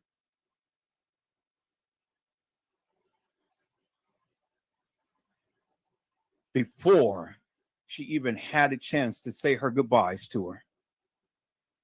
And all of these conspiracy theories about Bree, her cousin, and everybody had did something to her. Bree, you look so suspicious. Why do you think Bree cried so much at the funeral? Because Bree didn't know. Bree did not know, peoples. Bree came back and Kenneka was gone.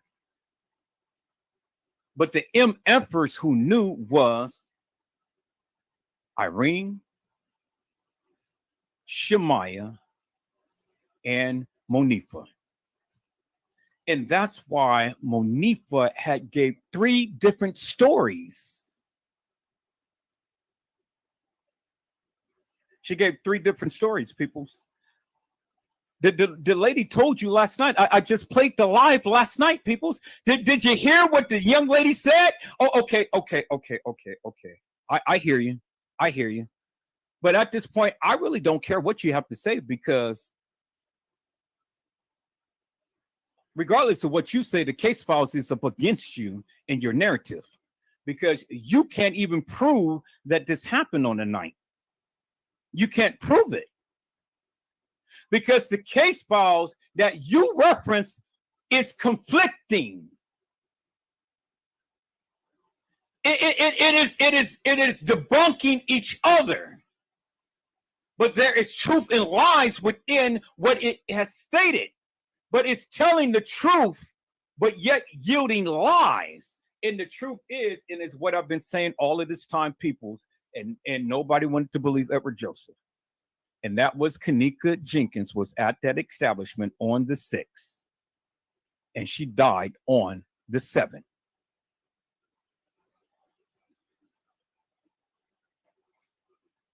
And that's the reason why the kids lied. That's the reason why they used the UTC time. That's the reason why the changing of the times. That's why the changing of the videos. Now, help me to make this make sense. So we see the beverage manager. We see the maintenance man. We see security. We see the guy in the black hoodie. We see all of these people, and we seen Shemaya. And all of these people was beating up on a girl in a jean jacket outfit. Who do you think that was, peoples? I clearly showing you that was Shemaya. You seen her outfit. You seen the silhouette of her attire. Who do you think that was getting beat up?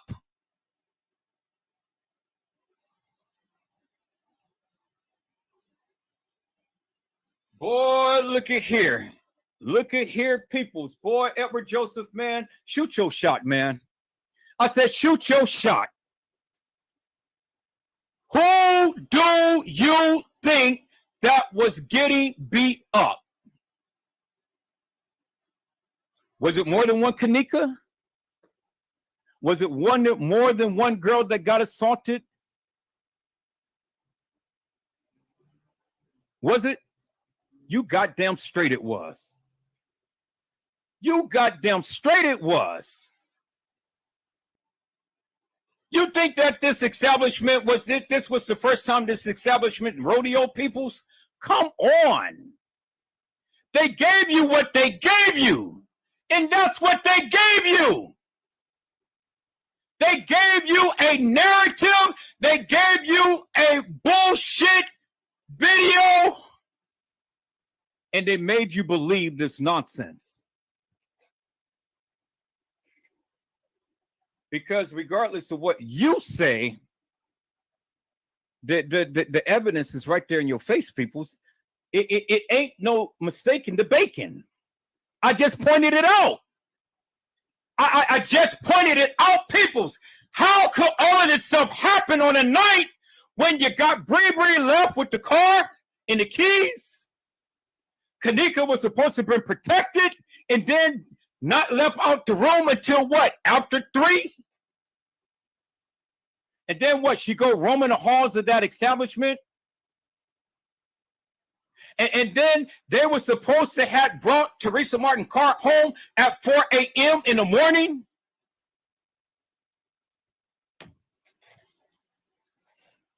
Oh my God, peoples, come on now. Come on.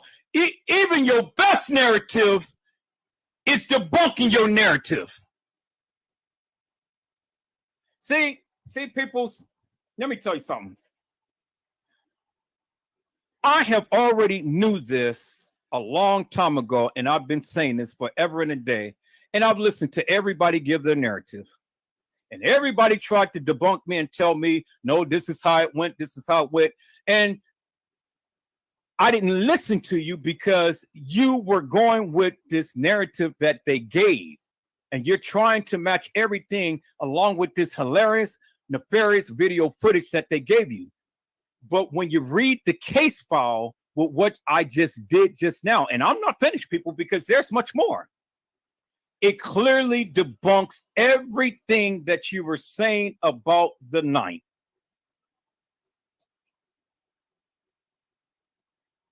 It clearly, in your face, debunks everything you said about the night. Because if you ever did real research, you would have understood the conflicting narratives. And what is being stated is what we see on video footage. We do see Bree leave. We do see Bree come back. Bree told you herself. She texts Kenneka. She texted her twice and told her that, hey, I'm on my way back with the car. I had to go, take somebody some, pick up somebody some, or do whatever, and stuff. But it was just only right that Bree had reached out to Kenneka and tell Kenneka, hey, I know your mama don't allow nobody to drive the car, but I had the car. Remember what Teresa Martin said, nobody drives my car but me and Kenneka, and my insurance doesn't cover nobody. So do you think that Bree was going to tell Teresa Martin that she was driving the car? No. No.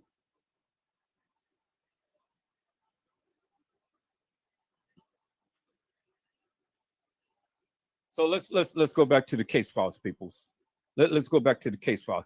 And I'm gonna shout every last one of you out because I see the chat is hot and it's on fire, and all of my peoples is here. But see, peoples, I don't want to break apart. I don't want to break apart. Just know I love you. I'm gonna shout you out. Everybody in my chat, I love you, but I gotta say up on this while I'm on this. I gotta say up on this while I'm on this. Let's go back to the case files, peoples. Because see, it doesn't matter what your narrative may be right now because it's conflicting with the case files. Did you hear what I said? I said it's conflicting with the case files. So let's go back to the case files and see what the case files said. Because I told you, I'm only going to go by what the case file said, what they said. And this is what they said. Let's go back here, peoples. Okay. Let's go back right here. Right here, peoples. It says, Blank stated she left the party at approximately 2:15 to 2:30. We did see Bree Bree leave around that time. With Blank,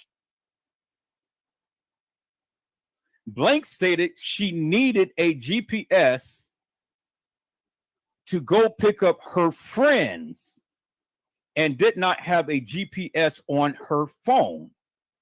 Blank left with Blank so Blank can use Blank's GPS. Blank picked up her friends with Blank and brought Blank back to the hotel. Well, you know that's Bree Bree, right? Bree Bree and her friends did not stay at the hotel. Bree Bree stated she sent 2 text messages to Kanika on her way back to the hotel at approximately what? 3:03 hours, which is 3:03 a.m. in the morning. One message stated, I'm on my way. I'm 10 minutes away. And one message stated, is Smacks there? Asking to see if her uncle is there. And Kanika did not respond to none of the text messages. Why? Because 1, Kanika did not have her phone. 2, Kanika did not have her keys. 3, Kanika did not have her mama's car. 4, Bree Bree had the keys in the car.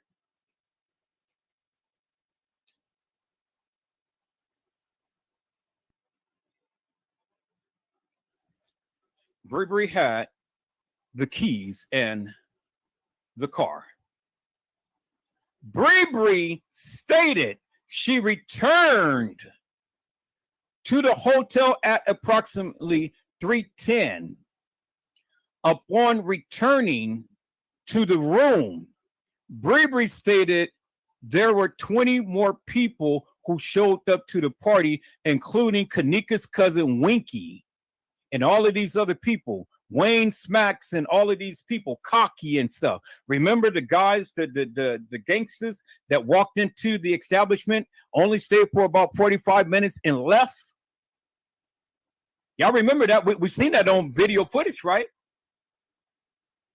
We seen them. We seen them walk in. So when Bree Bree got back to the room, Bree Bree stated she noticed Kanika was gone when she got back to the what? The room. And saw Blank. Blank saw Blank and Blank in the room and asked them about Kanika. So you know who she asked? She asked Shamaya and Monifa. And you know what Shamaya and Monifa said? At this time, Shamaya and Monifa informed Bree Bree that Kanika was missing. Bree Bree did not get a telephone call that Kanika was missing. Bree Bree found out by coming back to the room and talking to Shamaya and Monifa, and they told her Kanika was missing.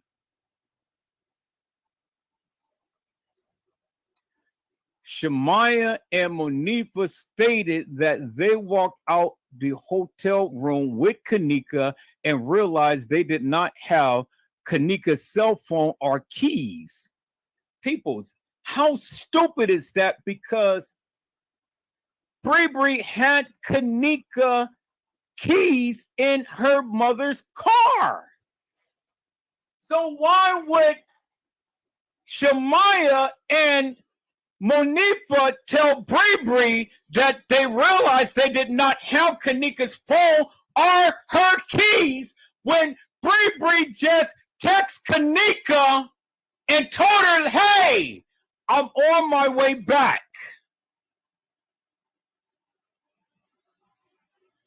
I'm on my way back. I'm on my way back.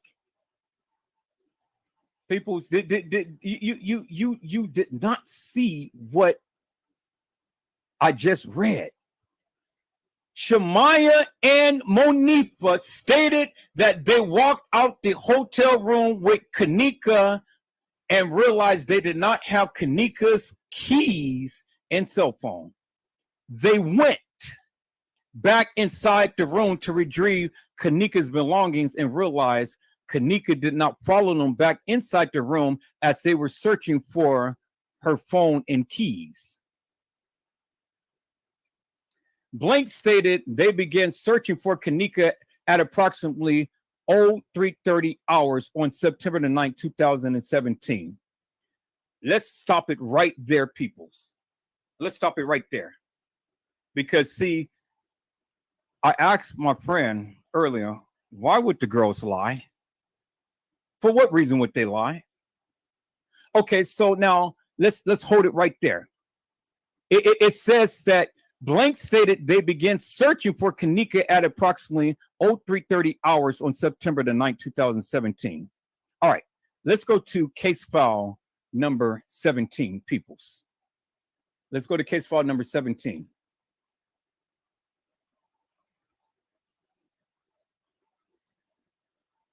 Okay. Right here, peoples.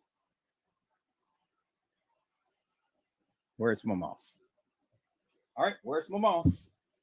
There we go. All right. Right here, peoples. Look.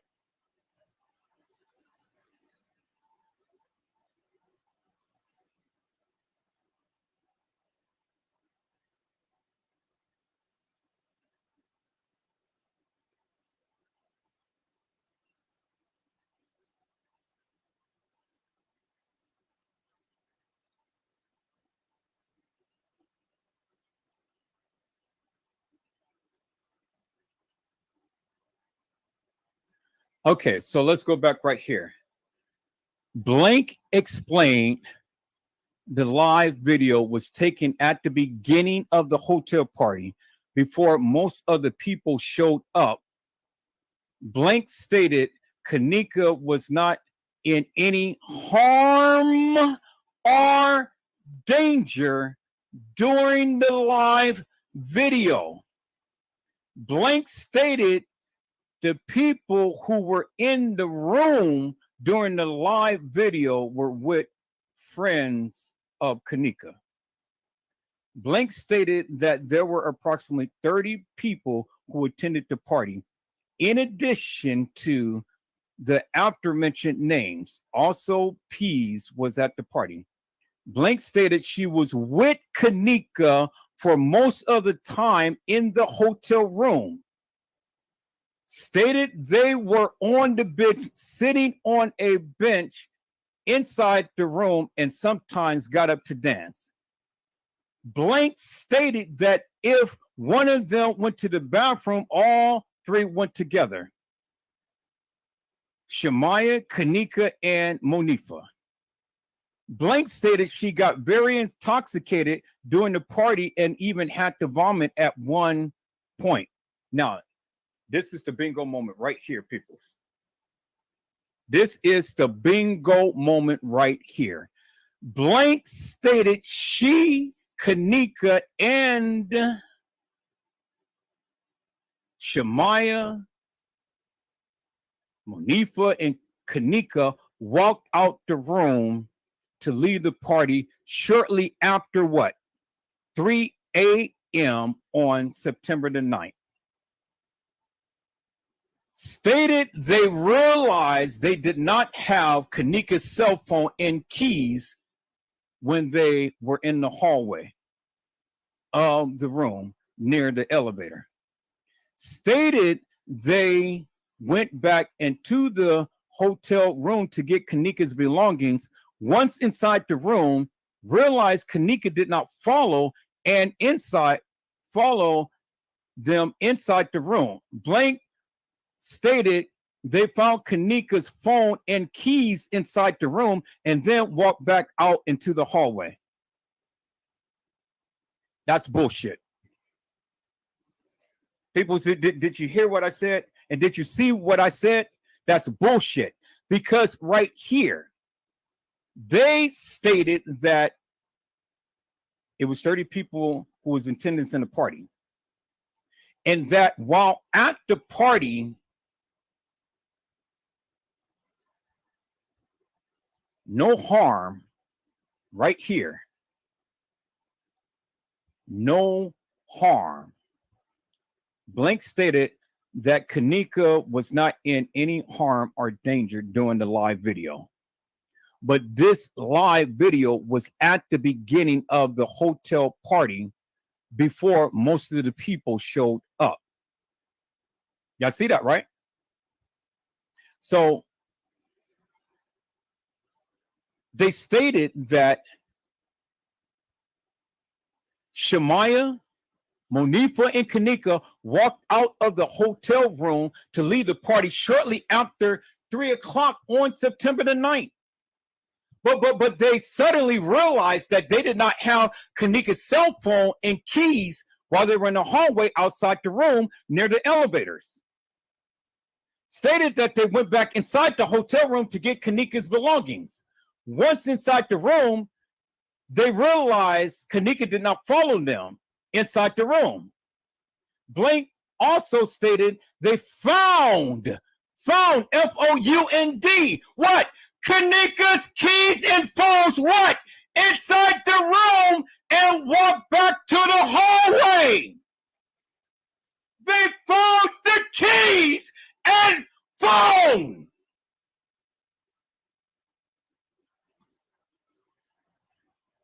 Peoples, they found the keys and phone.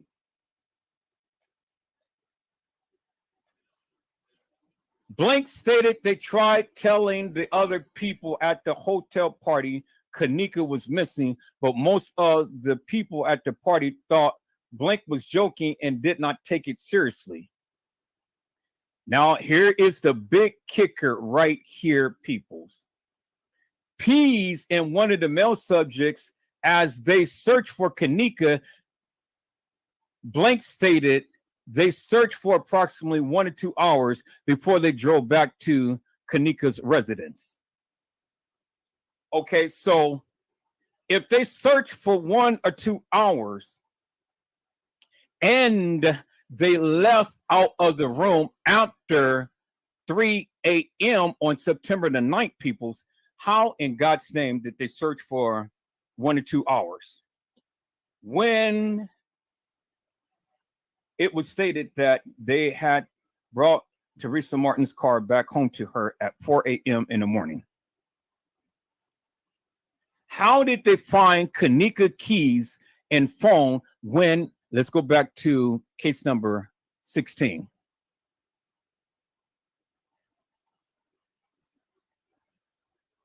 Let's go back to case number 16. When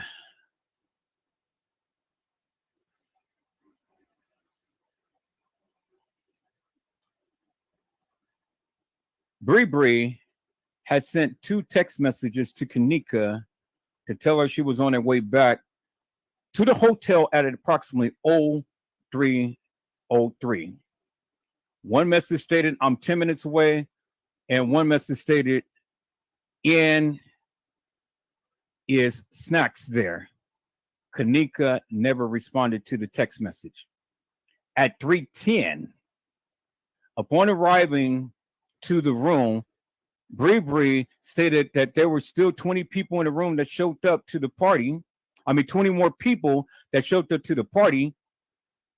You know, remember all of those gang members that showed up to the party and only stayed for about 30, 35 minutes. But listen to what Bree said. Bree said that she noticed Kanika was gone when she got back to the room.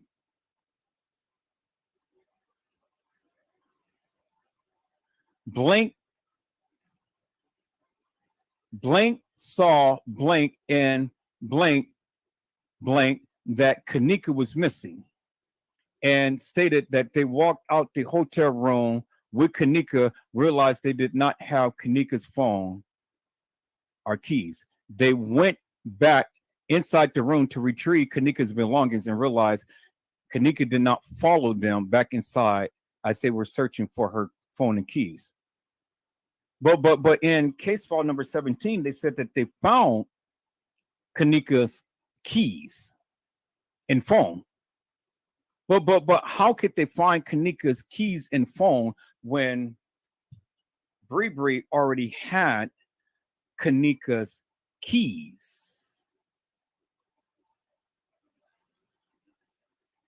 Did you hear what I said?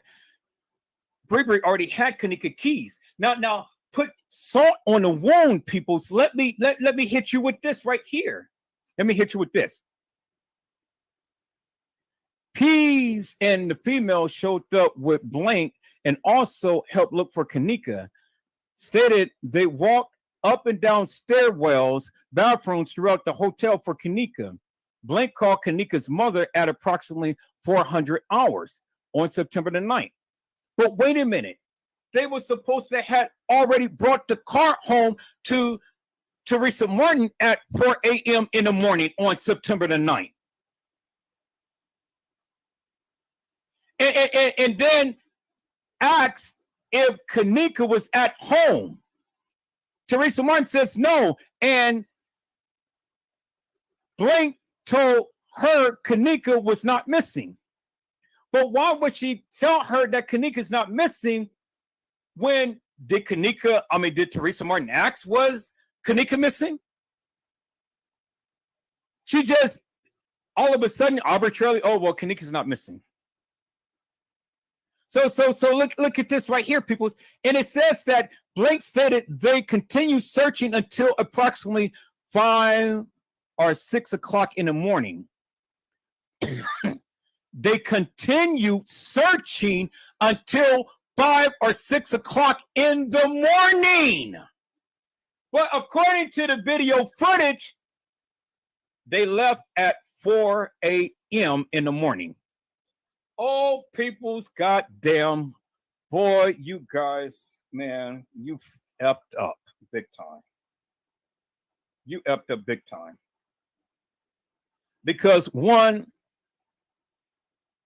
Monifa and Shamaya did not have Kanika's keys. Two, according to the video footage, they left at 4 a.m.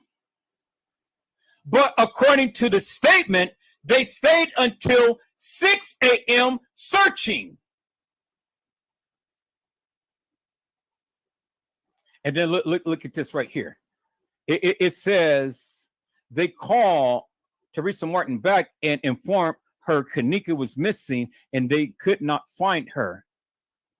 Then Bree then drove Teresa Martin's vehicle back to Teresa Martin's residence. The same vehicle Kanika drove to the hotel in. That is the bingo moment right there, peoples. Did you see that? I said, did you see that, peoples? And all of this goddamn research that you guys did, and you missed the very most important part right there. Right there. How could all of this stuff happen on September the 9th?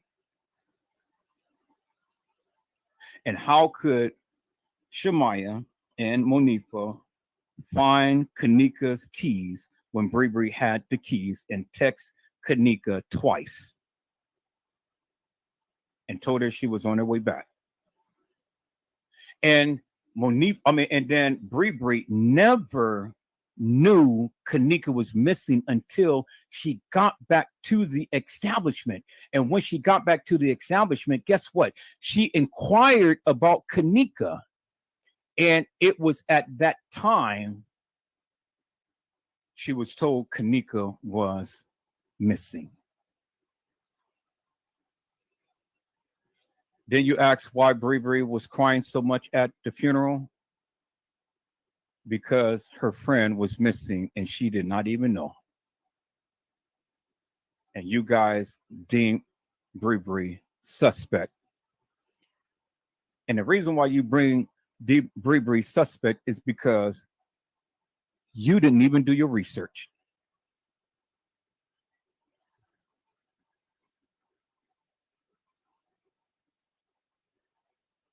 So I asked again, my friend earlier, why would the kids lie?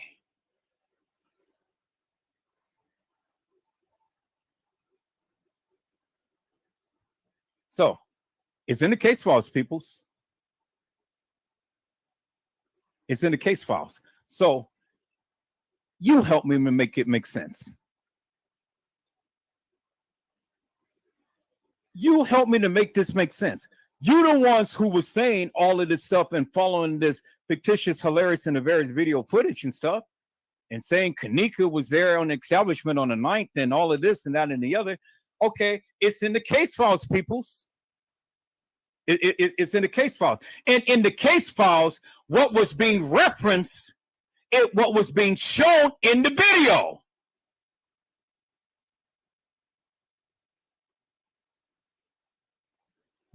I said what was being referenced as it pertains to Bree. It was literally shown in the video. Literally shown in the video.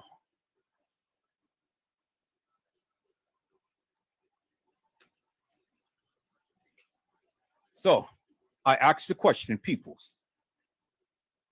How many of you people did real research in this case and come up with the conclusion that Kenneka Jenkins was at the establishment on the 9th and all of this bullshit and madness happened on the 9th? 99.9% of you. And what was Edward Joseph saying for all of these years that the people still did not believe Edward Joseph? I said Kenneka was at the establishment on the 6th and died on the 7th. If we go back and reference the text messages that Lenore was making, Lenore was stating that her sister was missing well before the 9th.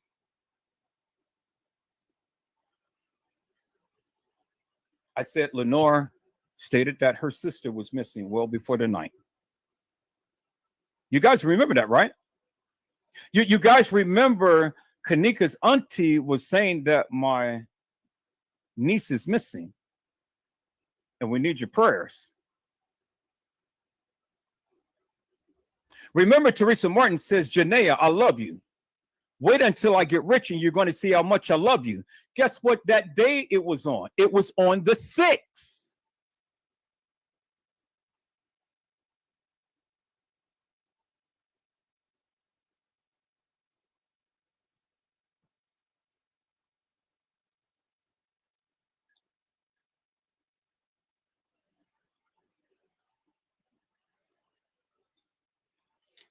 So I'll wait, peoples. I mean, I'll wait. I will wait.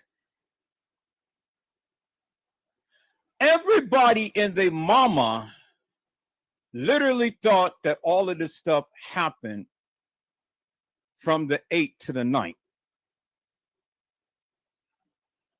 But it was actually from the 6th to the 7th.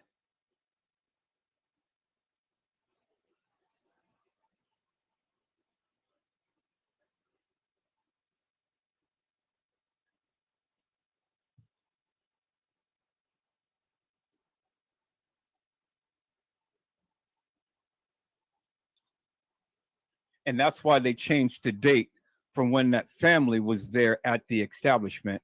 And the family called in and says, no, we were here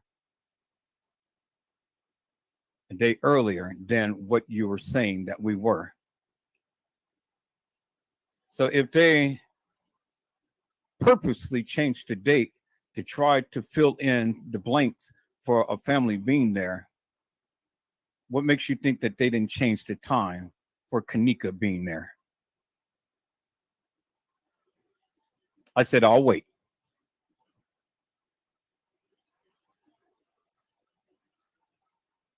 Because 16 is referencing Bree leaving and coming back, and the other people that came to the establishment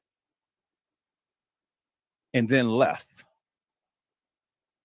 So if Kanika was roaming the halls of that establishment, peoples, well, then I'm pretty sure that all of these people who was in the hallways would have found her if she was there roaming the halls of that establishment.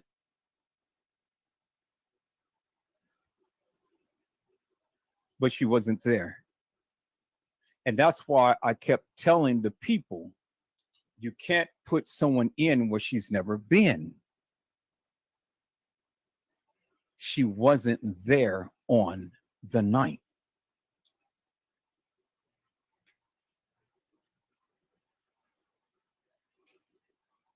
Now, for all the people who want to try to put Kanika there on the night, come to the live. I'm gonna put the link in the chat. Come to the live and explain to me how Kanika could have been at the establishment on the night. How? And then go ahead and reference the case files, because I just shown you and I referenced the case files. And that was the part of the case files that none of you even knew, because if you knew it, then you would have referenced it. I knew it, but I never referenced it to you. But I've told you in other ways, but you didn't want to listen to me. So I said, okay, say your narrative, peoples. Say what you need to say, because you're going to look stupid and foolish.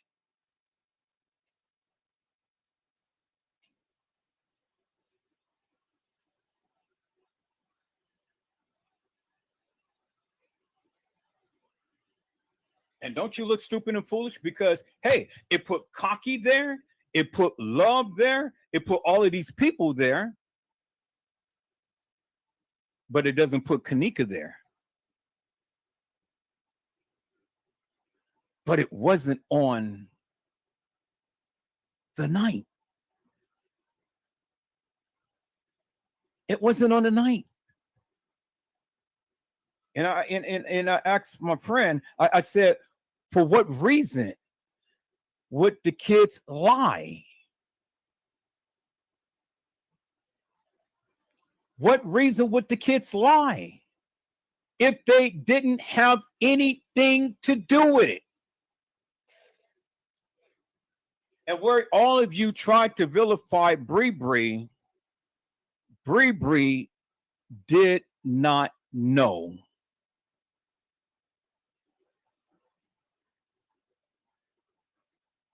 Bree didn't know. That's why she cried the hardest. Because her friend, whom she loved, came up missing and died. And that's why Shamaya and Monifa sitting back chuckling throughout the homegoing service, because they knew the play. And that's why Mike had said anybody who speaks is the cops. And that's why everybody put their hands over their mouths.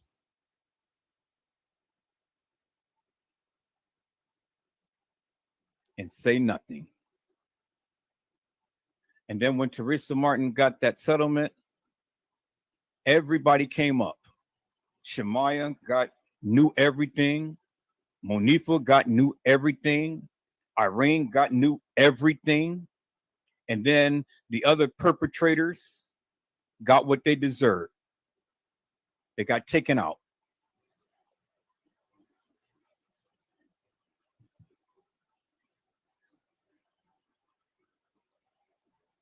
And the reason why Shamaya and Monifa never got touched to the degree. Well, Shamaya got touched, and Shamaya's brother got touched. But that was to tell Shamaya, look, you say something, we're gonna take you out of here. Because remember, the reason why Shamaya got touched because Shamaya and her mom went to the police department to go and blab her mouth. That's why Shamaya got touched.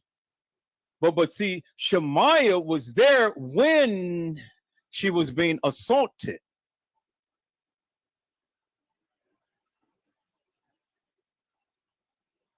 That's why Shamaya got touched. Shamaya was there. They had to shut her up. Where in the case files did it ever reference that Irene's sister, Kanika, was laying by Irene's sister?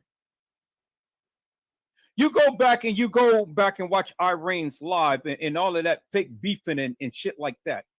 And she was over there trying to hush up her sister because she was trying to give a certain narrative. Look how scared Irene was when she was talking to Zach. Look how scared she was. And look how scared Peas and Killer was when they was talking to Zach.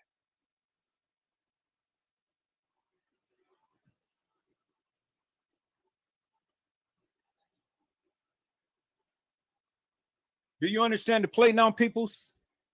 Is it crystal clear to you now, peoples? Do you understand the play?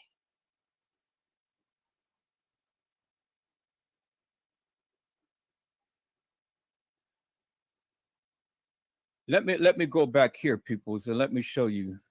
Let me show you this video, because I don't think that you quite understand what I'm saying.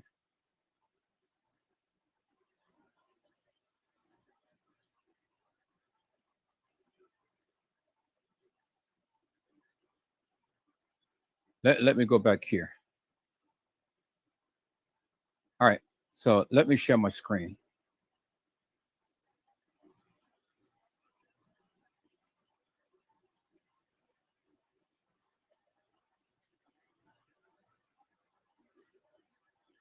Let me share my screen, peoples.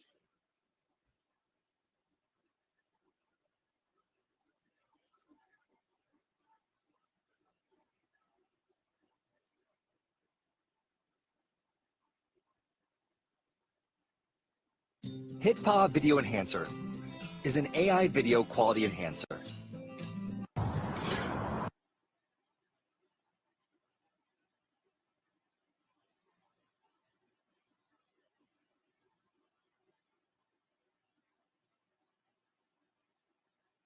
Let me tell y'all something about a person that has to live with guilt. See, a guilty person has to do things to medicate it.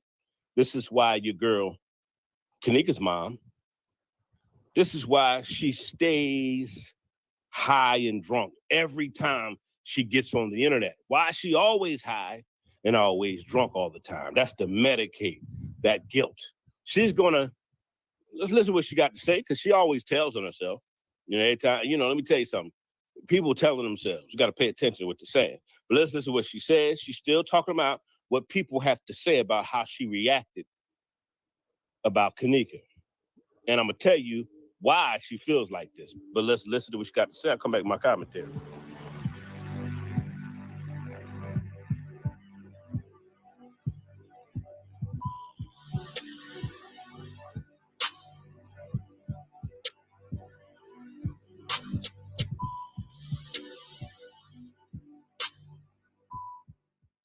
Hey y'all, how y'all doing? I want to ask y'all a question to the mothers out there. Man, I'm not excluding you all, but I want to ask the mothers out there.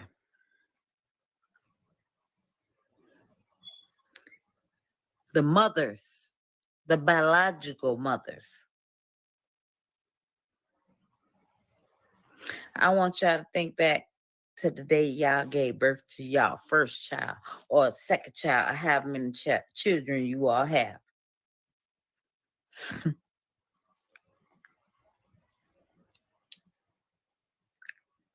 Could y'all still feel the pain?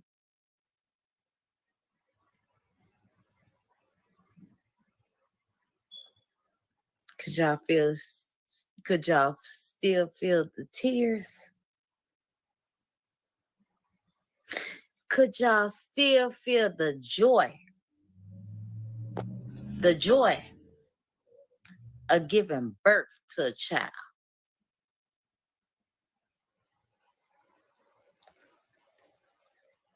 Couple more questions. Have y'all ever noticed? No disrespect to the guilty parents, but the guilty ones cry the most. Y'all, people say that y'all believe in God. Let me tell y'all something. Until you experience the death of your child, you don't know what the hell you'll do. So you're talking, saying you'll do this, she reacted that. Now, you heard what Teresa Martin just said. She's still talking about this. 7 years later, she's still focusing on what people have to say about how she responded about her daughter. Why is that the main thing on your mind? Why are you worried about what people have to say about how you reacted? Because you know you ain't right, lady. You know you ain't right. You know you told everybody you was gonna get rich. You know you told everybody to stop protesting at the hotel because the hotel's losing money and you wanted that money from the beginning. Huh? You know when Nancy Grace asked you why you how can you just sit up there hardly with no emotion? And you said, because I know. Well, you kept telling on yourself, and your behavior continued to tell on yourself about this situation. As soon as they found Kenneka, you went live and said nobody did nothing to her. Nobody set her up. That's the first thing you said when you went live. I got it on my channel. Everybody follow me. I got that video on my channel, and I posted it again just recently. You feel guilty, ma'am. You have a lot of guilt. You always talk about God this and God that. You need to ask God for some forgiveness. Hello, somebody. You need to confess, young woman, because you will have to live with that on your conscience every day of your life. And you can only do but so much to medicate the wickedness that you have going on in your heart and what happened with Kenneka. And everybody saying you was involved in it's I tell you, boy, it sure do look like it. Sure does look like it. And it's just crazy, man, how she focuses on things that shouldn't even matter. Your daughter don't have a tombstone. You don't even have a tombstone. Your daughter's just laying in dirt and it's covered by grass. You can't even find Kenneka's burial plot anymore. It's crazy. It showed you what they thought about you. Showed you what you thought about your daughter. And that's what you're mad about. You've been exposed. Been exposed. I go to bed every night with a clear conscience. And you should be able to go to bed with a clear conscience. But you can't go to bed with a clear conscience when you know you've done some wicked stuff and some evil stuff. Just can't. It's hard to live with yourself. I'm your boy Zillion. That's why she's always drunk and always high. You can't medicate that. You can't remove that from your mind and from your memory. It's always going to be there until you release it and give it over to God. Teresa, since you always talk about God, you need to go pray to him and ask him for forgiveness. I'm your boy Zillionaire. I'm out of here. Put your thoughts in the comments about her always being drunk all the time and always worried about what people have to say about her. I'm out of here.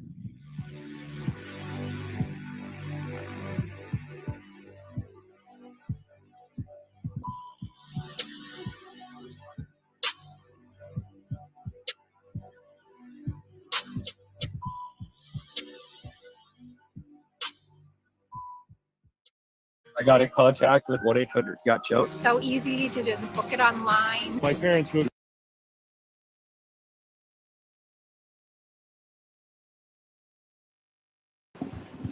So Who's got something to say? Who's got something to say? She ain't got no tombstone on that grave. She ain't got no tombstone on the grave.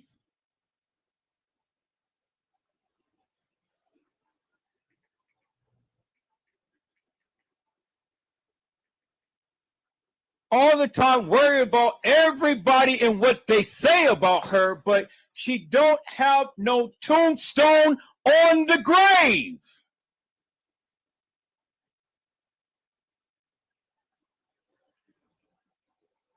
I said she doesn't have no tombstone on the grave, people. No tombstone on the grave. So any mother, any real mother would have had a tombstone on the grave. But she put her in dirt.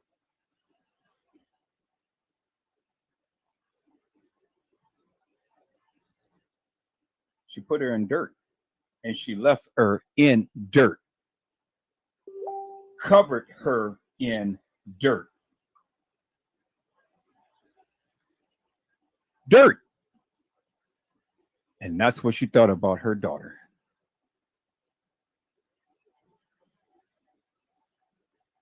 Now, you mothers is out there. You guys are mothers and stuff. So would you do your child like that? Is that how you commemorate your child? You worrying about what everybody else is saying? You worrying about what everybody else is saying? But your daughter is gone, and you worrying about what everybody else is saying? You got millions, but you worrying about what everybody else is saying? You worried about what everybody else is saying.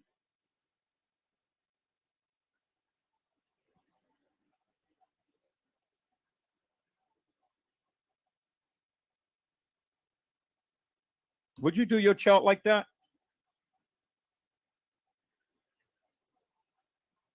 You know, you Teresa lovers, you guys kill me. You really do. You kill me. You guys protect this woman to end to end to end. I ain't never seen no birth certificate, no death certificate. I ain't never seen no bottles. I ain't never seen no diapers. I ain't never seen nothing of these kids coming out her pee. But you literally, you literally, consistently say, oh, that's Teresa Martin's kids.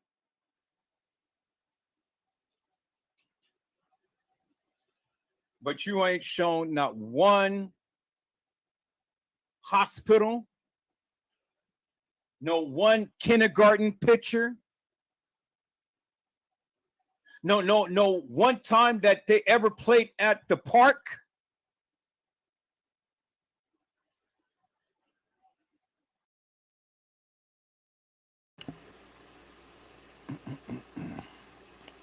Hello, Gwendolyn Thomas. How are you, ma'am? It is a blessing to see you on today.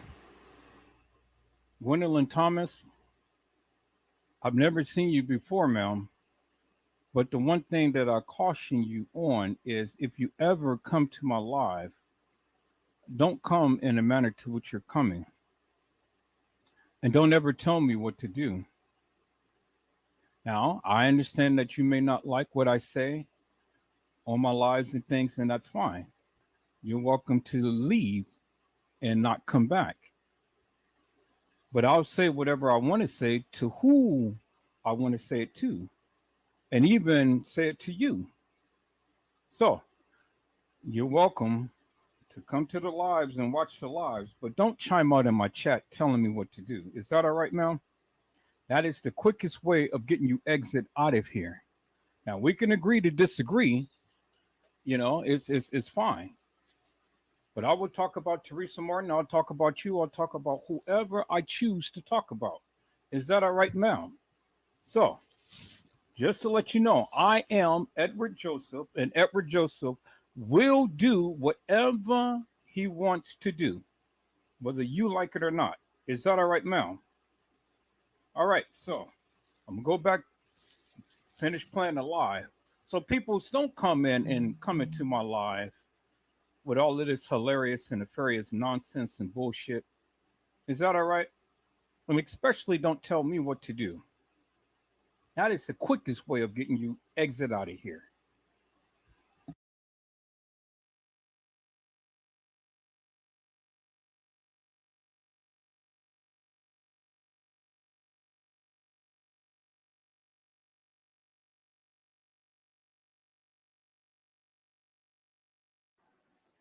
No little baby pictures of anything inside the house.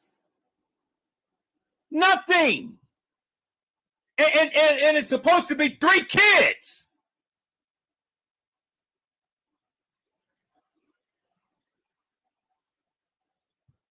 Nothing. Not one picture. And then that was supposed to be her kids.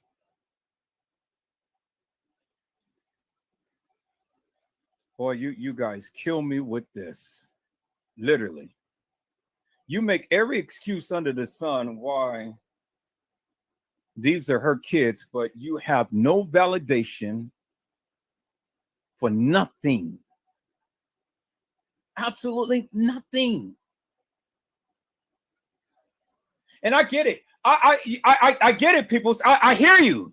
I hear you, but I don't care. I don't care what you say.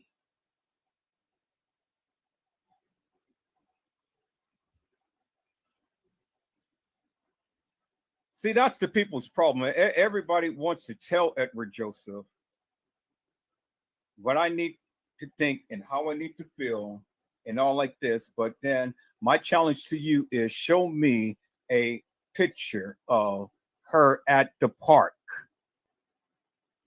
Any little picture of them, three little tiny ones sitting around her. She's breastfeeding or she's spoon feeding her. She's doing any type of feeding, anything. You can't.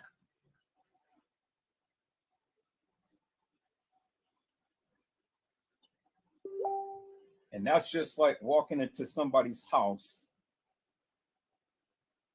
and it was just raining and muddying up their carpet. She literally muddied up her daughter's, or Kanika, I should say, grave. She threw dirt on her, tossed her aside, and forgot about her. Period. She just threw dirt on her and said, okay, that's it, goodbye. I got what I needed. I'm going to live my life. And then the day she dies, somebody's going to throw dirt on her, take her money, and live their life until it happens to them, until it happens to them, until it happens to them. And then the cycle is going to continue. And everybody's going to be throwing dirt on each other.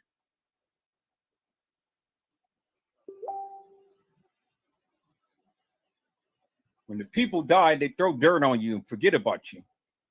They don't care.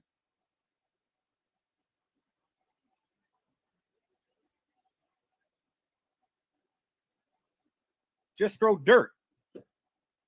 Put them in the ground. Put them 6 feet, 8 feet, 10 feet, 13 feet. I don't care how many feet. Just bury them.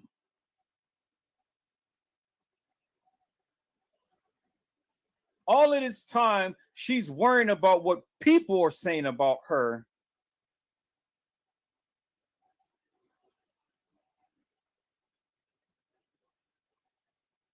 Than seeking justice for her daughter.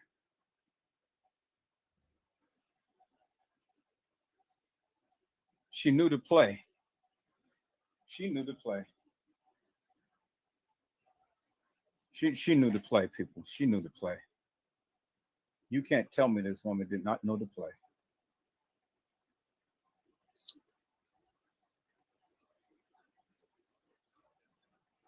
All right, people, so let me go ahead and let me share this video.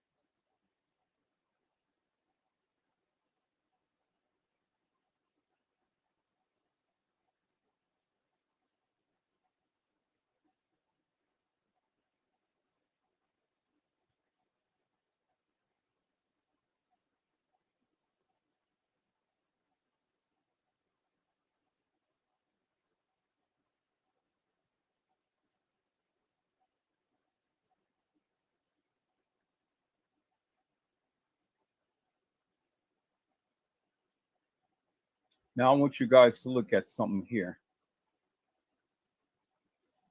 Look at something here.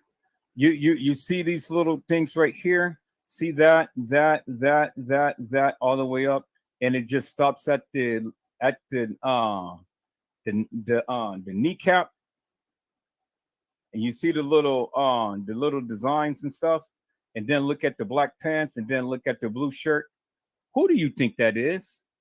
That is Shemaya.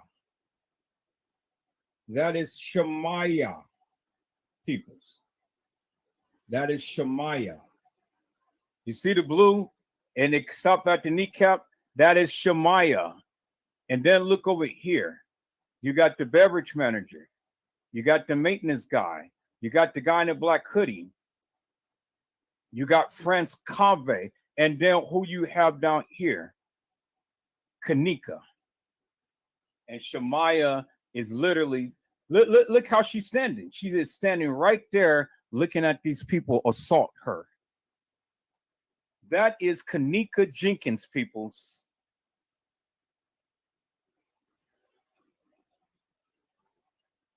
Y'all see the thing in her pants, right? So let me go back to the let me go back to the picture. Let me go back to the picture of Shemaya.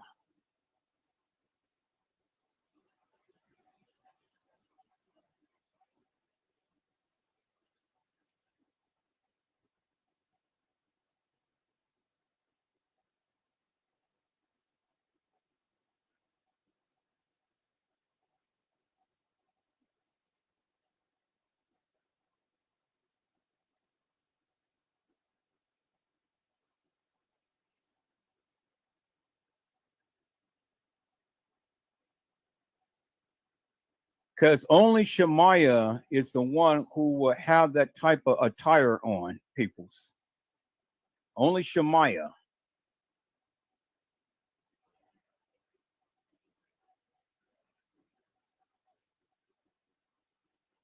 Look at Shemaya. You see where the blue comes, and then you see that little line thing, and it goes all the way up her leg. You see that? It goes right there all the way up, and it goes all the way up her leg and goes all the way up to her arm and stuff. That's Shemaya, peoples, because the blue. Now let's go back to the picture.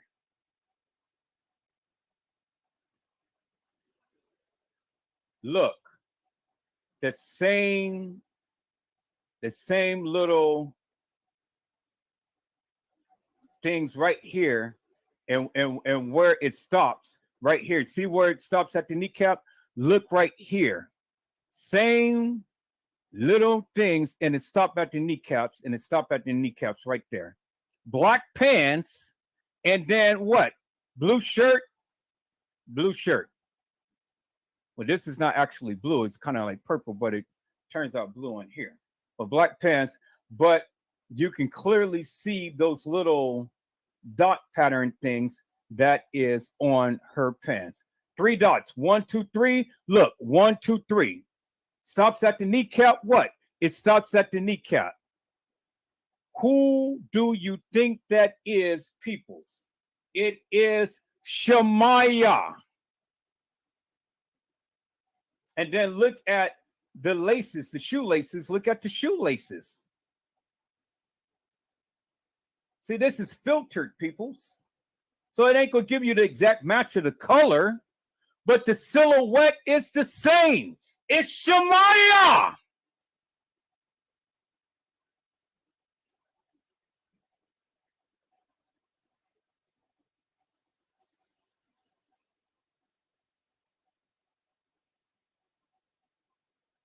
Clear as daylight, peoples. You can see those dots right there, and it goes all the way up the leg. And the dots go all the way up the leg, as you can see. See that? Look at that right there, peoples. The dots that goes all the way up the leg. See the line? See the line? It's Shemaya.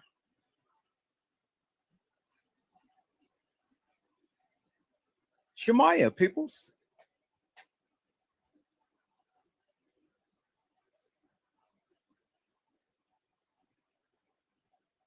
That's Shemaya. And this girl got beaten.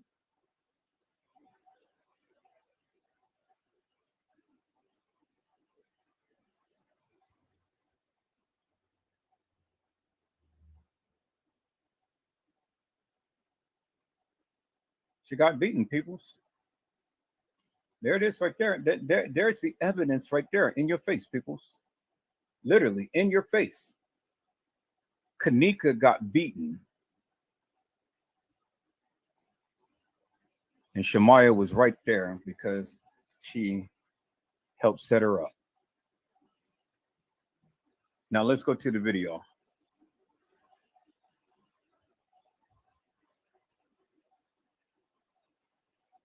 And then look at the beverage manager and look at his attire.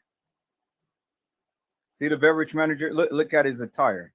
See the kind of yellowish tint in the black pants, yellow tint, black pants. And then if you look at the picture, it's cuffed. It's cuffed. Look at the cuff right here. Look at the cuff right there. You see that? Same type of tone.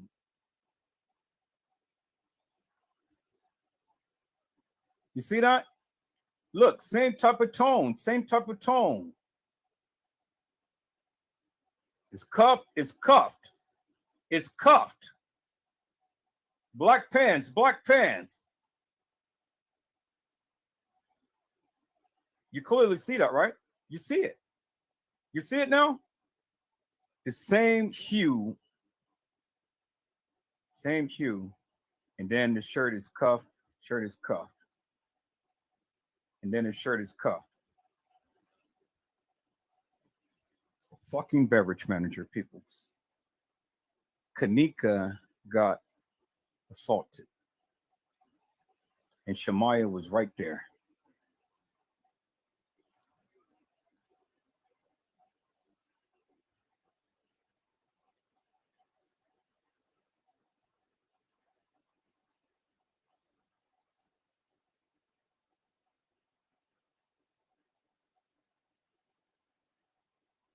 Shemaya was right there when Kanika got assaulted, peoples.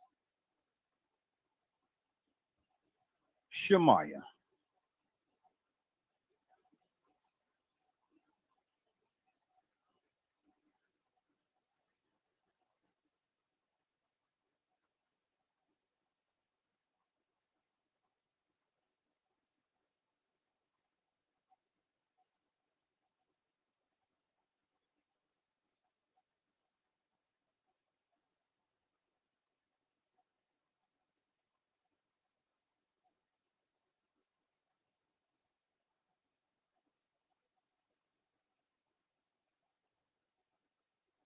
So I know you guys don't believe that several girls got assaulted, but at this point, I don't really care what you think. Several girls got assaulted, and Kanika was one of them.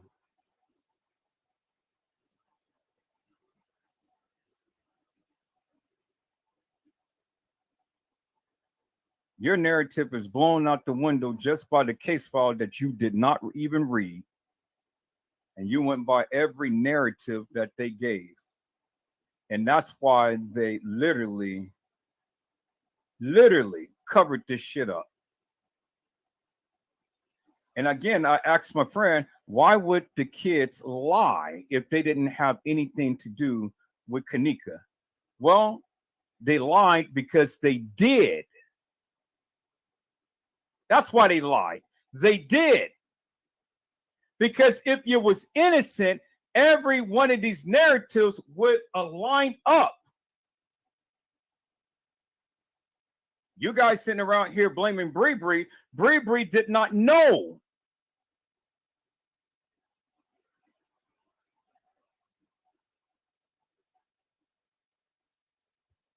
Bree Bree didn't know.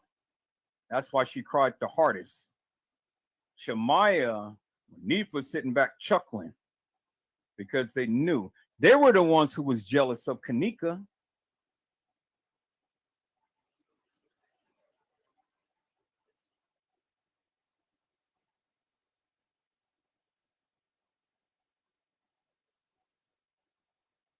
They were the ones who was jealous of Kanika.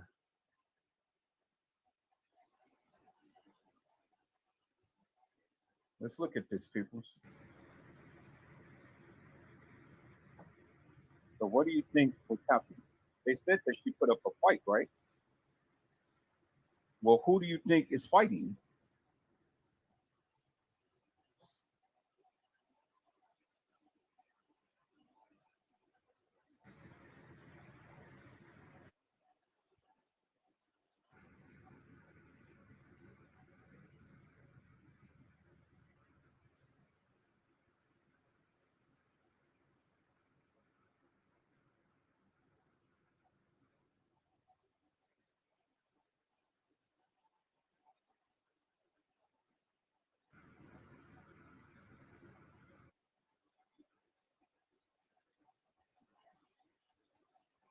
Who do you think was fighting?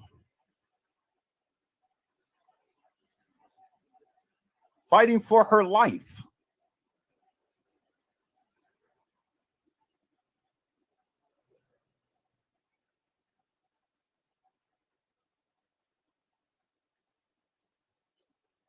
People's, I mean, I really don't, you know, it's funny how all of you guys are silent, and you were supposed to be the, you were supposed to be the one who knows everything about this Kanika Jenkins case.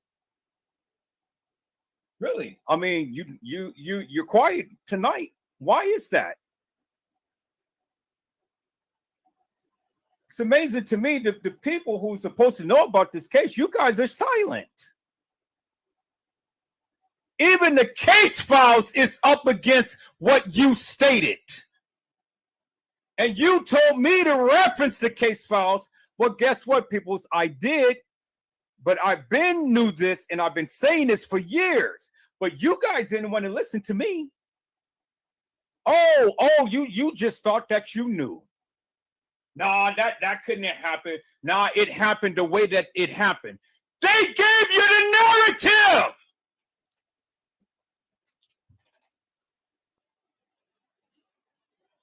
And they told you what they told you, and you ran with it.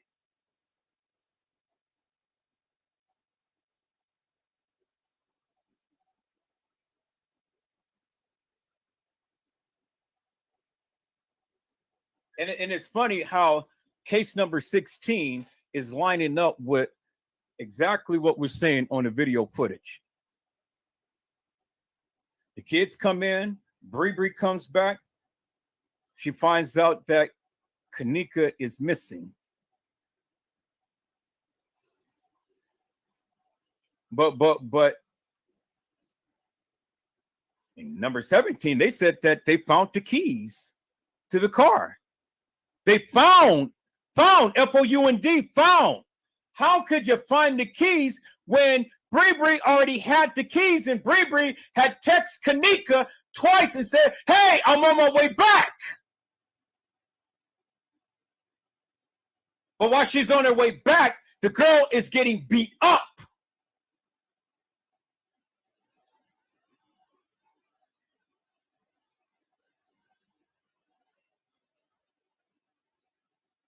So what was it that they had to take Kanika out of here?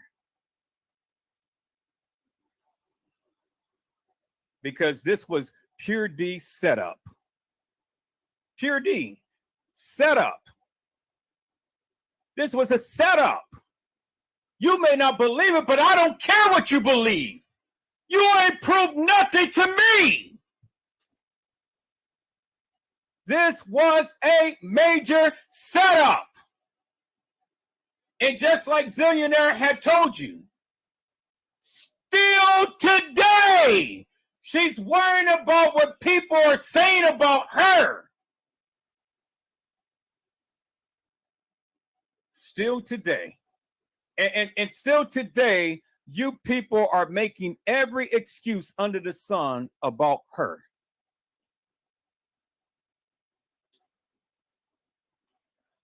That's amazing to me. Why is it nobody coming up to the panel and talking to Edward Joseph? I mean, you content creators, you people come up to the panel and come and talk with me. Tell me what you know about the case.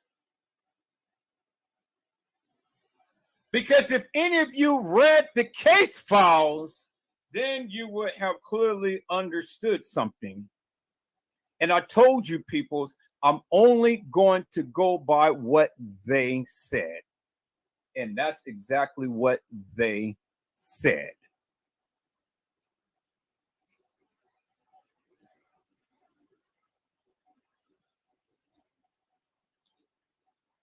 That's what they said. I didn't say it. They did. And I've shown you and I've proven to you, and it is proven with the video footage of what case file number 16 said. Because number 17 literally tried to cover up the bullshit and nonsense that they did. And I've been telling you guys for years, and you didn't want to listen to me. But that's okay. You listened to me tonight. And that's all that matters.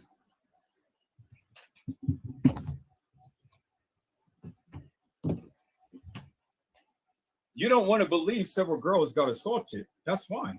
But several girls got assaulted. And I've been telling you guys that. Nobody wanted to listen to me. And the reason why you don't want to listen to me because you are so high-minded and you're stuck in your own stupidness. You know? Don't think that you know more than what the other person knows. You can learn something, peoples. If I've been telling you for a reason. But no, you want to tell me. So now it was my time to tell you.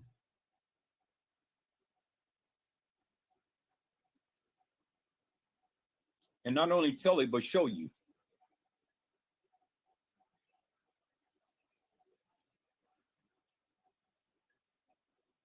I showed you last night that TY's live was fictitious, hilarious, nefarious, and bogus.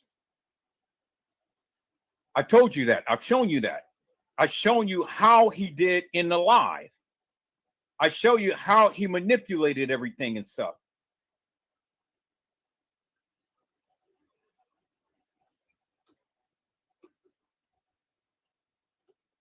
But many of you wanted to believe, you know, you want to believe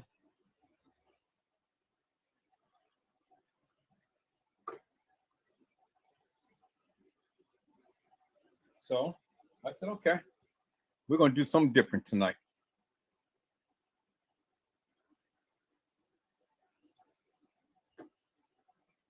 I said, for the first time, I'm going to show you what I've already knew for all of these many years and been saying, but nobody's been listening to me.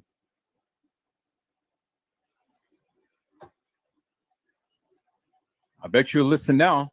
Go back and reference the case files, peoples. Go from 16 on up. It'll give you some juicies. Some things that you did not know. And will literally validate everything Edward Joseph have been saying for all of this time. I've already shown you the video. Shemaya was there. She set Kanika up.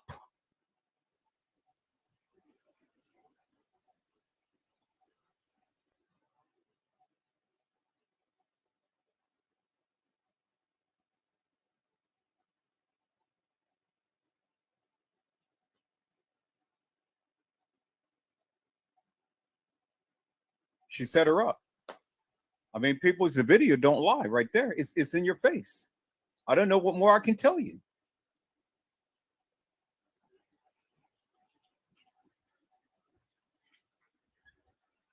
Boy, people's like, I got so much more. I got so much more, but I got to get in here. I gotta mop this floor, and I got to get me something to eat. I really want to go a little longer with this live, but man, you know, I mean, what more do you guys want me to do? There's plenty more, peoples. We're going to hit this thing, and then I want all of you people who proclaim that you know about this case, come and talk with me, because you referenced the case files. I sure did, and I've shown you what the case files said.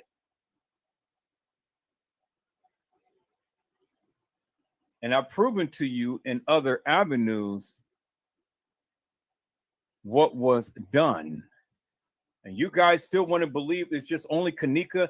They did all of this stuff, set up all of this stuff just to track down one girl in the hall? Really, peoples? Really?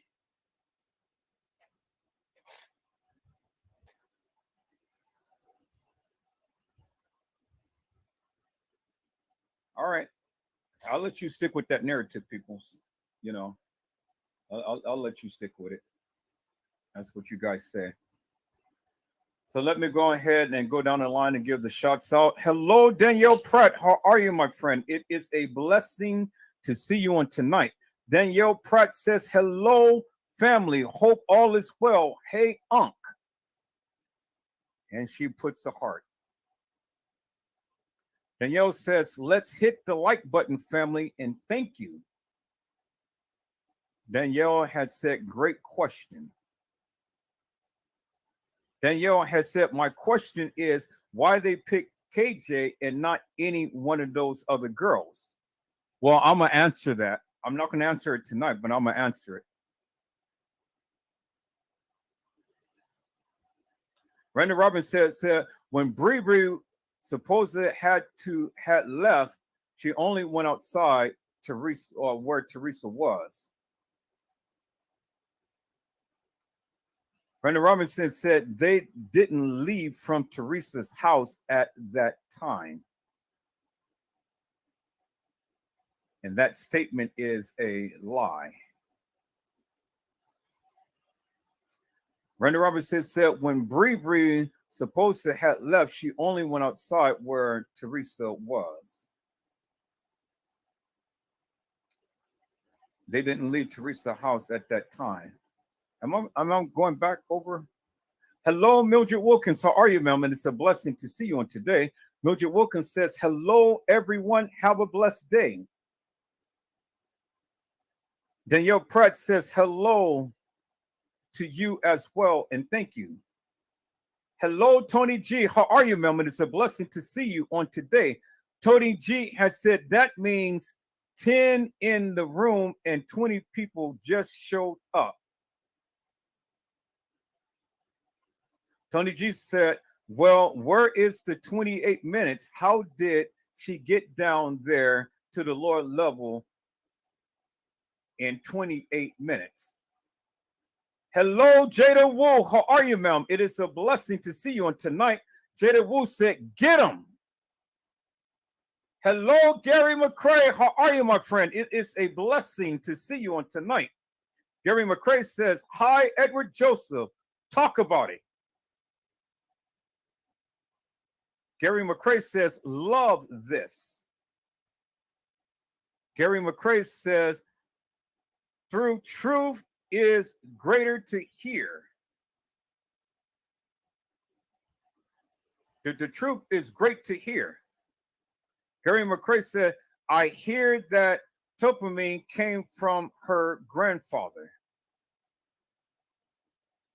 Then Daniel Pratt has says, let's go on. Facts, facts, and more facts.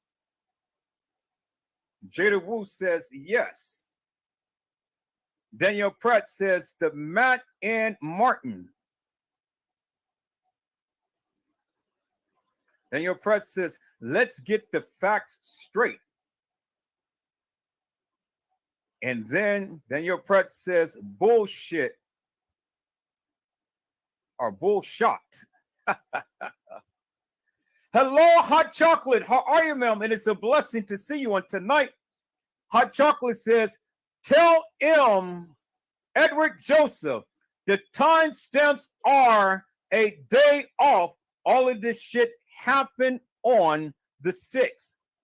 And I've been trying to tell them, but nobody wanted to listen. I bet you everybody's listening tonight.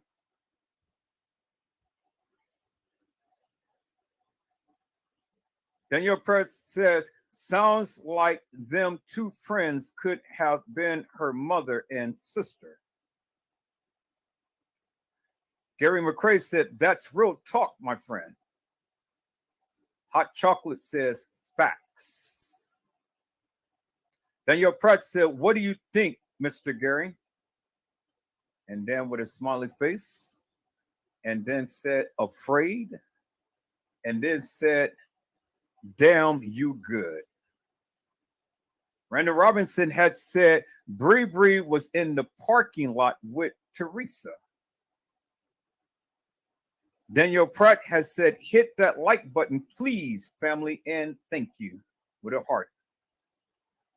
Gary McCrae says, I'm not afraid of that truth. I've seen X's out everybody's narrative down to that truth is what Edward Joseph speaks. Danielle Pratt says, yes, Teresa has been there the whole time. Gary McCrae said, that is so sad to this very minute. My heart still cries for Kanika. I'm still hurt, y'all. And I am too. My heart, Gary McCrae, it bleeds. It really does. Because, see, my thing is for the people who proclaimed that Teresa Martin did not know anything or did not have any part of this, and then consistently saying that these girls and this young man are her biological, prove it. Prove it. That's all I say. Prove it. I don't want to hear and see all of these little fake pictures and stuff like that. Just prove it. That's it. Prove it.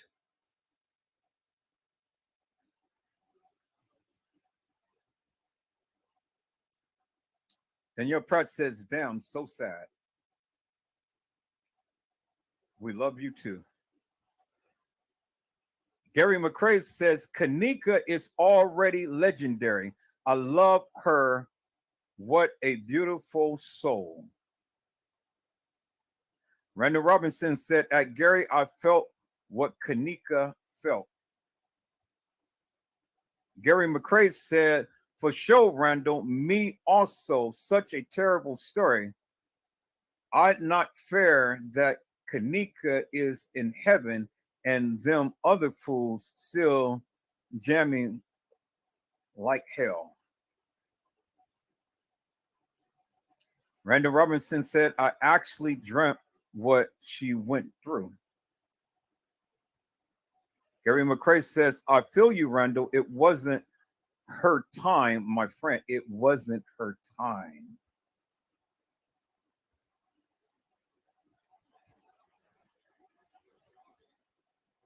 It wasn't her time.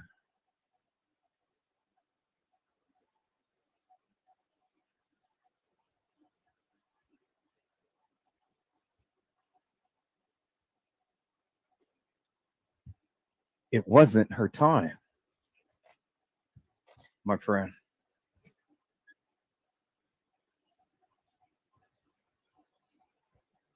This is why this case has literally touched the hearts and minds of the masses.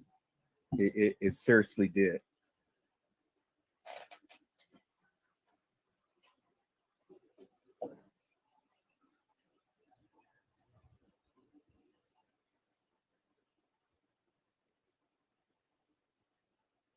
People can't really understand why I talk about this case and why I feel so much about this case. And I've heard every story. I heard everything under the sun and then some. But I simply just say this, peoples. I simply just say this, you know, and I get it. Everybody's got their narratives, everybody's got their beliefs and things. But see, peoples, regardless of all of that, what doesn't lie is the simple fact that you can't even explain what I just explained. You can't. You can't even explain it. You can't explain why they changed the time, why they put a different time for the family being down there. You can't explain why all of the chopping of the videos. You can't explain why all of the editing of the videos. You can't explain a lot of things, but yet you say that you know everything about the case. You can't explain it. And if the kids were as honest as you guys proclaim, but then all of these narratives that they gave should line up.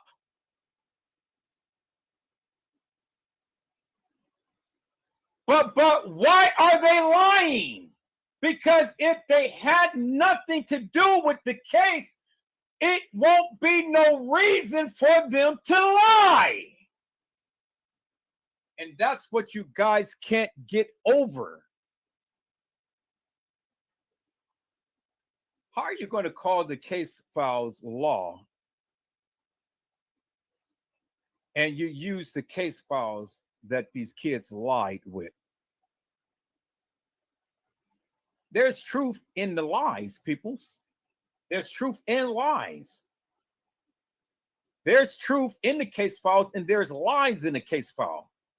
But when the case files line up with what you're seeing depicted on the video footage, well, then it's no longer a lie, peoples.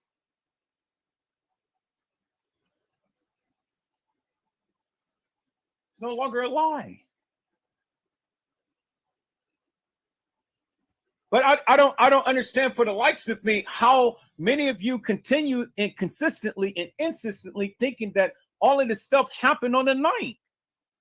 I know what you're going to say. Well, it's in the courts, and you know the court says this, the court says that. Well, people's President T had did a lot of shit, and the courts had said this shit, but he's still getting away with shit. So don't give me this court bullshit. Even the Supreme Court is siding in his favor. So don't give me this court shit that, well, just because the court's got it, that everything is going to be actual, factual, and true. Peoples, if President T can get away with this shit, what makes you think that this corrupt village can't get away with shit? So save me the court bullshit. because this has been going on for the end of time. That's why they are putting into go ahead and impeach 2 justices of the Supreme Court. Do your research. They just talked about it today. One of the congresswomen had put in for an impeachment. Now we're going to see what the DOJ, if he got some kahunas and if he's going to follow through with the inquiry to get those motherfuckers and to hold them to account. It's time to stand up and be real and be accounted for peoples and stop playing tiddlywinks. Because anything that happens, the first thing you guys, it's amazing how you guys got a rebuttal to everything. But now, when I shot my shot tonight, you guys ain't said not one word, literally, not one word. Oh, Edward Joseph, no, you're wrong. Really? Really? I'm just showing you what's in the case file. What you did not read.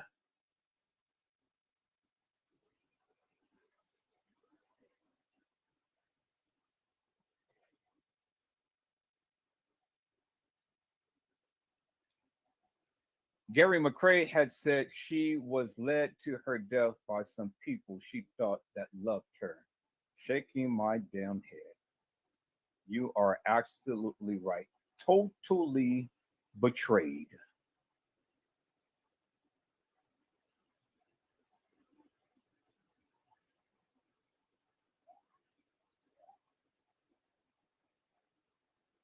Gary McCrae said, Miss Teresa, is not about you, it's about Kanika. Randall Robinson said she knows she looks guilty. Gary McCrae says, laughing my A off.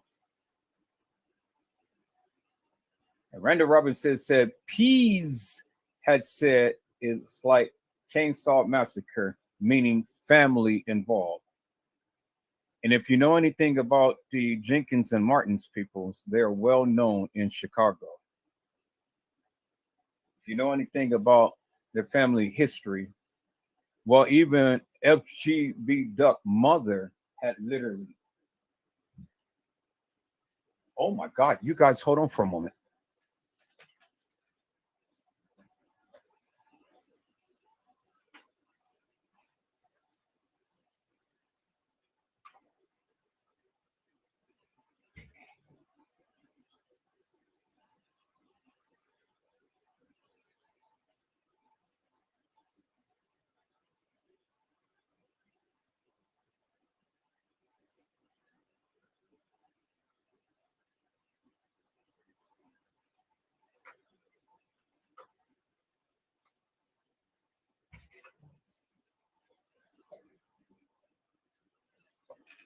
Wow, it looks like they got every cop in town down the street. They got the helicopters and everything. They got about 2 helicopters and they're flashing their light, you know, because all I seen was just light going across the sky. And I'm like, what's going on here? They got damn near every highway patrol, city police, everything down the street. Something's happening, so it ain't my business. I'm standing in the house. It ain't my business. So hey, don't poke your nose out, because that's what they do up there. But see, people's, you know, and I'm going to tell you this. I get it. Everybody has taken a stance in this case and things, and you don't have to take my word for it. You don't have to believe anything that I say. You really don't. And I'm not asking you to, peoples. I'm not asking you to. I told you what I was going to do, and I did exactly what I said I was going to do. I was only going to go by what they said, and that is what they said. Clearly, it's in the case files. It's what they said, and it's more to come, peoples. It's more to come. So you can believe that this stuff happened on a night. You can believe only Kanika was commandeered. You can believe your narrative. You can believe that all of this stuff has taken place in a 1 or 2 hour window. You can believe it, but the case files and the narratives that they gave totally conflicts with each other. The video footage totally conflicts, and it complements as well, because there is truth and lies. They've been telling you for the longest time that the times is different. It's not what you think. That's why, and me and my friend, we was talking about this today. That's why they had literally used the UCT time and the regular time. It's to throw you off.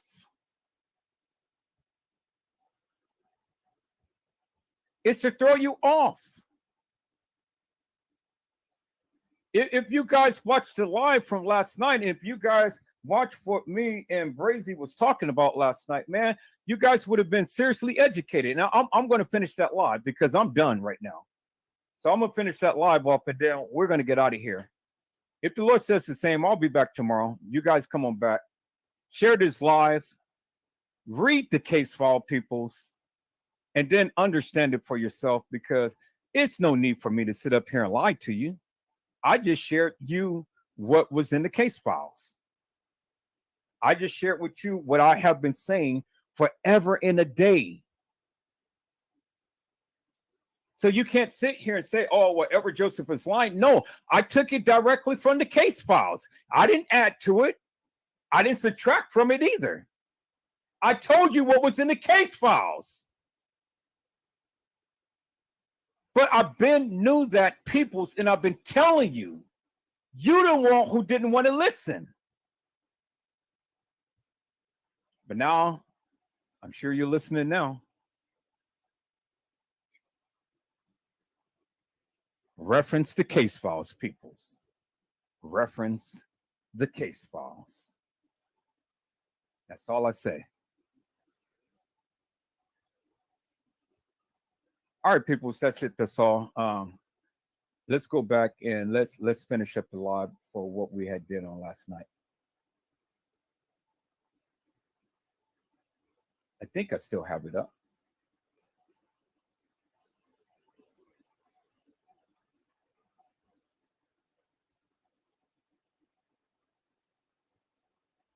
Yep. Working with videos can be frustrating. Well, luckily. All right. We're gonna finish that up, people. Y'all go back and listen to this, because this was a damn good live. And if the Lord says the same, I'll be back on tomorrow. Thank you, everyone in the chat, for coming in. I greatly appreciate you. Love you much from the bottom of my heart. I'm glad that you guys continue to hang in there with me. I greatly appreciate it, because, see, like I say, peoples, I can only give you what's on my heart to give you. That's it. That's it. That's all. No need for me to add anything. No need for me to subtract anything.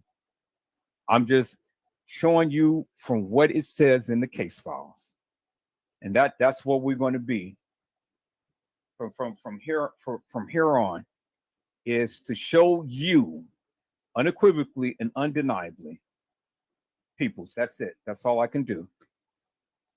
Is that all right, peoples? All right, peoples. Let's go ahead. Let me share my screen. I got to get in here and mop the floor and stuff, and wash these dishes real quick and get me something to eat. It's almost to the 11 o'clock hour, but I wanted to leave you guys with a little something things. But all of you who's watching in the bushes, thank you so much. I hope you learned something. I really do. I hope you learned something. You know, because it ain't about me trying to bolster any claim or anything. You know, it ain't me. It ain't about me trying to make it seem like I know everything about this case. I'm just like you. I'm just learning a lot like you, but I know what I know, and I'm showing you what I know, and that's all I can do. I mean, if it goes against your narrative, it goes against your narrative. Well, then you help me to make sense of it, because I've only can give you what was given to me. That's it. That's it. That's all. Watch the live from last night, and then watch. I mean, well, you already watched this live tonight, and then watch the live from tomorrow. I'm not here to try to shake my coattail and trying to think that I'm all of this and that in the cup of tea, and you know I'm just here to talk about this case. That's it. That's it. That's all. And I'm only here to just give you what I can give you. Is that all right, peoples? All right, let's go.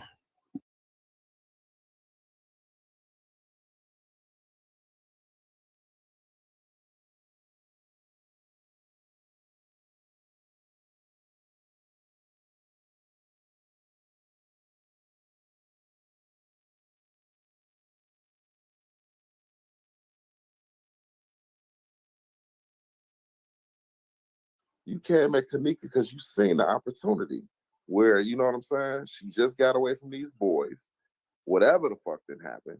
And if it wasn't no opportunity that you seek, somebody gave you the okay to go ahead and pull it with her like that because they was done with her. But I believe he targeted that girl. He had to, because he's down there with her. But see, what the killer part is just show you you're not gonna sit back and just instantly come at her like this. You was watching them on that camera. You see what I'm saying? You was watching them. You can't make Kanika because you seen the opportunity where, you know what I'm saying? She just got away from these boys, whatever the fuck that happened. And if it wasn't no opportunity that you seek, somebody gave you the okay to go ahead and pull it with her like that because they was done with her.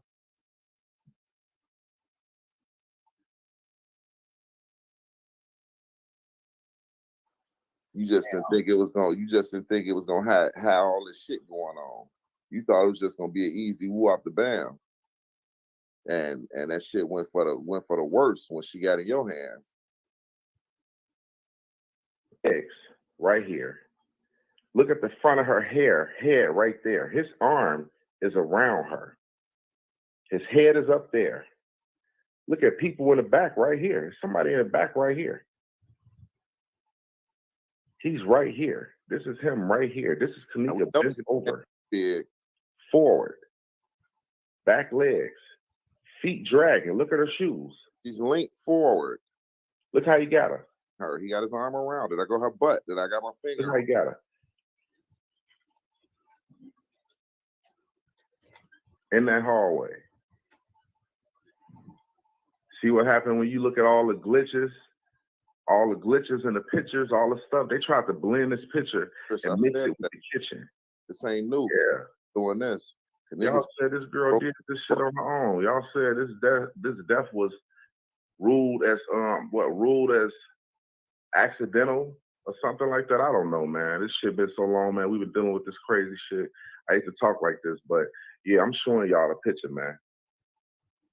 That's her, right? Wow.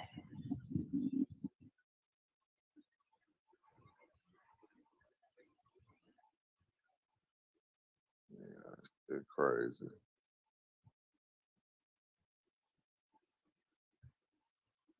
What's crazy is I got all this shit on my channel. I got all this shit on the channel. It's just like I say, a lot of shit get overshadowed because you got so much shit going on with this shit.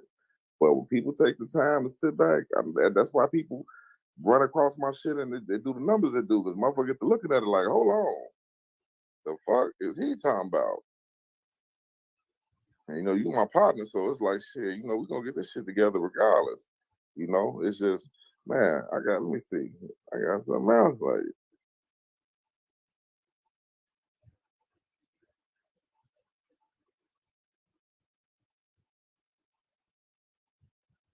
they played with that time to throw us the fuck off.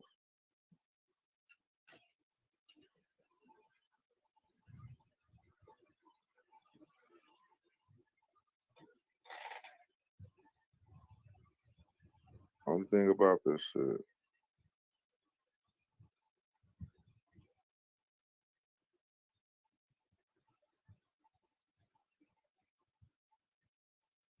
Man, I was gonna say, if you want to find some information about Kanika Jenkins, the real Kanika Jenkins, I got her grammar school picture, her class picture, 6th grade picture. Shit, call the school.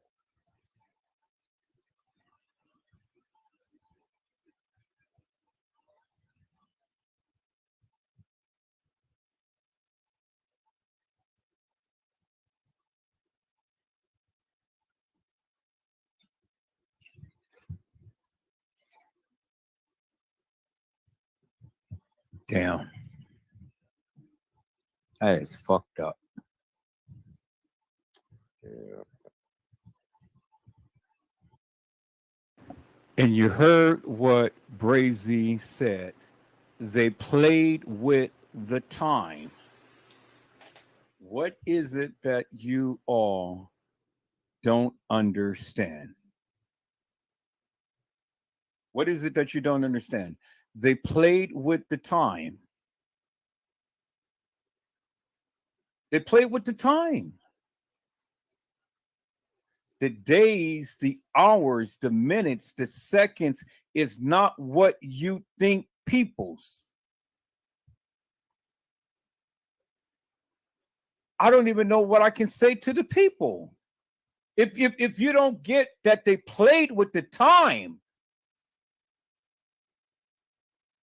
don't you know that this establishment had more to lose than what they gave up?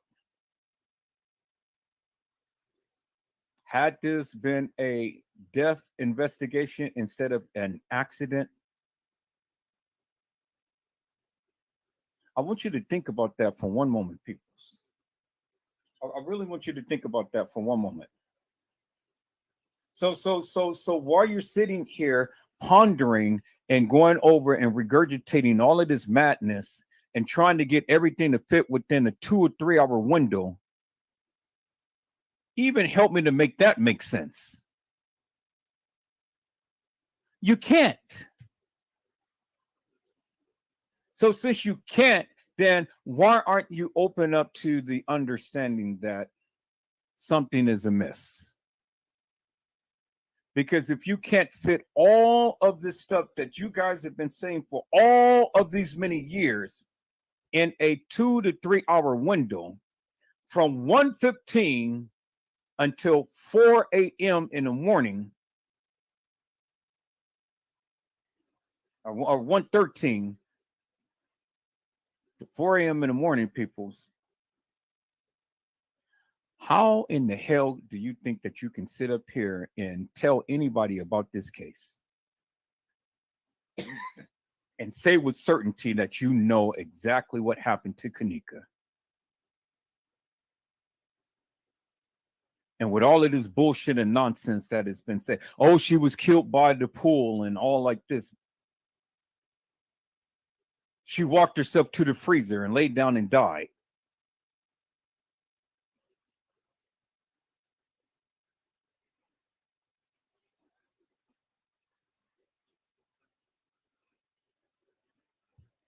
The evidence is in your face, people. So wake up. They played with the time. If you don't understand just the basic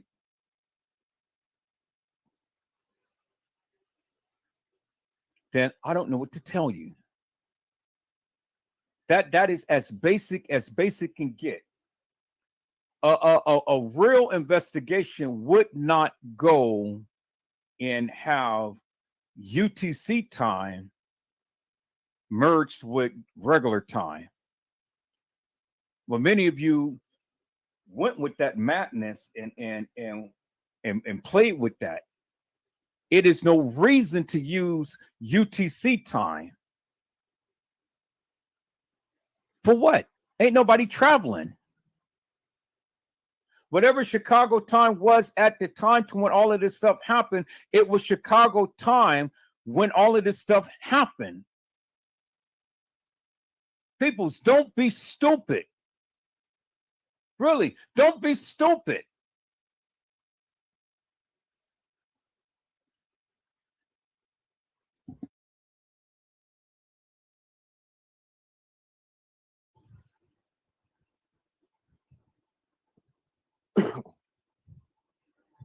That's why I say Teresa knew. Oh, Edward.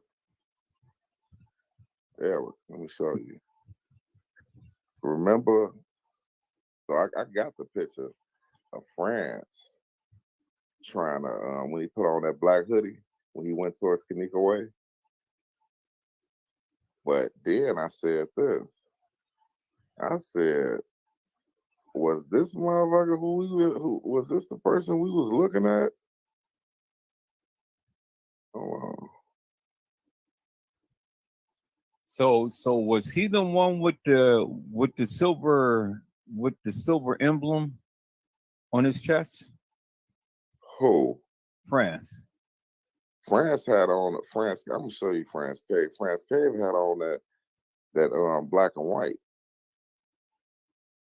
Who was the one who carried her? I think France Cave is the one who carried her. So he had to have the silver emblem on his chest. I think so. I think he do from one of them from like that the little security sign. Yeah. Oh shit. Oh damn. I owe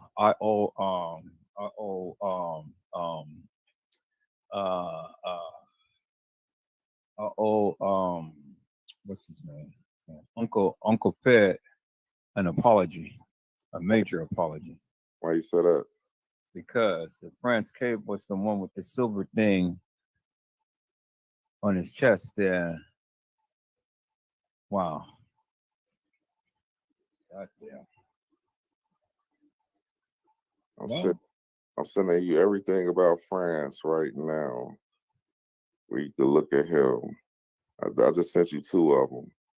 What then? No, it couldn't have been France because France got hair. Yeah, France got hair on his head. So who was the bald-headed guy? The bald-headed guy is the maintenance man with the big beard. So some bald-headed guy was the one who was carrying Kanika. Okay, so could this be the bald-head guy that's explaining how she yanked away from him? So there was somebody in a black hoodie. There's a bald-headed guy. He looked just like Carl Nesbitt. Oh no. I know what you're talking about, that scene, but people was taking that J Money scene and him being in that kitchen and manipulating it, making it like Carl was in there. So you think that they manipulated that photo? Yeah, they make it seem like he was carrying her. I can send you every picture of Carl Nesbitt right now, what he looked like right now, what he looked like back then. So if that be the case, then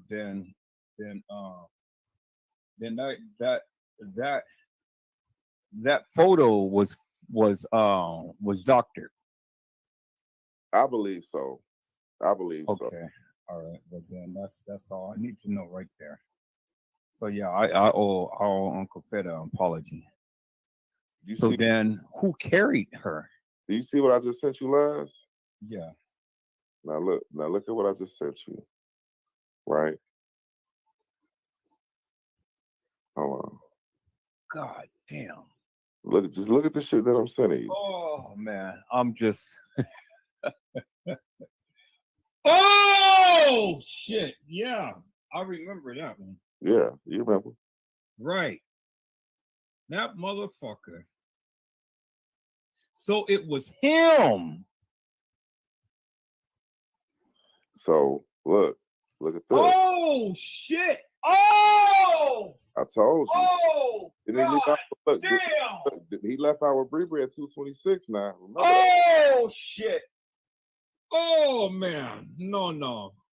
Wow, that motherfucker.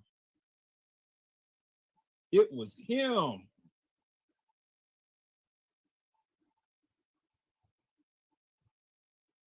Now it makes much sense. God damn.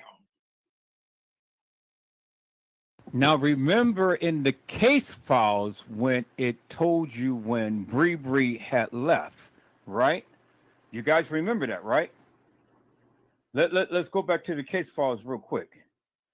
Remember in the case files, it had told you when Bree had left.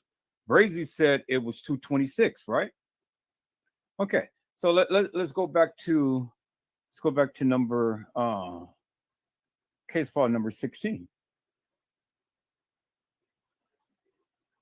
Case file number 16. Okay, so let's go back to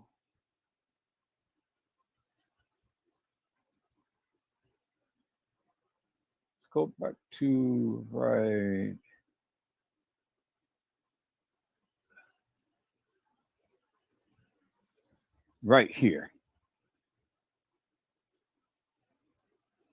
Okay, y'all remember that, right? Okay, it says Bree stated she left the party at approximately 2:15 to 2:30 hours. Brazy said it was 2 what? Let's rewind that back to see what Brazy just said.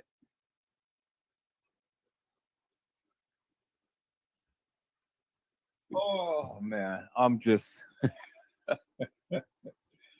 oh shit. Yeah, I remember that one. Yeah, you remember. Right.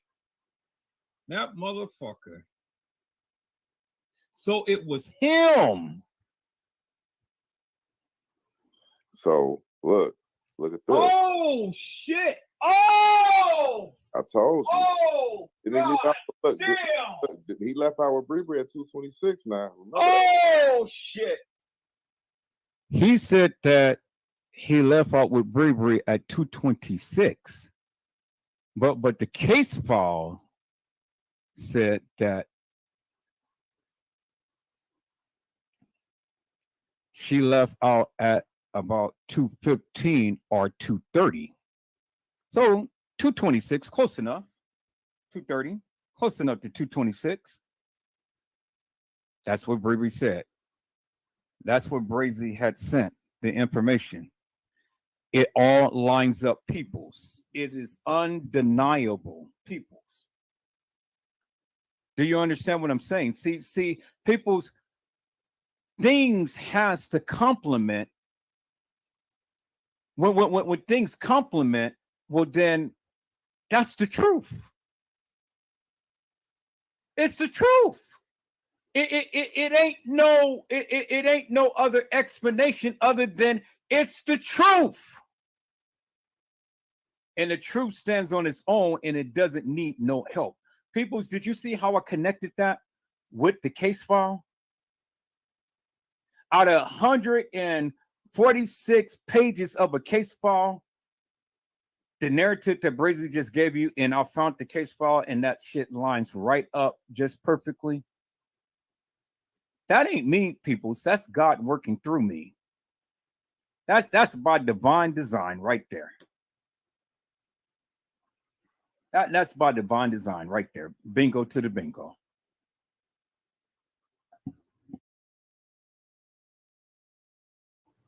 Oh man, no. Wow. That motherfucker.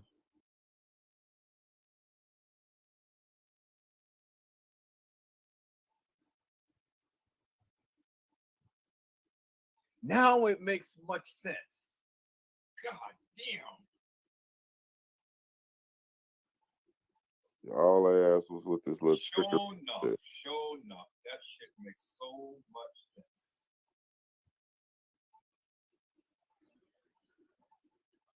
See, it was a lot of covering my own ass type Oh, shit. wait a minute. Is that the guy from is that number 3? The other guy? The one in the beige pants and the blue shirt?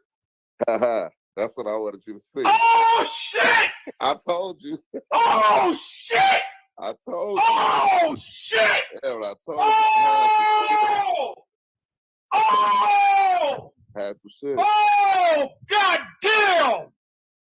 God damn! Oh shit! There it is!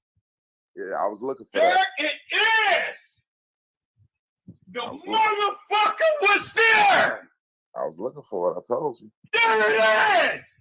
Oh shit. Wow. That motherfucker was there. You could tell it's him, can't you? Yeah. Okay. That motherfucker was there. Oh my God, man. Look at And you. this is how I feel like he even got involved with the case. You know he is. Because he was there. He was there. And here go France. He right behind France when France going down there at 229. So, oh shit. That explains it, man. That explains it. That explains it. That explains it. That explains it. She said that he was there. Yeah. She said that he was there. So this makes me She wonder. was the one who called him out. Nobody didn't know. That's why Teresa Martin did not want to give up her phone. I said She that. knew. I said that. I said God damn, she knew. Oh, fuck, man. we was looking for that. That's what we was looking for. Man, look at here. God damn. Hold on. You ain't posted, did you? No, I ain't posted. Oh, okay, yeah. No, I ain't posted. No, No, I ain't giving it to everybody right now. Fuck that shit. I told you. Look, I found that motherfucker, right? And I said, hold on. You got his ass. You got his ass. I said, I'm gonna get him. I said, this gotta be him. You got his ass. Look, I had did a video and said, where you at on this footage? Let me find you. You got his ass right there. Clear as motherfucking daylight. Clear as motherfucking daylight. Yeah, man. His ass is right there. Clear as I knew he had to be on the video footage because they said that he was there. I was fine. I kept looking for it. I said, where is he on the fucking? His ass is there. And he right there. God damn. And we got a picture of you and everything, dude. Oh shit. Man. Wow. That is incredible. Trey Gang and all of these motherfuckers ain't got shit. No. Motherfuckers is lying up a goddamn storm. Look, they lying so bad, but it's like you can't compete with all these motherfuckers lying. You just gotta have your shit and tuck it and when it's time to bring it out, bring it out. You know what I'm saying? Man, look at here. This is it right here. That's why I made that post the other day. I said, I'm gonna sit back and watch all these lies these YouTubers doing, and I'm gonna pop out with some shit. Because I know what I'm sitting with. Wow. Trish, we ain't gonna post it. We ain't gonna post it. You know what I'm saying? But please keep your ear out. Please look for the notifications, because when that shit get ready to hit the fan, it's gonna come out. And that shit, we got everything from years lining up, looking for this. God damn, I ain't gonna lie, I've been looking for this man for 4 years. That nigga is right there. And it took clear as motherfucking daylight. I had to keep finding footage because they took away footage and they brought back footage. So my motto is, let me keep going to the old footage because I know he gonna be there. I know he gonna be there in some of this old shit. And I found this ass and I just stored it and I kept it. And shit, here we go. Shit, we looking at it. Wow. I'm thinking you talking about something else. You spotted that shit quick. I said, you gonna spot him as soon as you see him. Oh, I know. Hey, I know. I know. Man, I told you I got eagle eyes. I know. And look, they side by side. Ain't that a bitch? I said, God damn. When I saw that, I said, this motherfucker right here. That nigga right there. So that means that they knew the play. Remember I said, what if France bumped into her with him? Oh, fuck. Or what if he seen on footage her with him and knew the play? Like, yeah, this they come up here and do anyway. They knew the play, man. God damn. They knew the play. Big time. It was a reason Teresa wanted that. They want that phone. It was a reason Lenora. It was a reason she looked puzzled when they asked her, "Did you make a call that?" Yeah, you was puzzled. You was shocked when they said that. Ooh, Hey, look, she ain't friends with me no more. She never liked me either. Shit. Hey, she ain't friends. Hey, I'm sorry to do it, but baby, it's in the case file, baby. You asked for, you told them to look for him, and we found him. So what the fuck? You know what I'm saying? It's like shit. Look, when I told her, she blocked me. I'm like, ain't this a bitch? Guilty as a motherfucking sin. But see, the reason I never sat back and put Teresa towards this because I felt like she didn't know. She knew the play. No, Teresa Martin was listen. all in this shit. This is the thing. I felt like she didn't know until Lenora had to tell her. No, she knew. Because think about it. If they're at Lenora crib kicking it and they politicking about it, Teresa don't know. Teresa fresh out the hospital trying to get some rest. You know what I'm saying? And had this major surgery. She been in the hospital for probably a couple weeks. She don't know what the fuck going on. But now now you got to tell her. No. Well, no, she had to know because that's the reason why she didn't want to give up that phone. No, but this is afterwards. You see what I'm saying? This afterwards. Now, once the shit did hit the fan, you gotta tell her. Now they don't want to give the phone. You she gotta tell her. This what made me feel like Lenore. This is why you went down there so gun ho banging on the doors, because you knew. Yeah, she knew. You didn't know. You didn't know it was gonna happen like that. You just knew it was. You just knew who she was around. Well, wait a minute. Wait 1 minute. Wait 1 minute. So, okay. Now we know he's there. So the rooms 927 and 928. Who rooms was those? Could he have been in? He had a room. He was there. He was there. He told the police that he already talked to somebody. He ain't got to talk to nobody else. And he was going back out of town. He was there though. And as you can see, we got him right there. Exactly. So would he have been in either one of those rooms? It would just only make sense for him to be close. We got to keep pushing it and seeing, because it's like, of course we'll never see, you know what I mean? But you don't come up in a case file, my dude, and then it's the sister who's calling you out, right? And you in a goddamn picture with friends. You see what I'm saying? Let's make it make sense. At the time where she's getting like, did you get him because something happened with her? You know what I'm saying? Did you go get him, or make me know what's going on? Wow. Because look, there it is right there, peoples. Look, right there in your face. This is what we're talking about. And this is what Lenora had said. The complainant also stated that the listed contacts number 3 and 4 was from out of town and were attending the party at some point of the evening. Bingo, right there. Mm-hmm. Caught that motherfucker red-handed. Red-handed. And she the one who said it. Yeah, she said it. Trish, you know what we talking about?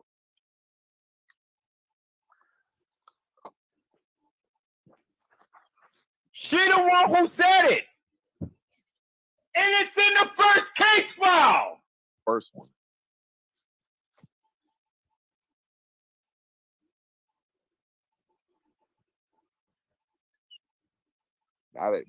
Now you see why they sealed all that shit up. We don't need to unseal shit. Motherfucker to read this shit. Wow. Shit. Man, look at here.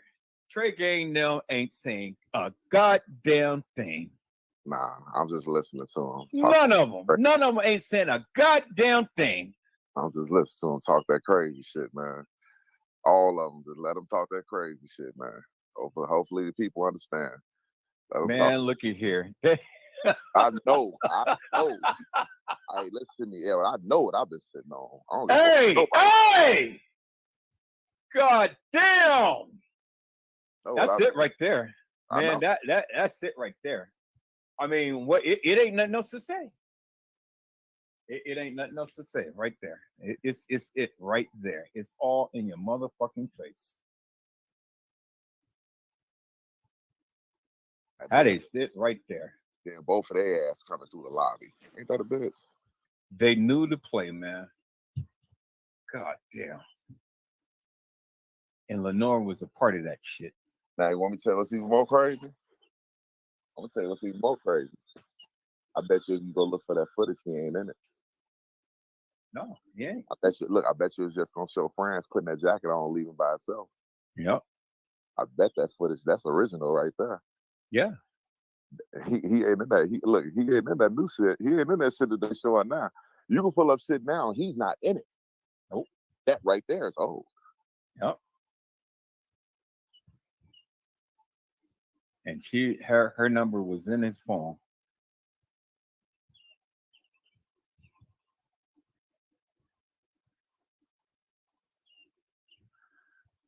Wow. God damn. I know Those that's motherfuckers set her up big time. She knew the play. Lenore Brie motherfucking ass, man. See, to me, I felt like it's like this. They not knowing nothing gonna happen.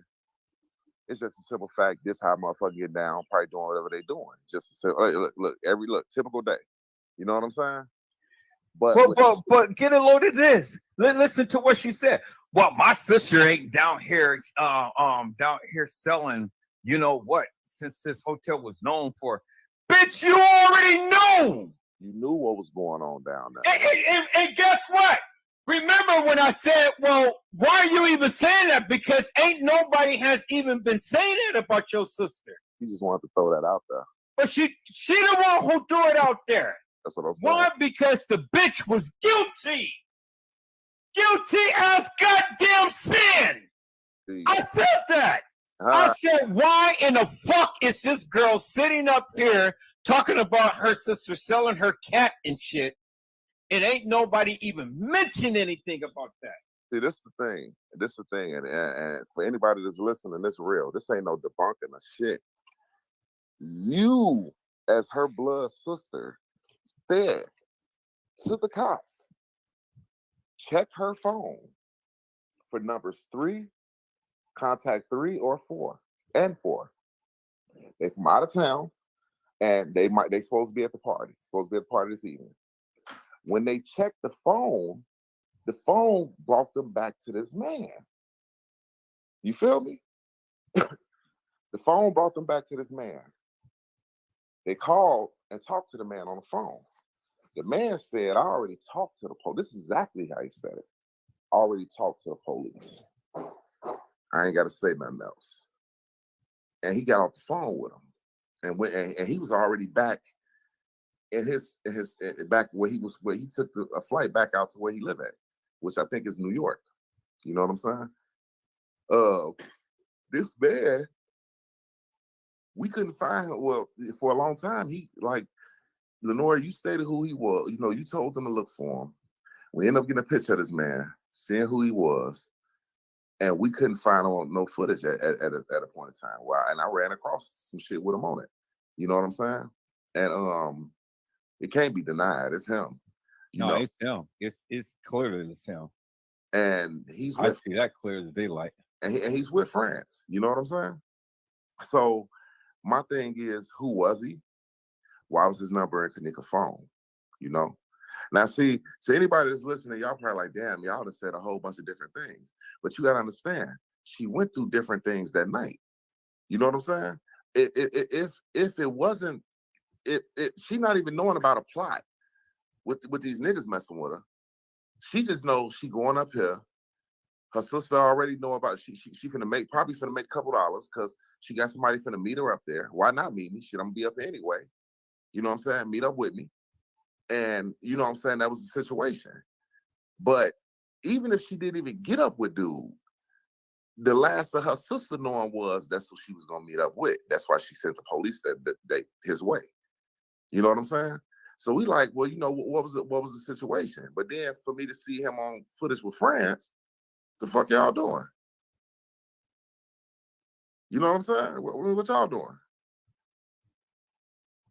So, like I say, now you got a lot of people that's, if you got the ones in the bushes that's really listening, you know, the haters. Oh, hell yeah, they listening now. Right now, what they doing is saying that a motherfucker lying, and they finna try to double back to find some shit. Find it, because this ain't nothing I doctored up at all. That's fine. Let them try to find it. Hey, look, this ain't nothing I doctored up. This ain't nothing. This is literally footage, a screenshot of some old footage. And he's on there. This literally seals the deal right here. Literally seals the deal right here.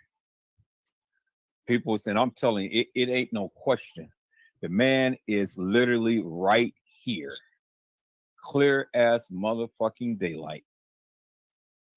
No question whatsoever. Now, I don't give a fuck who talks about the goddamn Kenneka Jenkins case now. You know, shit. That's it. Listen, now you see why I sat back the way I did and really just folded my hands. Like, you know, we talk about this shit all the time, man, especially since we've been back talking.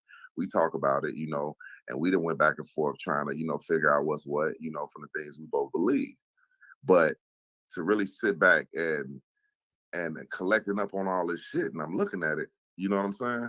Right now, we talking about other cases right now, you know, but just to put a nail in the coffin for what needs to be understood, since everybody out here talking this shit, you know what I'm saying? When it comes to this case and it's lies, and this just being real, this coming from that's both ends.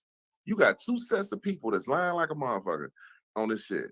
You know what I'm saying? So majorly, this right here puts the nail in the coffin for what's going on in the case file, all the way down to how they fuck with that time, all the way down to, you know, like I say, Lenore talking about this person, you know, it's shit. Come on, man.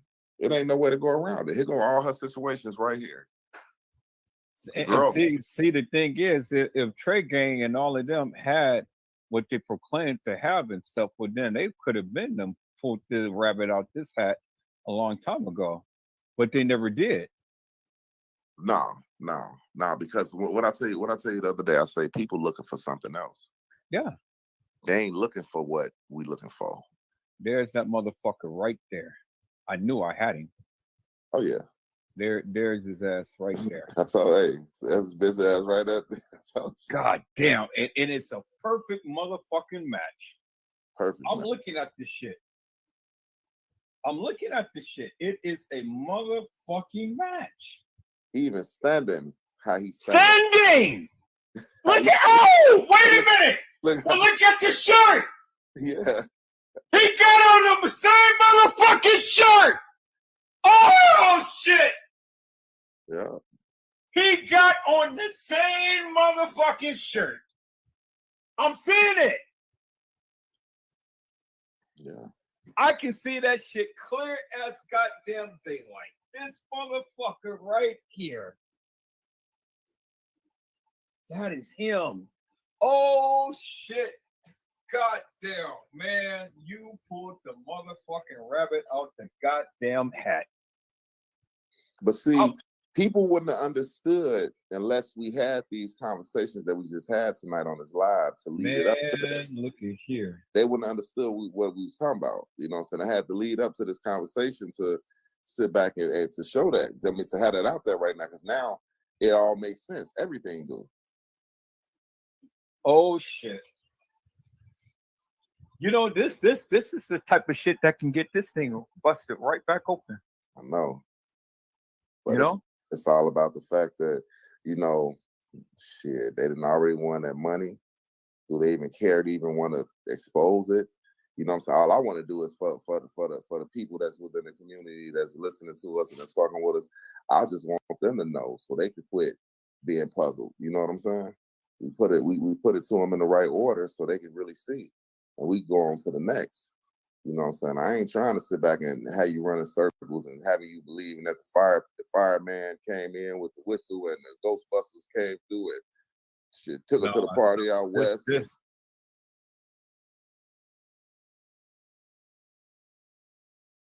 This seals the deal right here. This is the shit right here. This is the shit right here. I don't give a fuck who talks about what about the goddamn Kenneka Jenkins case anymore. I don't care about King Rob, Chosen King, and you know who and all of these motherfuckers and Yeah. oh fuck. These niggas ain't got shit. I am convinced. I'm convinced. And you know what's even more crazy? When I was politicking with motherfuckers, we had them brief little conversations. I was finna put them up on this game and was finna, but it's like they would have misused it. They would have took it and, you know what I'm saying, a whole nother way. And I threw it on them a little bit, but they ain't never seen this. Like, you the first one that seeing this right here. And I had this store for a minute, but I had told you a couple days ago I had some I wanted to show you, but you was at work. And I was like, yeah, I'm gonna holler at him. And then we had got off into the thumbnails and all that other shit. You know what I'm saying? So me just going right now, sending you this stuff, I'm like, hold on, let me send them this too real quick. And you caught that shit like I did. Quick as hell. Hey, quick as hell. Soon as you sent this picture, I said, wait a minute. Wait 1 minute. People's there's his ass right there. That's the motherfucker right there that was in Kenneka's phone. That's it right there. I mean, as far as I'm concerned, Kenneka Jenkins on them a little bit, but they ain't never seen this. Like, you the first one that seeing this right here. And I had this store for a minute, but I had told you a couple days ago I had some I wanted to show you, but you was at work. And I was like, yeah, I'm gonna holler at him. And then we had got off into the thumbnails and all that other shit. You know what I'm saying? So me just going right now, sending you this stuff, I'm like, hold on, let me send them this too real quick. And you caught that shit like I did. Quick as hell. Hey, quick as hell. Soon as you sent this picture, I said, wait a minute. Wait 1 minute. People's there's his ass right there. That's the motherfucker right there that was in Kenneka's phone. That's it right there. I mean, as far as I'm concerned, Kenneka Jenkins' case is over with.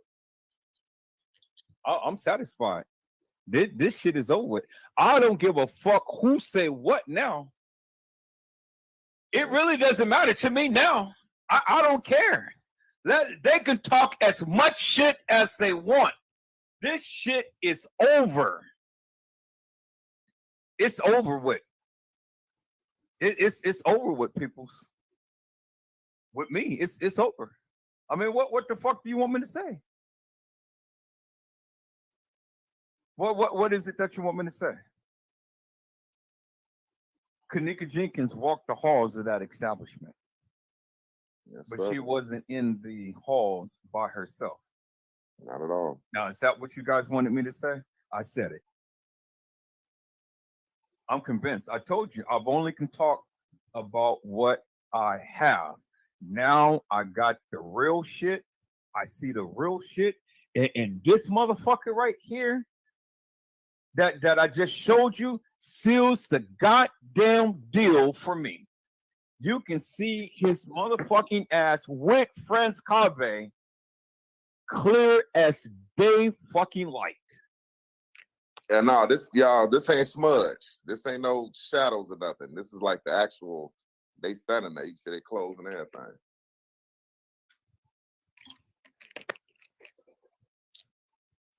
That's it, people. I don't give a fuck. They can talk until they're blue in the face. I'm good. I'm good. I am good. I'm good.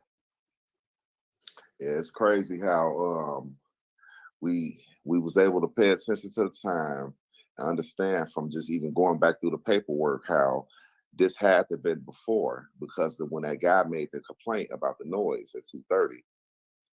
So we knew that Ty Live was going, I mean, well, these videos he posted was videos, and he posted them at a certain time for a reason. Boom. You know, but they was on their own agenda trying to bust her down, trying to get in the, bust her down in the room and all this shit. Whatever the fuck, between being missing for them hours, whatever the fuck transpired, you know what I'm saying? Or even if it didn't transpire, but I think it did, Lenora knew something about that girl meeting up with somebody at that hotel, and they didn't want to state that in the beginning. They took that girl's phone to get some shit out her phone, to take some shit out her phone before they had to let the police see that phone and go over everything. You know what I'm saying? And I truly believe that. And the people who she wanted the police to seek was numbers that she told them, look at these 2 numbers. And when they seeked out to these people, it led back to a certain person.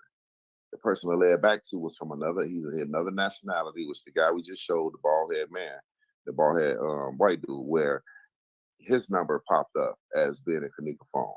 And they contacted this man. And this man said he was there. You know what I'm saying? Didn't deny he was there. He said, shit, I talked to the police. You know what I'm saying? And he was gone. So it's like, in so many words, we can't even fuck with him. And he real cocky. You know, how he even, because it's another report in the case file with them. He had this conversation back and forth with them, but it was real brief. You know what I'm saying? He just left that shit real brief and left it at that. So it made me wonder, you know what I'm saying? What actually went on, you know, and how did she get into the hands of the security? You know, because for sure, this is the thing. For sure, we know they caused her demise. You know what I'm saying? And that's only because we got footage of France pulling at her in the hallway, nudging at her, trying to get her. And then the final photo at the end with him in that lower level hallway with her and that guy with that red on. Because that guy was in the kitchen at 229. Now, my thing is, why is you with Buddy heading towards Kenneka way? Because that's where they was headed.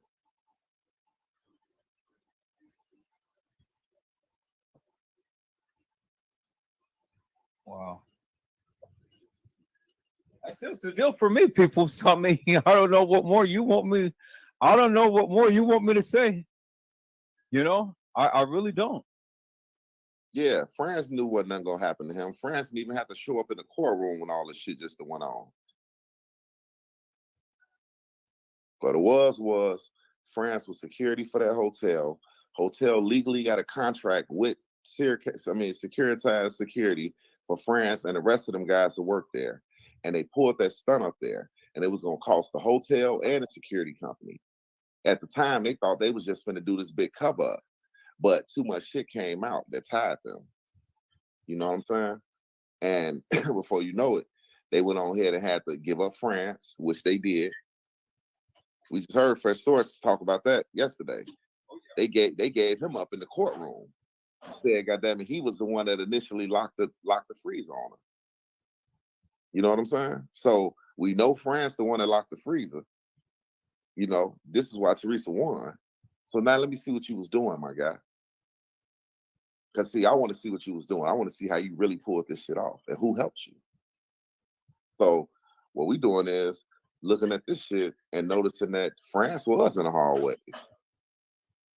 France was in little cuts and little areas in the hallways. When Kenneka walked past, he tried to pull at her and tried to pull her. You see, she yanked away from him.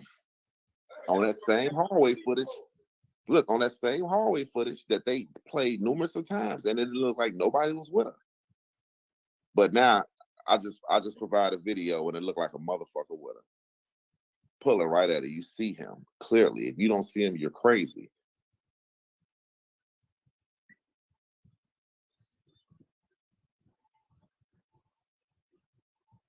Remember somebody made a statement saying Kenneka fought like hell that night?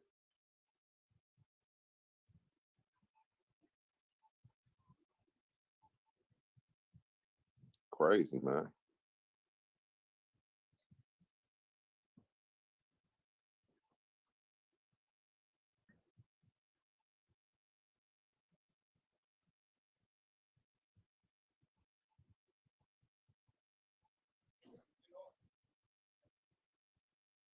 You know something?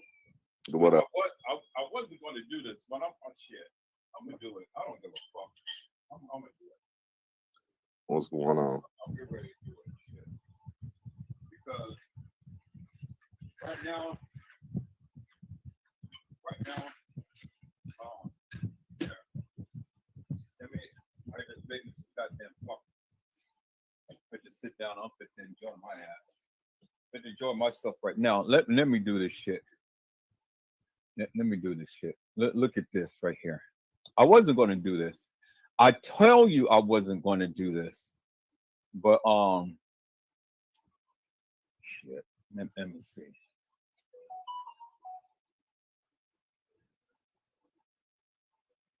What is it? All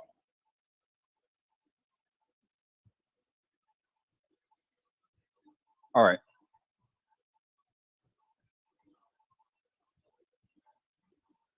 Now look, I don't want to listen to that shit. Let's go here. And then let's look at this right here. Oh shit. You see this shit? Look at this shit right here. It says at John Queer Q 54 keys and Boss Man the Hair Lost Man, and anybody else that has put in real research into the Kenneka Jenkins case, and you tried and you're tired of folks taking our work and using it to twist it to their own narrative. If you're really ready to step up to the plate and put your foot down on folks, what the fuck is she going to say? Because this bitch never, ever had even came close to the shit that you have pointed out tonight. So what the fuck is she saying? She don't, she don't like it because she feel like people under her, But I mean, if you gonna look at it like that, like I say, we had this conversation, Yeah. That's Justice League in there. These motherfuckers put all of this false narratives out here and shit, and ain't even came close to nothing. Absolutely nothing. Because let her tell it, France didn't do nothing, and the hotel didn't do nothing. She walked back there by herself, and she just sat down in the freezer. That's what she said. Or did she say they placed her in there? She don't believe that the hotel did anything to harm her. So I wonder if she's enough. I mean, I'm gonna just say this, everybody got their own beliefs. You know what I'm saying? That she believe. At one point in time, motherfucker had me under their wing, believing the same thing. I had to branch off and leave motherfucker alone and get paying attention to shit. And people that you're calling out is the same people who provided me. So let's get that clear. Same people, so let's get that clear. So if you don't get a response back as quick enough that you're looking for, that's because I'm not just using nobody's shit. I was provided.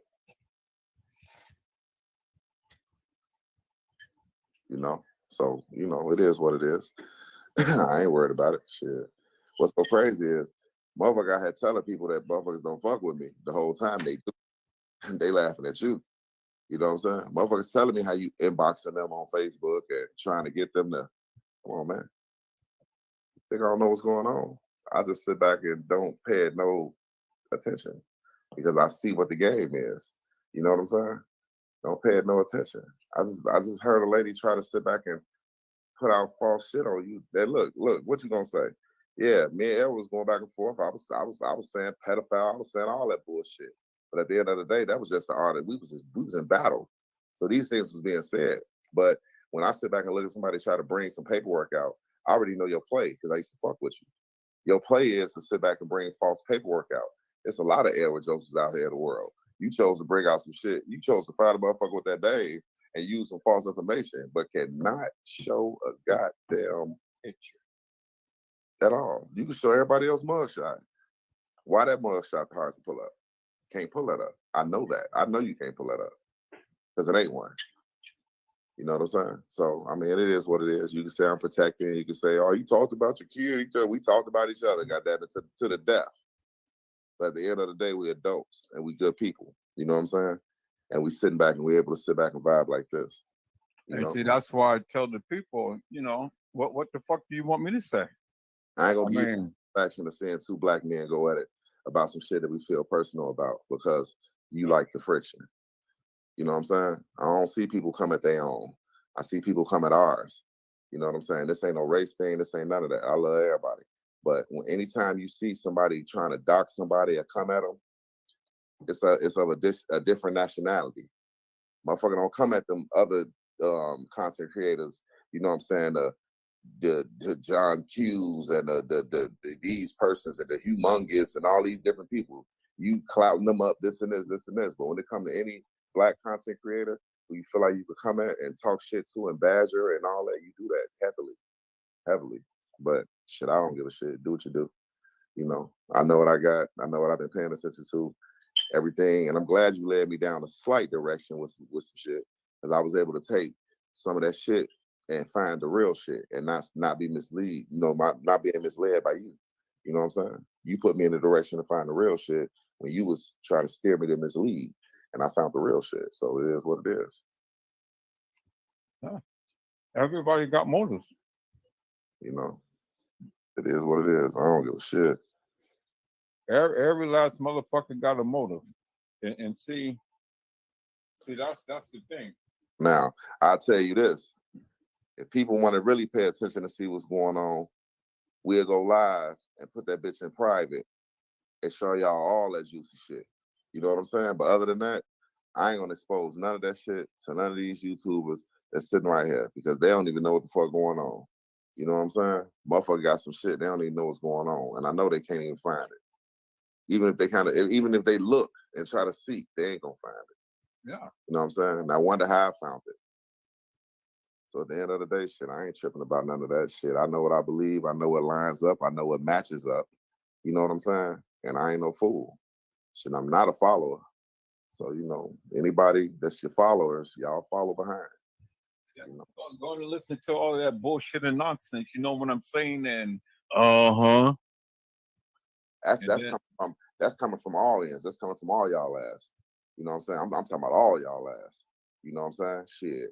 Mr. And that other thing, shit. The one that's making these posts talking about shit, gather everybody up, and shit, Mr. Big Nefarious himself, shit. All y'all motherfuckers in the same pot. You know what I'm saying?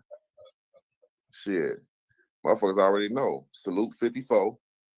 Shit. Solid. You know what I'm saying? Yeah. Stay solid. I don't give a fuck what a motherfucker say. Till she tell me she don't fuck with me, nigga, salute 54. And shit, for the rest of them, you know what I'm saying? That was serious. You know, at the end of the day, shit, it is what it is.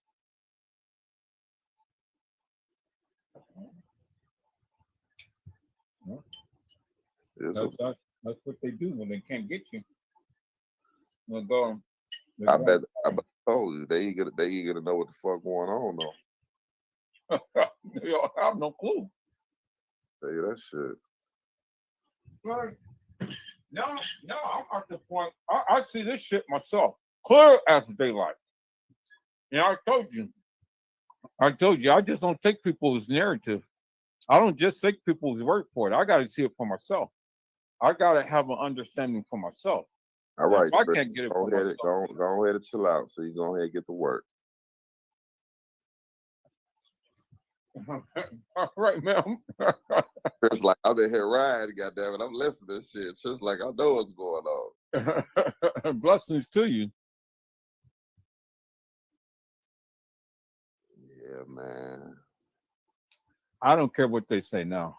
It really doesn't matter to me. Let them go ahead and choke on their own shit. You know why I say that? Because they can't show it.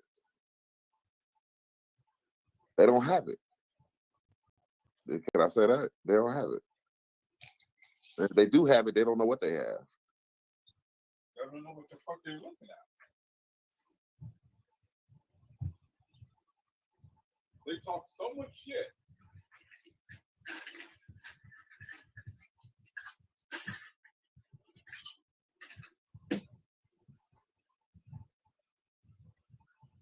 These people sit here and talk so much shit and stuff and say all of this and that and the other, but can't prove a motherfucking thing. See, it's crazy because I was able to get that screenshot from a YouTuber who had a lot of just real shit going on. You know, a lot of good videos, a lot of real shit. But this is the killer part. This guy wasn't talked about then. Obviously, when this person was making their content, this guy wasn't talked about. He's been talked about now, and we know about him now. But then he wasn't talked about. So to have him on the footage is valuable to me because you didn't even know who you had on there. Yeah. You didn't even know who you had on there. And when I seen it, I said, "Oh man!"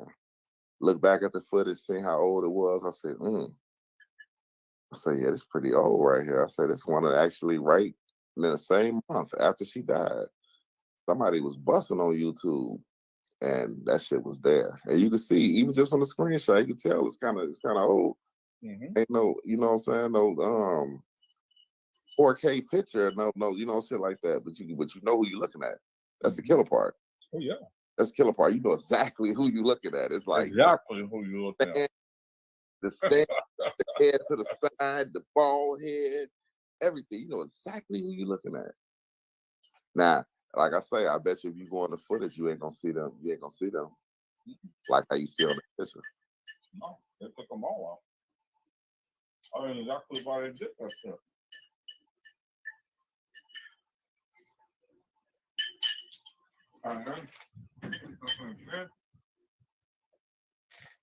But I believe it's definitely some shit though that'll open up might open up some shit. Oh, from these conversations tonight, I guarantee you it's gonna start some shit. Because everybody's gonna take this and they're gonna analyze it, they're gonna break it down, and they're gonna go back and refresh their narrative to the shit that we're saying. Watch. That's why I said we don't drop that shit on them yet. You know what I'm saying? Don't even drop it on them yet. Because motherfuckers feel like they know what's up. I want to keep letting them look crazy.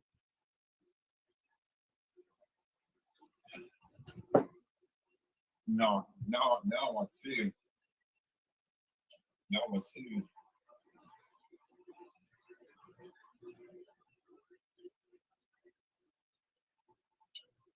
And so see the play is going to be now is well they don't know what they're talking about, and you know what I'm saying, we got this and all that and the other stuff, but no, you just playing Twiddlywinks. You just on the merry-go-round, that's all. Really talking to be talking. Yeah, that's it. Just talking because you got lips. You know what I'm saying? Yeah, that's it. That shit is really it. Like, that shit just crazy. And even the people from way back, when, I'm sure that they're sitting back watching and stuff and kind of like trying to figure out what is what. I know Fresh Short's gonna trip out. Watch. Ooh, man, look at here, boy. She brought him up to me, and I said, "Hold on, I know what you're talking about." She brought him up. Yeah. You gonna trip the fuck out? Watch. So wait. So if she brought him up, then that means baby girl already know what we know. No. See, this is the thing. She brought him up because, like she told you, Brazy, you was around back then. We was talking about all that stuff. So I know you know who he is, this and this. Yeah. But couldn't nobody ever find him. So they couldn't prove that nothing. They couldn't nobody ever find him. Oh man. Oh shit. Yeah, couldn't nobody ever find him. You know, we just sat back with the John Q's and we just sat all around and motherfucker couldn't find him. Old punk ass Brazy.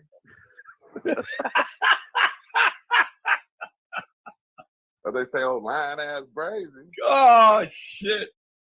You know, hey, like I say, let those motherfuckers talk. You know, that's all they can do is just talk. You know, yeah. And like I said, I ain't got no beef with none of them. I got love. Shit. Yeah. It's just shit. People wanted to be them, to be on some shit where something like this, and like they wanted. It's like, bro, it don't matter where it come from. It don't matter as long as we got it. You know what I'm saying? As long as we got it and we understand. Hey, I'm satisfied right now. This just give a motherfucker ammunition to really talk and put it in perspective for real. And it's like, look, shit, we've been battling for years about this shit back and forth. Mm-hmm. There's no battling no more. No. Got a battle. Motherfucker ain't got to do none of that battling. It ain't no reason to battle now. Shit. It's been revealed. And I told you it was going to be revealed. It's going to be revealed. And this shit is being revealed, right? I mean, it's already revealed right now. That shit is right there. Clear as day. See, I guarantee you, TL won't say another. She won't say a mother word. And see, I don't want the crowd to think that a motherfucker is against, trying to go against or trying to bash. No. We're reading out what it says. You know what I'm saying? It's what it is. It is what it is. Now we clearly understand what the play is. I know. All of this shit came about. I know why they took that phone. Exactly. I know why they took that phone. I'll tell you that shit. I don't give a fuck what nobody talking about. Motherfucker get mad, do whatever they want to say. And this ain't nothing against nobody. I just know why y'all took that phone. Yep. You didn't want shit to look a certain way. Or you didn't want this to be an open and closed case because, motherfucker put that title on something. Yep. But they didn't want that title. They wanted to, play out like it did, but I know why that phone was sucking though. That phone was sucking to get some shit up out of there. Oh yeah. And had that phone not have been taken, then I don't think that things would have really turned out like this. Nah. It would have took a different turn, I think it would have took a more egregious turn than the way that it turned out now. Because the spotlight would have been on somebody else and more so than upon what was going on right now. And then I would have wondered how would he would have taken it.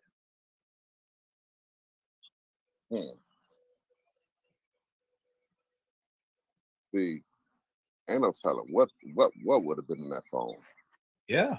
You feel me? Oh yeah. Well, ain't no telling who the fuck that dude was. Yeah. That's the killer. Ain't no telling who he was. But see, to come out with his phone, to come out with his picture and shit. God damn. Yeah, the picture is what kind of set the deal. Yeah. And I just want to shout out Loyalty. You feel me? Shout you out for getting that amazing picture of that dude that was in that lady phone, that girl phone. Although you never found him, you had that goddamn picture, so And I wonder, how did she get it? Yeah. Yeah, I always see, I keep my suspicions because I understand that people was good, but shit, In order to get that, you had to know something deeper than the case. Or you either been working with them. In order to get that, you have to know something as far as, first of all, in order to get that, you had to get that number to even track down who this guy was or who he looked like, what he looked like, because they never posted him in the case file. Right. So just as well as they got the number and they was able to track him down phone call wise, somebody was able to get that man number and track it and see if they get a picture to it or some anything. But just to have a picture out of nowhere, yes, that was provided by a YouTuber. And did nobody else know nothing about this motherfucker but this YouTuber? Yep. And it always stuck with me. That's why I kept it. And now that I kept it, and look how shit panned out, it's like, where the hell did he come from? Even though I see it, and even though now I have him on the footage, you know what I'm saying? I would have never knew what he looked like because Lenore never described what he looked like. No, she just said the number. So for me to sit back and know what he looked like from another YouTuber, you know, I mean, I'm pretty sure if she got an explanation, she's gonna explain it. If she hears talking that shit, she's gonna explain it. But even with you explaining it, it don't even matter now because I got him on that bitch. Yeah.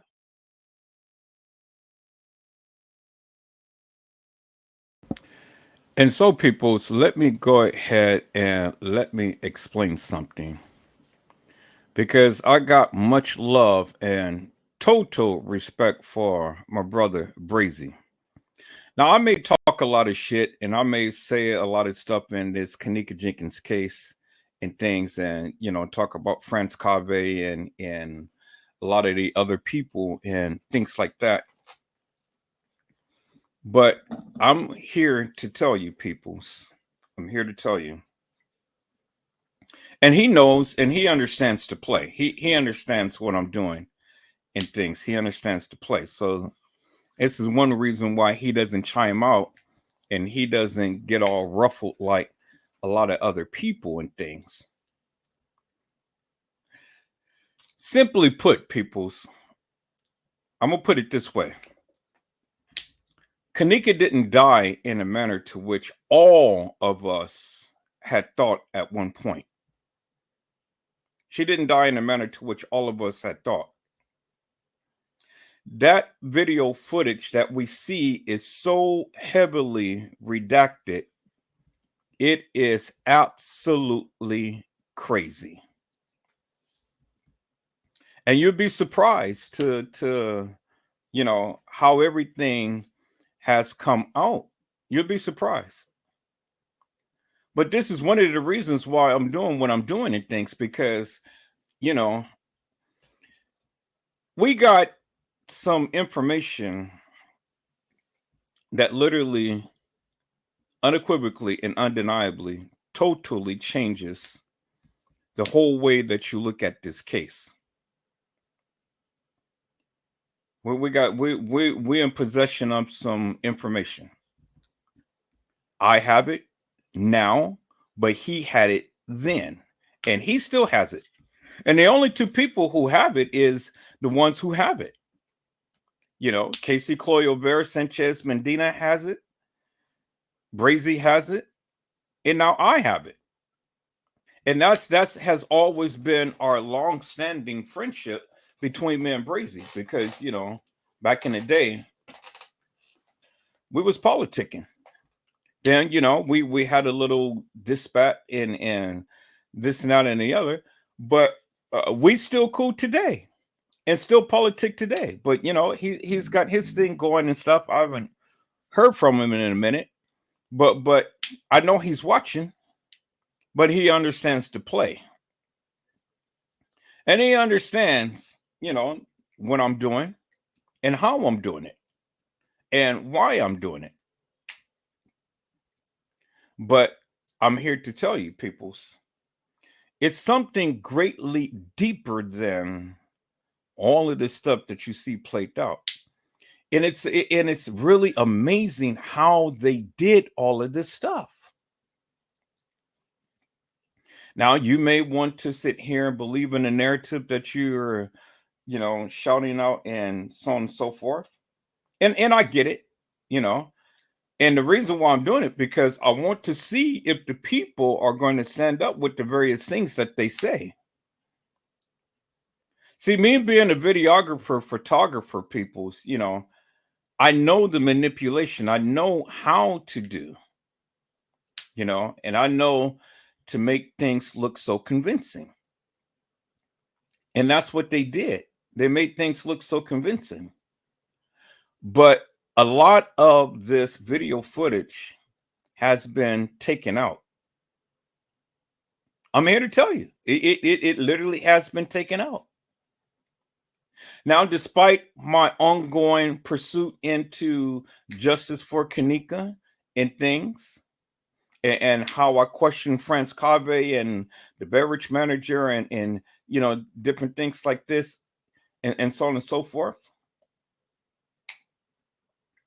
Peoples, if you can ever see what Brazy had sent to me, it will literally change your whole mind and attitude about this Kenneka Jenkins case. It really would. And it will teach you and it will tell you something very important. And see, the thing is, TM, she knew. She already knew. She knew from Jump Street when she had made that statement on September the 6th. She knew what was going on. She knew the play. And all of this stuff that you see play out in this video footage, all of this stuff didn't happen on the days to which they said it did. It made it seem like it, but it didn't happen in a manner to which they say that it did. But, you know, this is our little secret. And Brazy knows. And like I said, we've been politicking for ever since this indoctrination of the Kenneka Jenkins case. So it really doesn't matter what I say and things, because he understands the play. But do you? Do you? That's the question.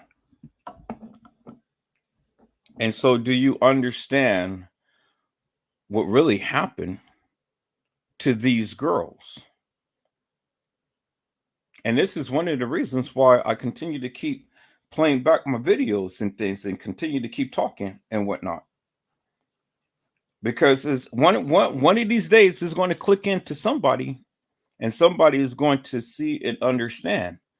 And it's the reason why I'm playing the videos in the manner to which I'm doing. Because I want to get the people to see and understand some things. This is why I keep asking, how did Kenneka get out of Irene's life? Was it Kenneka that was walking the halls of that establishment? Who was with Kenneka at what point in time? When, where, and how did all of this stuff happen? And just like clockwork, many of you tend to follow this makeshift narrative that they gave you. So what I do is what I've always do. Play to play. To see to it if you really know what you're talking about. And like clockwork, many of you follow this hilarious and nefarious fictitious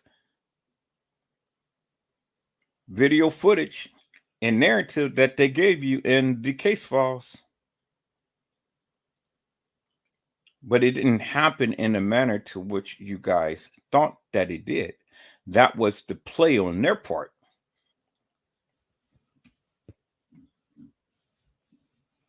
Maybe one of these days I may reveal it, but I'm not going to reveal it until, you know, I speak with him and things, because he entrusted me with this information, and I'm not going to go behind his back and, you know, go show it and things. Because I know this is what a lot of YouTubers has been waiting for. Certain people know and certain people don't.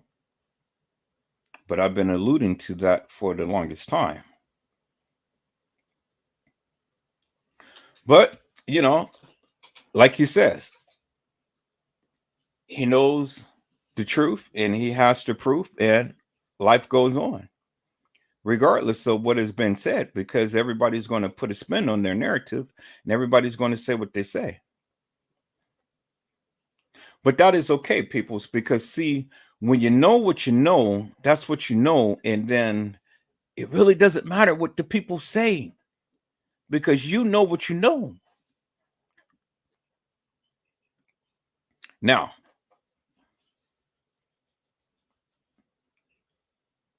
after the beef that we had, and when we connected back together, you ain't never heard me bring up his name and call him hilarious or nefarious, and say all of those things that I had said back in the day and stuff.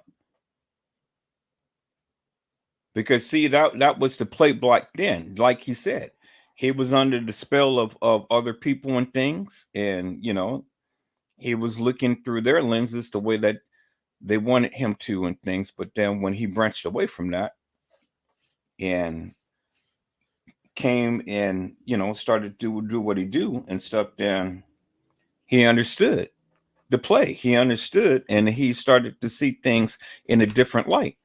Well, that's the same with me. They tried to vilify my name. They tried to put a stigma up on me and say this and that and the other. But my simple thing was, show me anything about me. Show me a mugshot. Show me something. Don't just talk about me, but show me. They couldn't do it. So this is one of the reasons why I never go to try to fight the accusations and things and stuff, because if you know me and you can be able to get all of this information and evidence and things like that and stuff, and you want to put a stigma up on me, well, show me my mugshot. I mean, it's as simple as that. Don't make excuses. Just do what you do. But she couldn't do what she do. But I did what I did, and I found all types of mugshots and stuff. And I put it out there, and I talked about it. And there you have it, So this is what I say, peoples. I mean, you can come at people many type of ways and things, but the bottom line is simply this.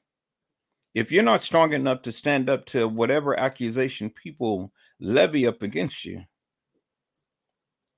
then don't even try to defame people. Do you understand what I'm saying? Don't try to sit here and try to defame people, because it won't work. Stand up, believe, and then be who you are, and then move on. And so when a lot of people try to defame me and stuff, many of you who's in the bushes, many of you who, have been close to me and things like that and stuff, you think I don't see or understand your play. You think I don't know. You think I don't sense it. I don't see it in my spirit. No, I mean, like I say, I'm not here to be mad with the world and stuff, because you did what you did. You believe what you believe. That's it, But at the end of the day, Edward Joseph is always going to be who he does. I mean, who he is. And I'm always going to do what I do. You can't stop it. No matter what you try to say about me, I try to do against me. You can't stop me. And that's just the bottom line. And it doesn't matter what your personal feelings may be and stuff, because, I'm still living, I'm still doing, and I'm still making it lives, regardless. And that's what it is. That's what it is, peoples. So that's why I tell the people, if you can't accept what you put out there, don't put it out there. Don't put it out there. You got to be strong, and you got to stand 10 toes down. You got to be strong, and you got to stand 10 toes down, because if not, then, you will succumb to whatever rhetoric people want to say about you and things. I'm at the point now, I really don't care. Do you understand what I'm saying? I don't care. I don't care what you think about me. I don't care what you say about me. I don't care what you say about my mama. I don't care what you say about my children. I don't care what you say about my family. It used to bother me. It doesn't bother me no more. See, I've learned to develop a thick skin because, see, that of what you say can't harm me. It can't. You know, I still eat. I still have a place. I still have a job. I still get around. I still have friends. Still got family. I still do what I do. So when you guys was on Operation Takedown, many of you YouTubers was on Operation Takedown and then tried to take down my channel, which you were successful at one point. But then look what God did. Everything that you tried to do up against Edward Joseph, God turned that situation around and meant it for my good. And he had restored unto me everything that I lost. And this is why you are so pissed off today, because you can't understand it. You can't believe that I was successful in doing the various things that I did. And here I am. And this is going to time out up on Facebook, but I had to get this out there for the people who watches Facebook. So my thing is clearly this, peoples. Don't put out what you can't accept. Don't put out what you can't accept. That's it. That's all right there. And so, you know, again, like I say, Brazy understands the play. He knows. He understands. I do too. We've already got that established in things. So there's no need to hash out over stuff that was already sealed in stone. But do you know? And I don't think you do. And this is the thing that I'm saying about all of you YouTubers, all of you people who truly believe that you really know what happened to Kenneka. But I'm here to tell you it didn't happen in a manner to which you thought that it did. But because you thought that it did, okay, well, you know, I'm going to come with everything that I got, and I'm going to give it to you. And then I'm going to see whether or not that you're still going to stick with this fictitious, hilarious, and nefarious narrative that you have been expressing. And I'm going to put everything into question to see if you're still going to stand 10 toes down with what you believe. Because I'm going to tell you something, people, and then I'm going to let this video go ahead and play. What happened to Kenneka is more sinister than what you thought. It is more sinister than what you thought. But you got to understand the play. And if you don't understand the play, you will always be lost. You'll never understand wholesomely until you see for yourself. And see, that is the problem with many of you, because, you know, you guys are just like Doubting Thomas. The only way that you can believe is when you see it. But I'm putting everything before you so you can make a wholesome decision for yourself. And you're still too blind to see it. Because if there is great conflicts with the video footage as it pertains to the case files, really doesn't matter how much research that you do. If you can't understand that there is conflict with the timeline and stuff, well, then how do you explain it? How do you explain that, peoples? You can't.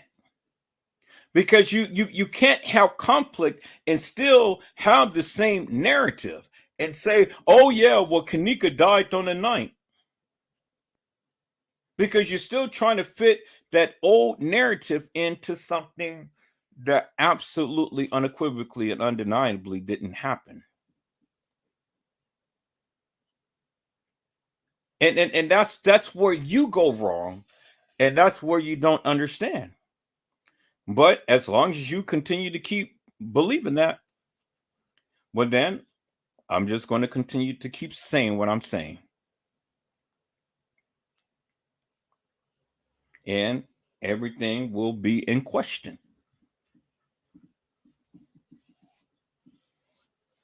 Because everything that I'm doing right now is to get you to think and to get you to understand some things. And I've been pointing this out for quite some time now. The narratives that they gave is in stark contrast. It is conflicting with the various things that we see. And the things that we see was purposely orchestrated and designed to get you to think and see a certain way. And if you can't see that, well, then I don't know what to tell you. Because it's funny how many of you stand 10 toes down with what you believe, but yet when the conflict comes, you have nothing to say. Absolutely nothing to say. When the case files come in direct contact with the video surveillance footage, what do you have to turn back to validate anything that you say or anything that you believe? And this is why I sit back and try to challenge the people, because you're the ones who told me to reference the case files. I did.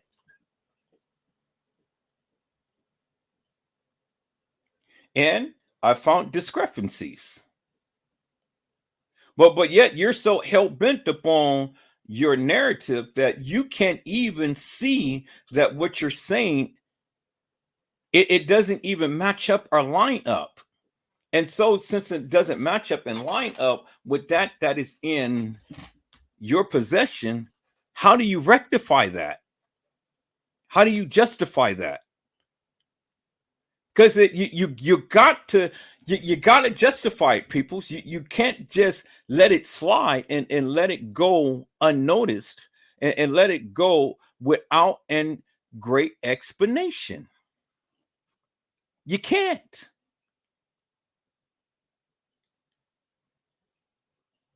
But that's what many of you try to do. But see, that's where I come in. And that's why I tried to bring clarity out of confusion, because I tried to continue to keep bringing up the irregularities, the conflicts in the case files and the surveillance video footage, hoping that you will wake up and smell the coffee and look at it for what it is and then come a different way. But as long as you on that path of thinking the way that you think and still believe in this hilarious and nefarious fictitious video footage, well, then you will always be lost. So I just wanted to put that addendum out there. You know, I wanted to put that addendum out there because, see, if you've been rocking with me forever and a day, you already understand my play. And if you understand my play, you already know it ain't no need to sit here and try to challenge Edward Joseph, because you understand my play. You understand where I'm going. And you understand what I know, because you know. And then again, like I said before, peoples, like I said before, you know, you got to wake up and you got to smell the coffee, peoples. You got to look at this with eagle eyes. You got to be very meticulous. And if you continue to keep going down this path of wanting to try to make all of this stuff fit based upon what you see, you will forever be lost. Notice how the YouTubers ain't coming after Edward Joseph in a manner to which they did Casey Chloe Overa Sanchez Medina, and then all of her imps and wimps and simps and things like that and all. See, they can never challenge me upon the merits of the case. They only can come with personal attacks. That's all that they do. And understand that play. So it's Operation Take Down Edward Joseph instead of fighting Edward Joseph upon the merits of this case. Every last one of them do that. They come in, they sit in the bushes, then they want to come and start confusion and this and that and the other, but they never would answer my question. They never would come and sit down like I do and walk this thing down and stuff. But they all would come in with conflict and confusion. They all the time want to take down my channel. They all the time want to strike me and stuff. Because see, the thing is, peoples, I'm the only YouTuber that ever withstand all of the pressures of YouTube. They came at me with everything and then some, but I still survived it all. Do you understand what I'm saying? I survived it all. They were instrumental in taking down my channel. Oh yeah, they said all of this. They came together and, you know, they struck my channel and saying that I was saying some hilarious and nefarious stuff and this and that and the other. YouTube listened to them and they took down my channel. But they're surprised today that all of my channels is back up today. Oh, they laughed. Oh, they laughed vigorously. Oh, they just thought that they were on top of the world and stuff. Yeah, ha ha ha. He got his channel taken and this and that and the other. But now they look like little suckers because look at me now. I got all of my channels back, every last one of them, and I'm still talking, and they're still watching. Comes a big difference, peoples. Comes a big difference. See, when you know what you know that you know, and you still talk your shit. And that's exactly what I do. I talk my shit, and these suckers can't stop me because they came every which way but loose, but they still didn't silence me.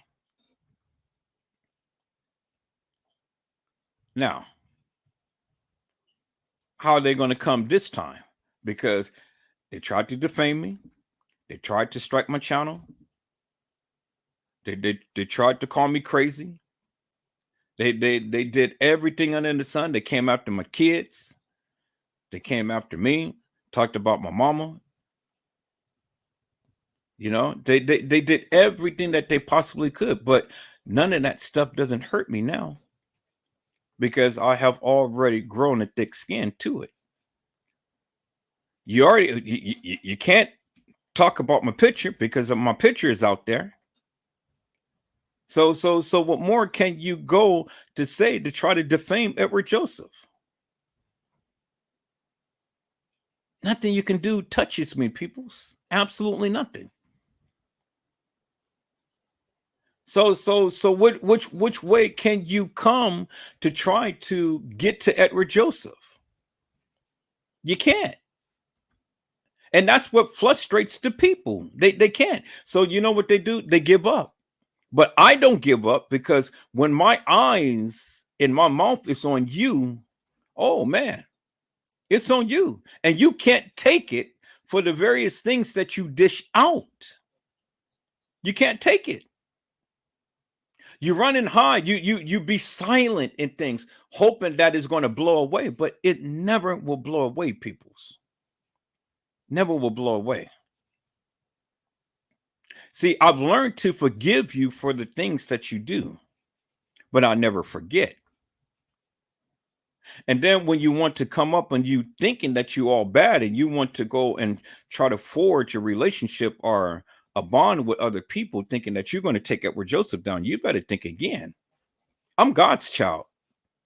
I'll never be defeated. I never will be defeated.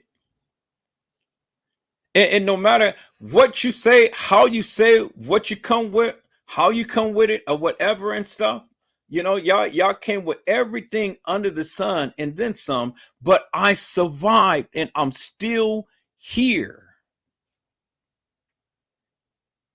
Now, when I get up on you suckers and start to go and really start to go hard and heavy and start to show your script as to who you really are, you can't take it. You run and hide. And you hope I be silent about you. See, when you try to destroy God's child, you can't. Because the Lord has already told you in this word, be not deceived, for God is not mocked. Whatso a man soweth, that shall he also reap. So the various things that you put out there about Edward Joseph, all of that poison and stuff, well, you're only poisoned by your own venom because it comes back on you. And when it comes back on you, it tends to comes back harder and heavier, and it tends to kill you slowly. I'm still here. You ain't saying shit. It's a big difference, peoples. It's a big difference. And so I've always told the people, come on and shoot your shot. See what you got. Because at the end of the day, Edward Joseph will always be here and always talk about this Kenneka Jenkins case, no matter how you come and no matter what you think or what you feel about me. Really doesn't matter to me, peoples, because your thoughts and feelings and views, it doesn't touch me. You can't penetrate me, peoples, and you can't stop me. Is that all right, peoples? All right, we got 20 more minutes upon this live, and then it's going to be, and then I'm going to shut it down. But I'm gonna let this play. But my Facebook peoples, it's about to shut off. Y'all come on over to YouTube. Greatly appreciate all of you who had sat back and watched this live, because I got a major crowd up on Facebook that is watching tonight, and they love my lives. This is my juicy juicies, peoples. I bring these things out of my archives and play it back, especially when I need to get a message to the people. Now, I hope many of you had sat back and learned something. You got to learn how to let things go, peoples. And you got to learn how to move on with life. Everybody is going to have a disagreement. Everybody's going to have an argument. But at the end of the day, real knows real. Iron sharpens iron. And so sticks and stones may break my bones, but your names, word calling, and all that stuff will never hurt me. But some of you haven't grown up yet because you still don't understand the play. And it's because of that is what makes me so famous. Because I can use the very tactics that you used up against you. But the very tactics that you tried to use up against me, it doesn't have me to act in the manner to which you're acting now, because I'm using that reverse psychology and I'm bringing you down by your own play. Now, go and enjoy your day. Blessings to you all.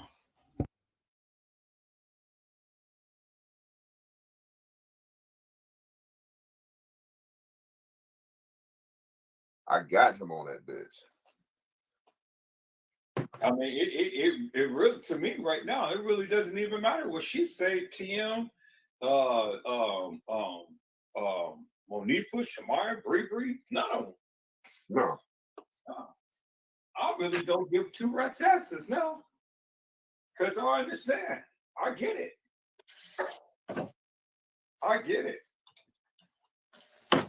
And I'm sure if TM was watching this shit now, she would be pissing in her pants. God damn. These motherfuckers, boy. Shit.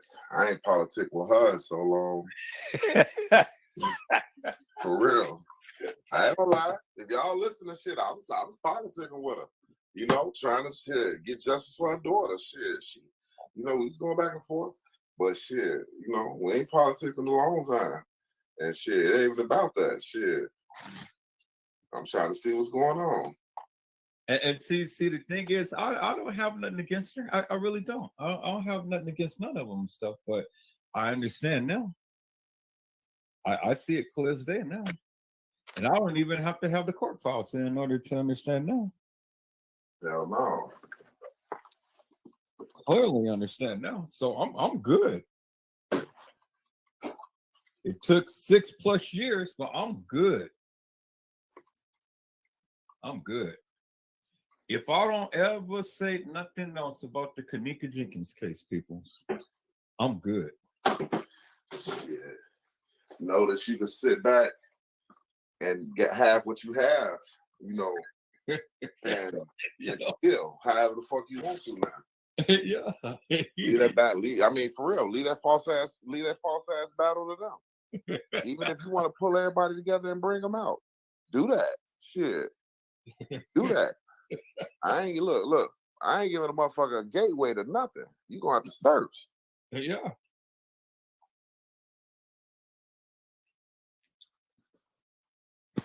They're gonna continue to keep now, going. if you subscribe to me, become a member. Because that bitch gonna be on members only when I show that picture. So go ahead and become a member. Come on home. Yeah. Let me give you some of this lesson. You ain't getting it for the freebie, baby. Not at all. Yeah. Come on home. You ain't getting it for the freebie, goddammit. That's what shit get to going on members only. Hey, put that on Patreon. Motherfucker be mad as hell. Motherfucker be mad as hell. I gotta become a member just to watch that shit. Hell. Hey, I can already see her now. Oh, I already know they don't know what they're talking about. They're gonna always try to downplay it and stuff, but right now, like I said, I really don't give two rat's asses. Man, look, it don't even, like I say, it don't even matter. It'll be entertaining. It is. I'll just sit back and laugh at it. What they better do is get on ass for getting down on my girl 54. That's what they better do. Band together and stop that shit. That nigga got 4.5K subscribers talking about some 50 following. I can't believe you better figure out. Oh, they're gonna shut this shit down. They're gonna shut this shit down. I ain't tripping. I ain't got nothing to say to him unless 54 say get him. I'm gonna get on old Tyree ass. You know what I'm saying? Oh, but he knows who to fuck with and who not to fuck with. Oh no, he know that shit. And I say that to y'all. I'll go fuck what's going on. Yeah. That thing he know. He gonna talk this shit about them. And he gonna keep that shit that way. I swear to God. Say anything. God damn it. Say anything. Say basketball. Say anything with a B. That's gonna make me jump off the motherfucking. Go ahead. I know this shit'll get real. And I ain't even. I'm for real though. I'm for real because it's like we just took it there. He play with people, and we can play. Oh yeah. That motherfucker got quiet as hell when I put his picture up. That motherfucker said, "Oh my God, certified motherfucker. I don't know who he is." Got my whole picture up. You damn right, sir. Talking crazy. Yeah. I'm sure he ain't gonna say shit else. You know, sure he ain't gonna say shit else.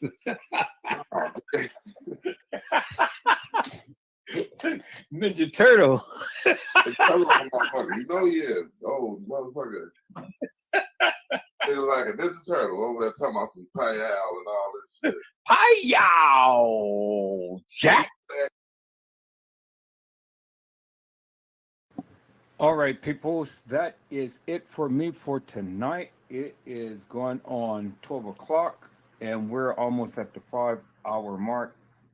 I'm shutting down right now, peoples. I am sleepy.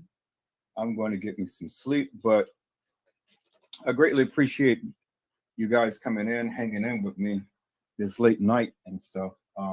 The Lord says the same. I'll be home tomorrow, and we're just going to continue, peoples, with what we continue with and things. And again, peoples, you know, my whole goal and objective is just to get the content out there, get it into your hands, get it into your minds and stuff, and then you make the decision as to what you believe. That's it. But I'm just going to continue to stand 10 toes down with what I say and what I have been saying for all of these years. And that's all I'm going to do, people. It's just going to continue to keep shooting my shot. Is that all right, peoples? So, peoples, I hope I had said something to encourage your hearts upon today. Tune in again next time to an Edward Joseph Let's Talk Live, Edward Joseph Kitchen, Edward Joseph Gospel Hour, Edward Joseph's Blessings Giveaway 2024 will come to you with something wonderful. I love you with the love of Christ, and there's absolutely nothing you can do about it. Peoples, mask up and be safe. And again, peoples, if the Lord says the same, I will be back on tomorrow, and I will be back, and we will continue with where we had left off. And we're going to go in even deeper, harder, and heavier. So tell a friend and come again. Is that all right, peoples? So you guys be blessed and get your rest. And thank you to all of my people in my chat. I greatly appreciate you and love you much. God bless you all. Thank you for watching. All right, people, that was the end of that live. Kanika Jenkins, what did Bree Bree say? And so I just recapped on that live on that time. I was sitting here waiting for AT&T to come. They will be here in the morning to put the final phases of my internet. And so for the people who did not see it, let me go ahead and show you real quick. And then I'm going to get off of here because we're already at the 6-hour mark. And I have already done my due. We're going to be back hopefully tomorrow, people, if the Lord says the same. But after they put in the new internet and things. But this is what it was looking like earlier when they were out digging up the ground to put the pipe being in. So let me show you real quick here, people. This is what it was looking like. All right, it's my downloads. There's my downloads, and there it is right there, people. So this is what it was looking like on the outside, people. So they had to go ahead and put that cable in. So that thing right here, that black thing right there, this is what they're going to take out, and they're going to put a new fiber cable in. And so this little thing was just to draw the line in and stuff, but this is what it was looking like. So this part is the electrical, this part is the internet. So they already dug it up and things, and he had got a cord that extends from here all the way out to the street. And so now AT&T is going to come tomorrow and put a new fiber cable in and splice this thing off and have a new cable in and hook it up to the house. And that way I will have fiber. I will have fiber. So they were already out earlier, but they didn't do it because of the guy. He didn't come out early this morning to put this in. He came later on this morning.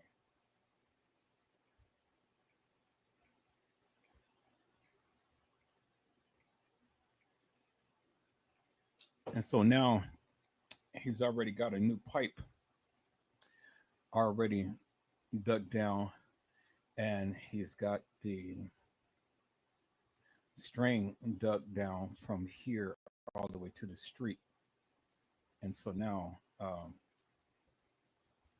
this was the last phase that they needed to do. So he went in and patched all of this stuff up and did an excellent job in putting it down, putting it in there. He had put another coupling up on this line right here, this line right here. So where it's cut off right here, he's put another coupling so it can protrude outside the ground. And then he had covered all of this stuff and packed it down, and it looks good and things. So now AT&T is going to be out tomorrow. They're going to put a new cable wire, the fiber wire, and then they're going to hook it up. And after which I will have brand new internet. And so that's what it is, people. That is what it is. So I will have internet, the new internet tomorrow. I know this has been a process, but you know, like I say, I have been literally on them and stuff. And so now I get a major discount on my internet service and things because they've been so late in doing their part. But I will have fiber in on tomorrow, peoples. So the finally dug up the ground, put the new cable, put the new thing down. And so now all AT&T have to do is just come out, splice the wire from the street, then splice the wire up to the house and put the new cable in, and then bring me my new modem, calibrate that, and then I'll be up and running. So that's the last phase, people. So I am so happy. So I've been here, I've been on this thing all day and stuff. I just been recapping. I could recap some more because the time is still early, but I'm gonna shut down this live because we're already at the 6 o'clock mark. So I can come right back on and go live and recap again and things. But yeah, I think I'll do that. I'll come back on, I'll recap again, but then I'll come back on live to talk to you guys and things because like I say, I finally got the PDF files. So let me share my screen right quick. Finally got the PDF files up and running. So I got the files from 1 to 37. So I really want to go over those, and I got it all in succession, which is really good. So I don't have to keep having to navigate from one thing to another. I can just go and just call up the case files, from one to another, which is good. So it's like right there, and then right there, and then right there, and I can enlarge it. I can zoom in real good, real close. So it's all to where you can clearly see it. So I need to know what percentage that is because that looks real good, and see, you can clearly see it. And then we can read it. We can really go over it and stuff, This is one of the reasons why I wanted to put it in a PDF file, so I can be able to show it. So then I can shrink it to the actual size. I can do it to fit the width, which is beautiful, and then I can do it to fit the page. But fit the width is pretty good. And then I can even enlarge it even more. So a couple of points are zoom out just a little bit and make it even bigger that way. Then we can read the case files. You can clearly see it. So that's why I love this new. That's why I love this new PDF reader. So I can sign it, I can review it, I can put some pictures in and stuff. I can edit it, I can convert it to a Word document, to a PowerPoint, to Excel, to a PDF HTML, which is a website PDF. I can do PDF to text. I can do PDF to RTF, PDF to turn it into a document, or I can do a batch of a PDF. So, which is really good. Well, this is what I'm loving. And then this is every case file right here, 1 through 37. And see, I can just call it up one by one, just come back over here to view instantly, do the full screen, or I can either exit out of that, and then I can go and fit whip, and then just enlarge it just one more time to really make it bigger, and we can really look at it. So that's really good. So that is a unique feature right there that it is to my disposal. So when we're looking at the case files, and we're going to get into this. So I may get into this tonight, peoples. I may do it, but I'm going to come back on live right after this. But first, I got to go and get me something to eat. So that's why I have to taper out this live and come back on. So I'm going to recap for a moment. I'm going to come back live, and then we're going to dive into this, peoples. We're going to do part 2. Yeah, we're going to do part 2 to the live that we had did. Let me go back to my downloads. Let me go ahead and delete this. Let me go ahead and delete this. So it's been good, people. So I mean, you guys notice the difference now. I mean, my computer is running faster and stuff. My internet is going to be even blazing fast tomorrow, as soon as they hook the thing up. As you see, there's been some major changes and stuff. So now I got Chrome Beta, then I got the PDF viewer, then I got my Microsoft Office, and then turned everything to my media player, and then here's my photos things and stuff. So this is really good. So there's been some significant changes and things that I've been doing. And then not only that, but there's my internet stuff right there. And this is Kanika. And so, I just got all of my stuff organized and everything, which is really good. So I am really so happy about the improvements that I made.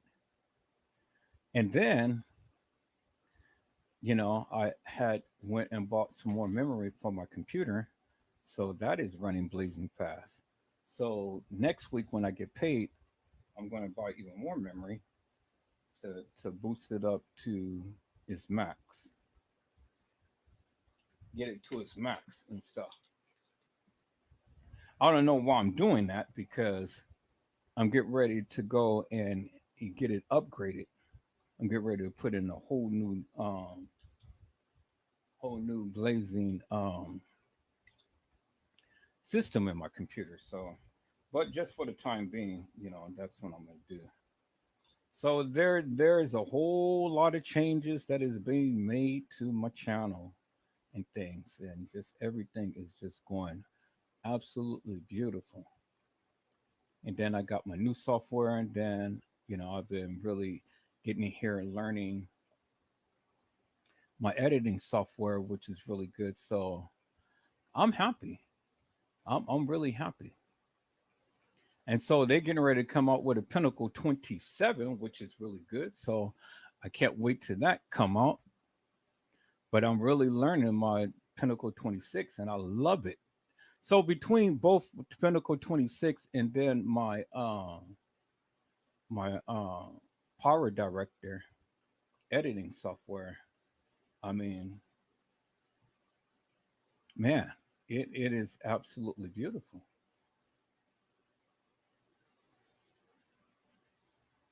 It's absolutely beautiful, peoples.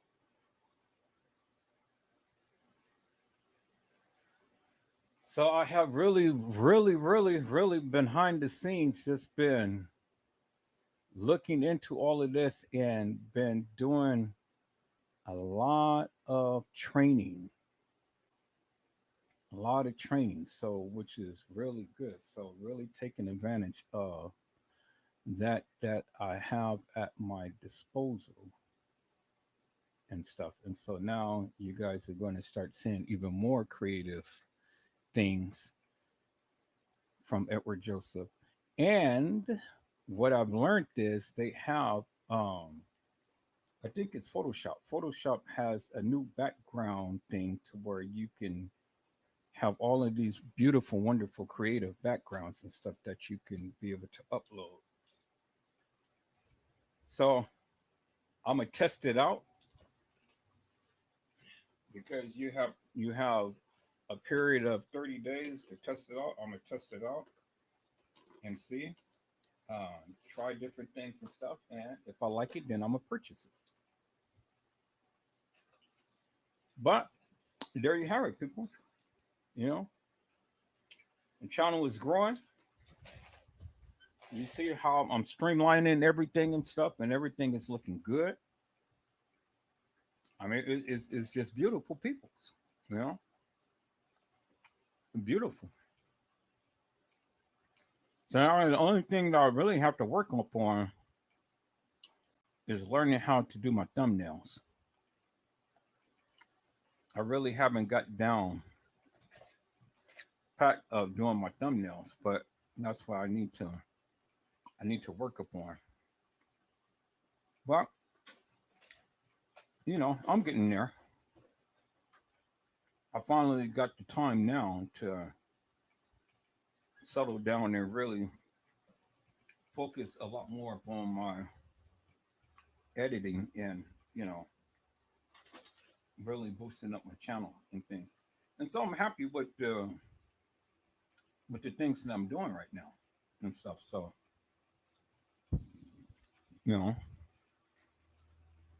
that's what it is. All right, people. So I'll be right back on. I'm gonna recap for about an hour, and then I'll be live, and we're going to get into this. Is that all right, peoples? 3 things we're going to talk about. And it may not be in the order that I'm saying right now, but 3 things we're going to talk about.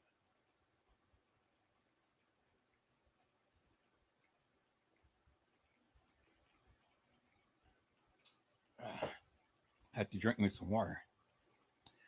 We're going to talk about the Kenneka Jenkins case. We're going to talk about the Shanquella Robinson case.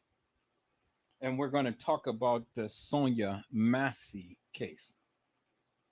And we're keeping an eye out for the Tyree Nichols case. But those are the 3 cases when I get back we're going to talk about. Is that all right, peoples? So I'll be right back live. If the Lord says the same. So, peoples, I hope I had said something to encourage your hearts upon today. Tune in again momentarily when Edward Joseph Let's Talk Live, Edward Joseph Kitchen, Edward Joseph Gospel Hour, Edward Joseph's Blessings Giveaway 2024 will come to you with something wonderful. I love you with the love of Christ, and there's absolutely nothing you can do about it. Peoples, mask up and be safe. And again, peoples, I will be back on just momentarily. And we will go ahead and recap just for about an hour till I can get to the store and get me something to eat. Then I'll come back and I'll be back live with you. And we are going to go in on all of those 3 cases that I just mentioned. Is that all right, peoples? You guys sit back, relax, and enjoy. Get you some Ethiopian coffee and things. And then at some point in time, you guys come back and watch this live that I just did. And peoples, let me say, thank you for the likes. I didn't even have to go ahead and literally, press about the likes. You guys have been liking this live today. Thank you from the bottom of my heart. And for the people who didn't hit the like button, hit the like button, peoples. We're all in this together. I bring you content. You hit the likes. You keep me on the algorithm. It helps me to go ahead and be able to bring all of this good, juicy to you. Is that all right, peoples? I greatly appreciate you much. I do. I greatly appreciate you. So until then, peoples, I'll be right back. We're going to close out this live and we're going to come back with a new live. God bless you all. Thank you for watching.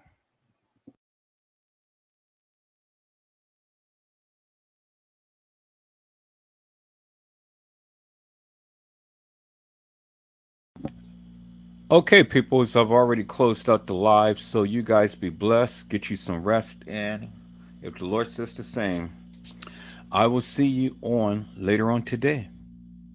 So I hope you guys have enjoyed this live. I hope you guys have literally learned something. And thank you for all of your likes. Thank you for your subscription. Thank you for your attention. Thank you for everything that you have done for this channel.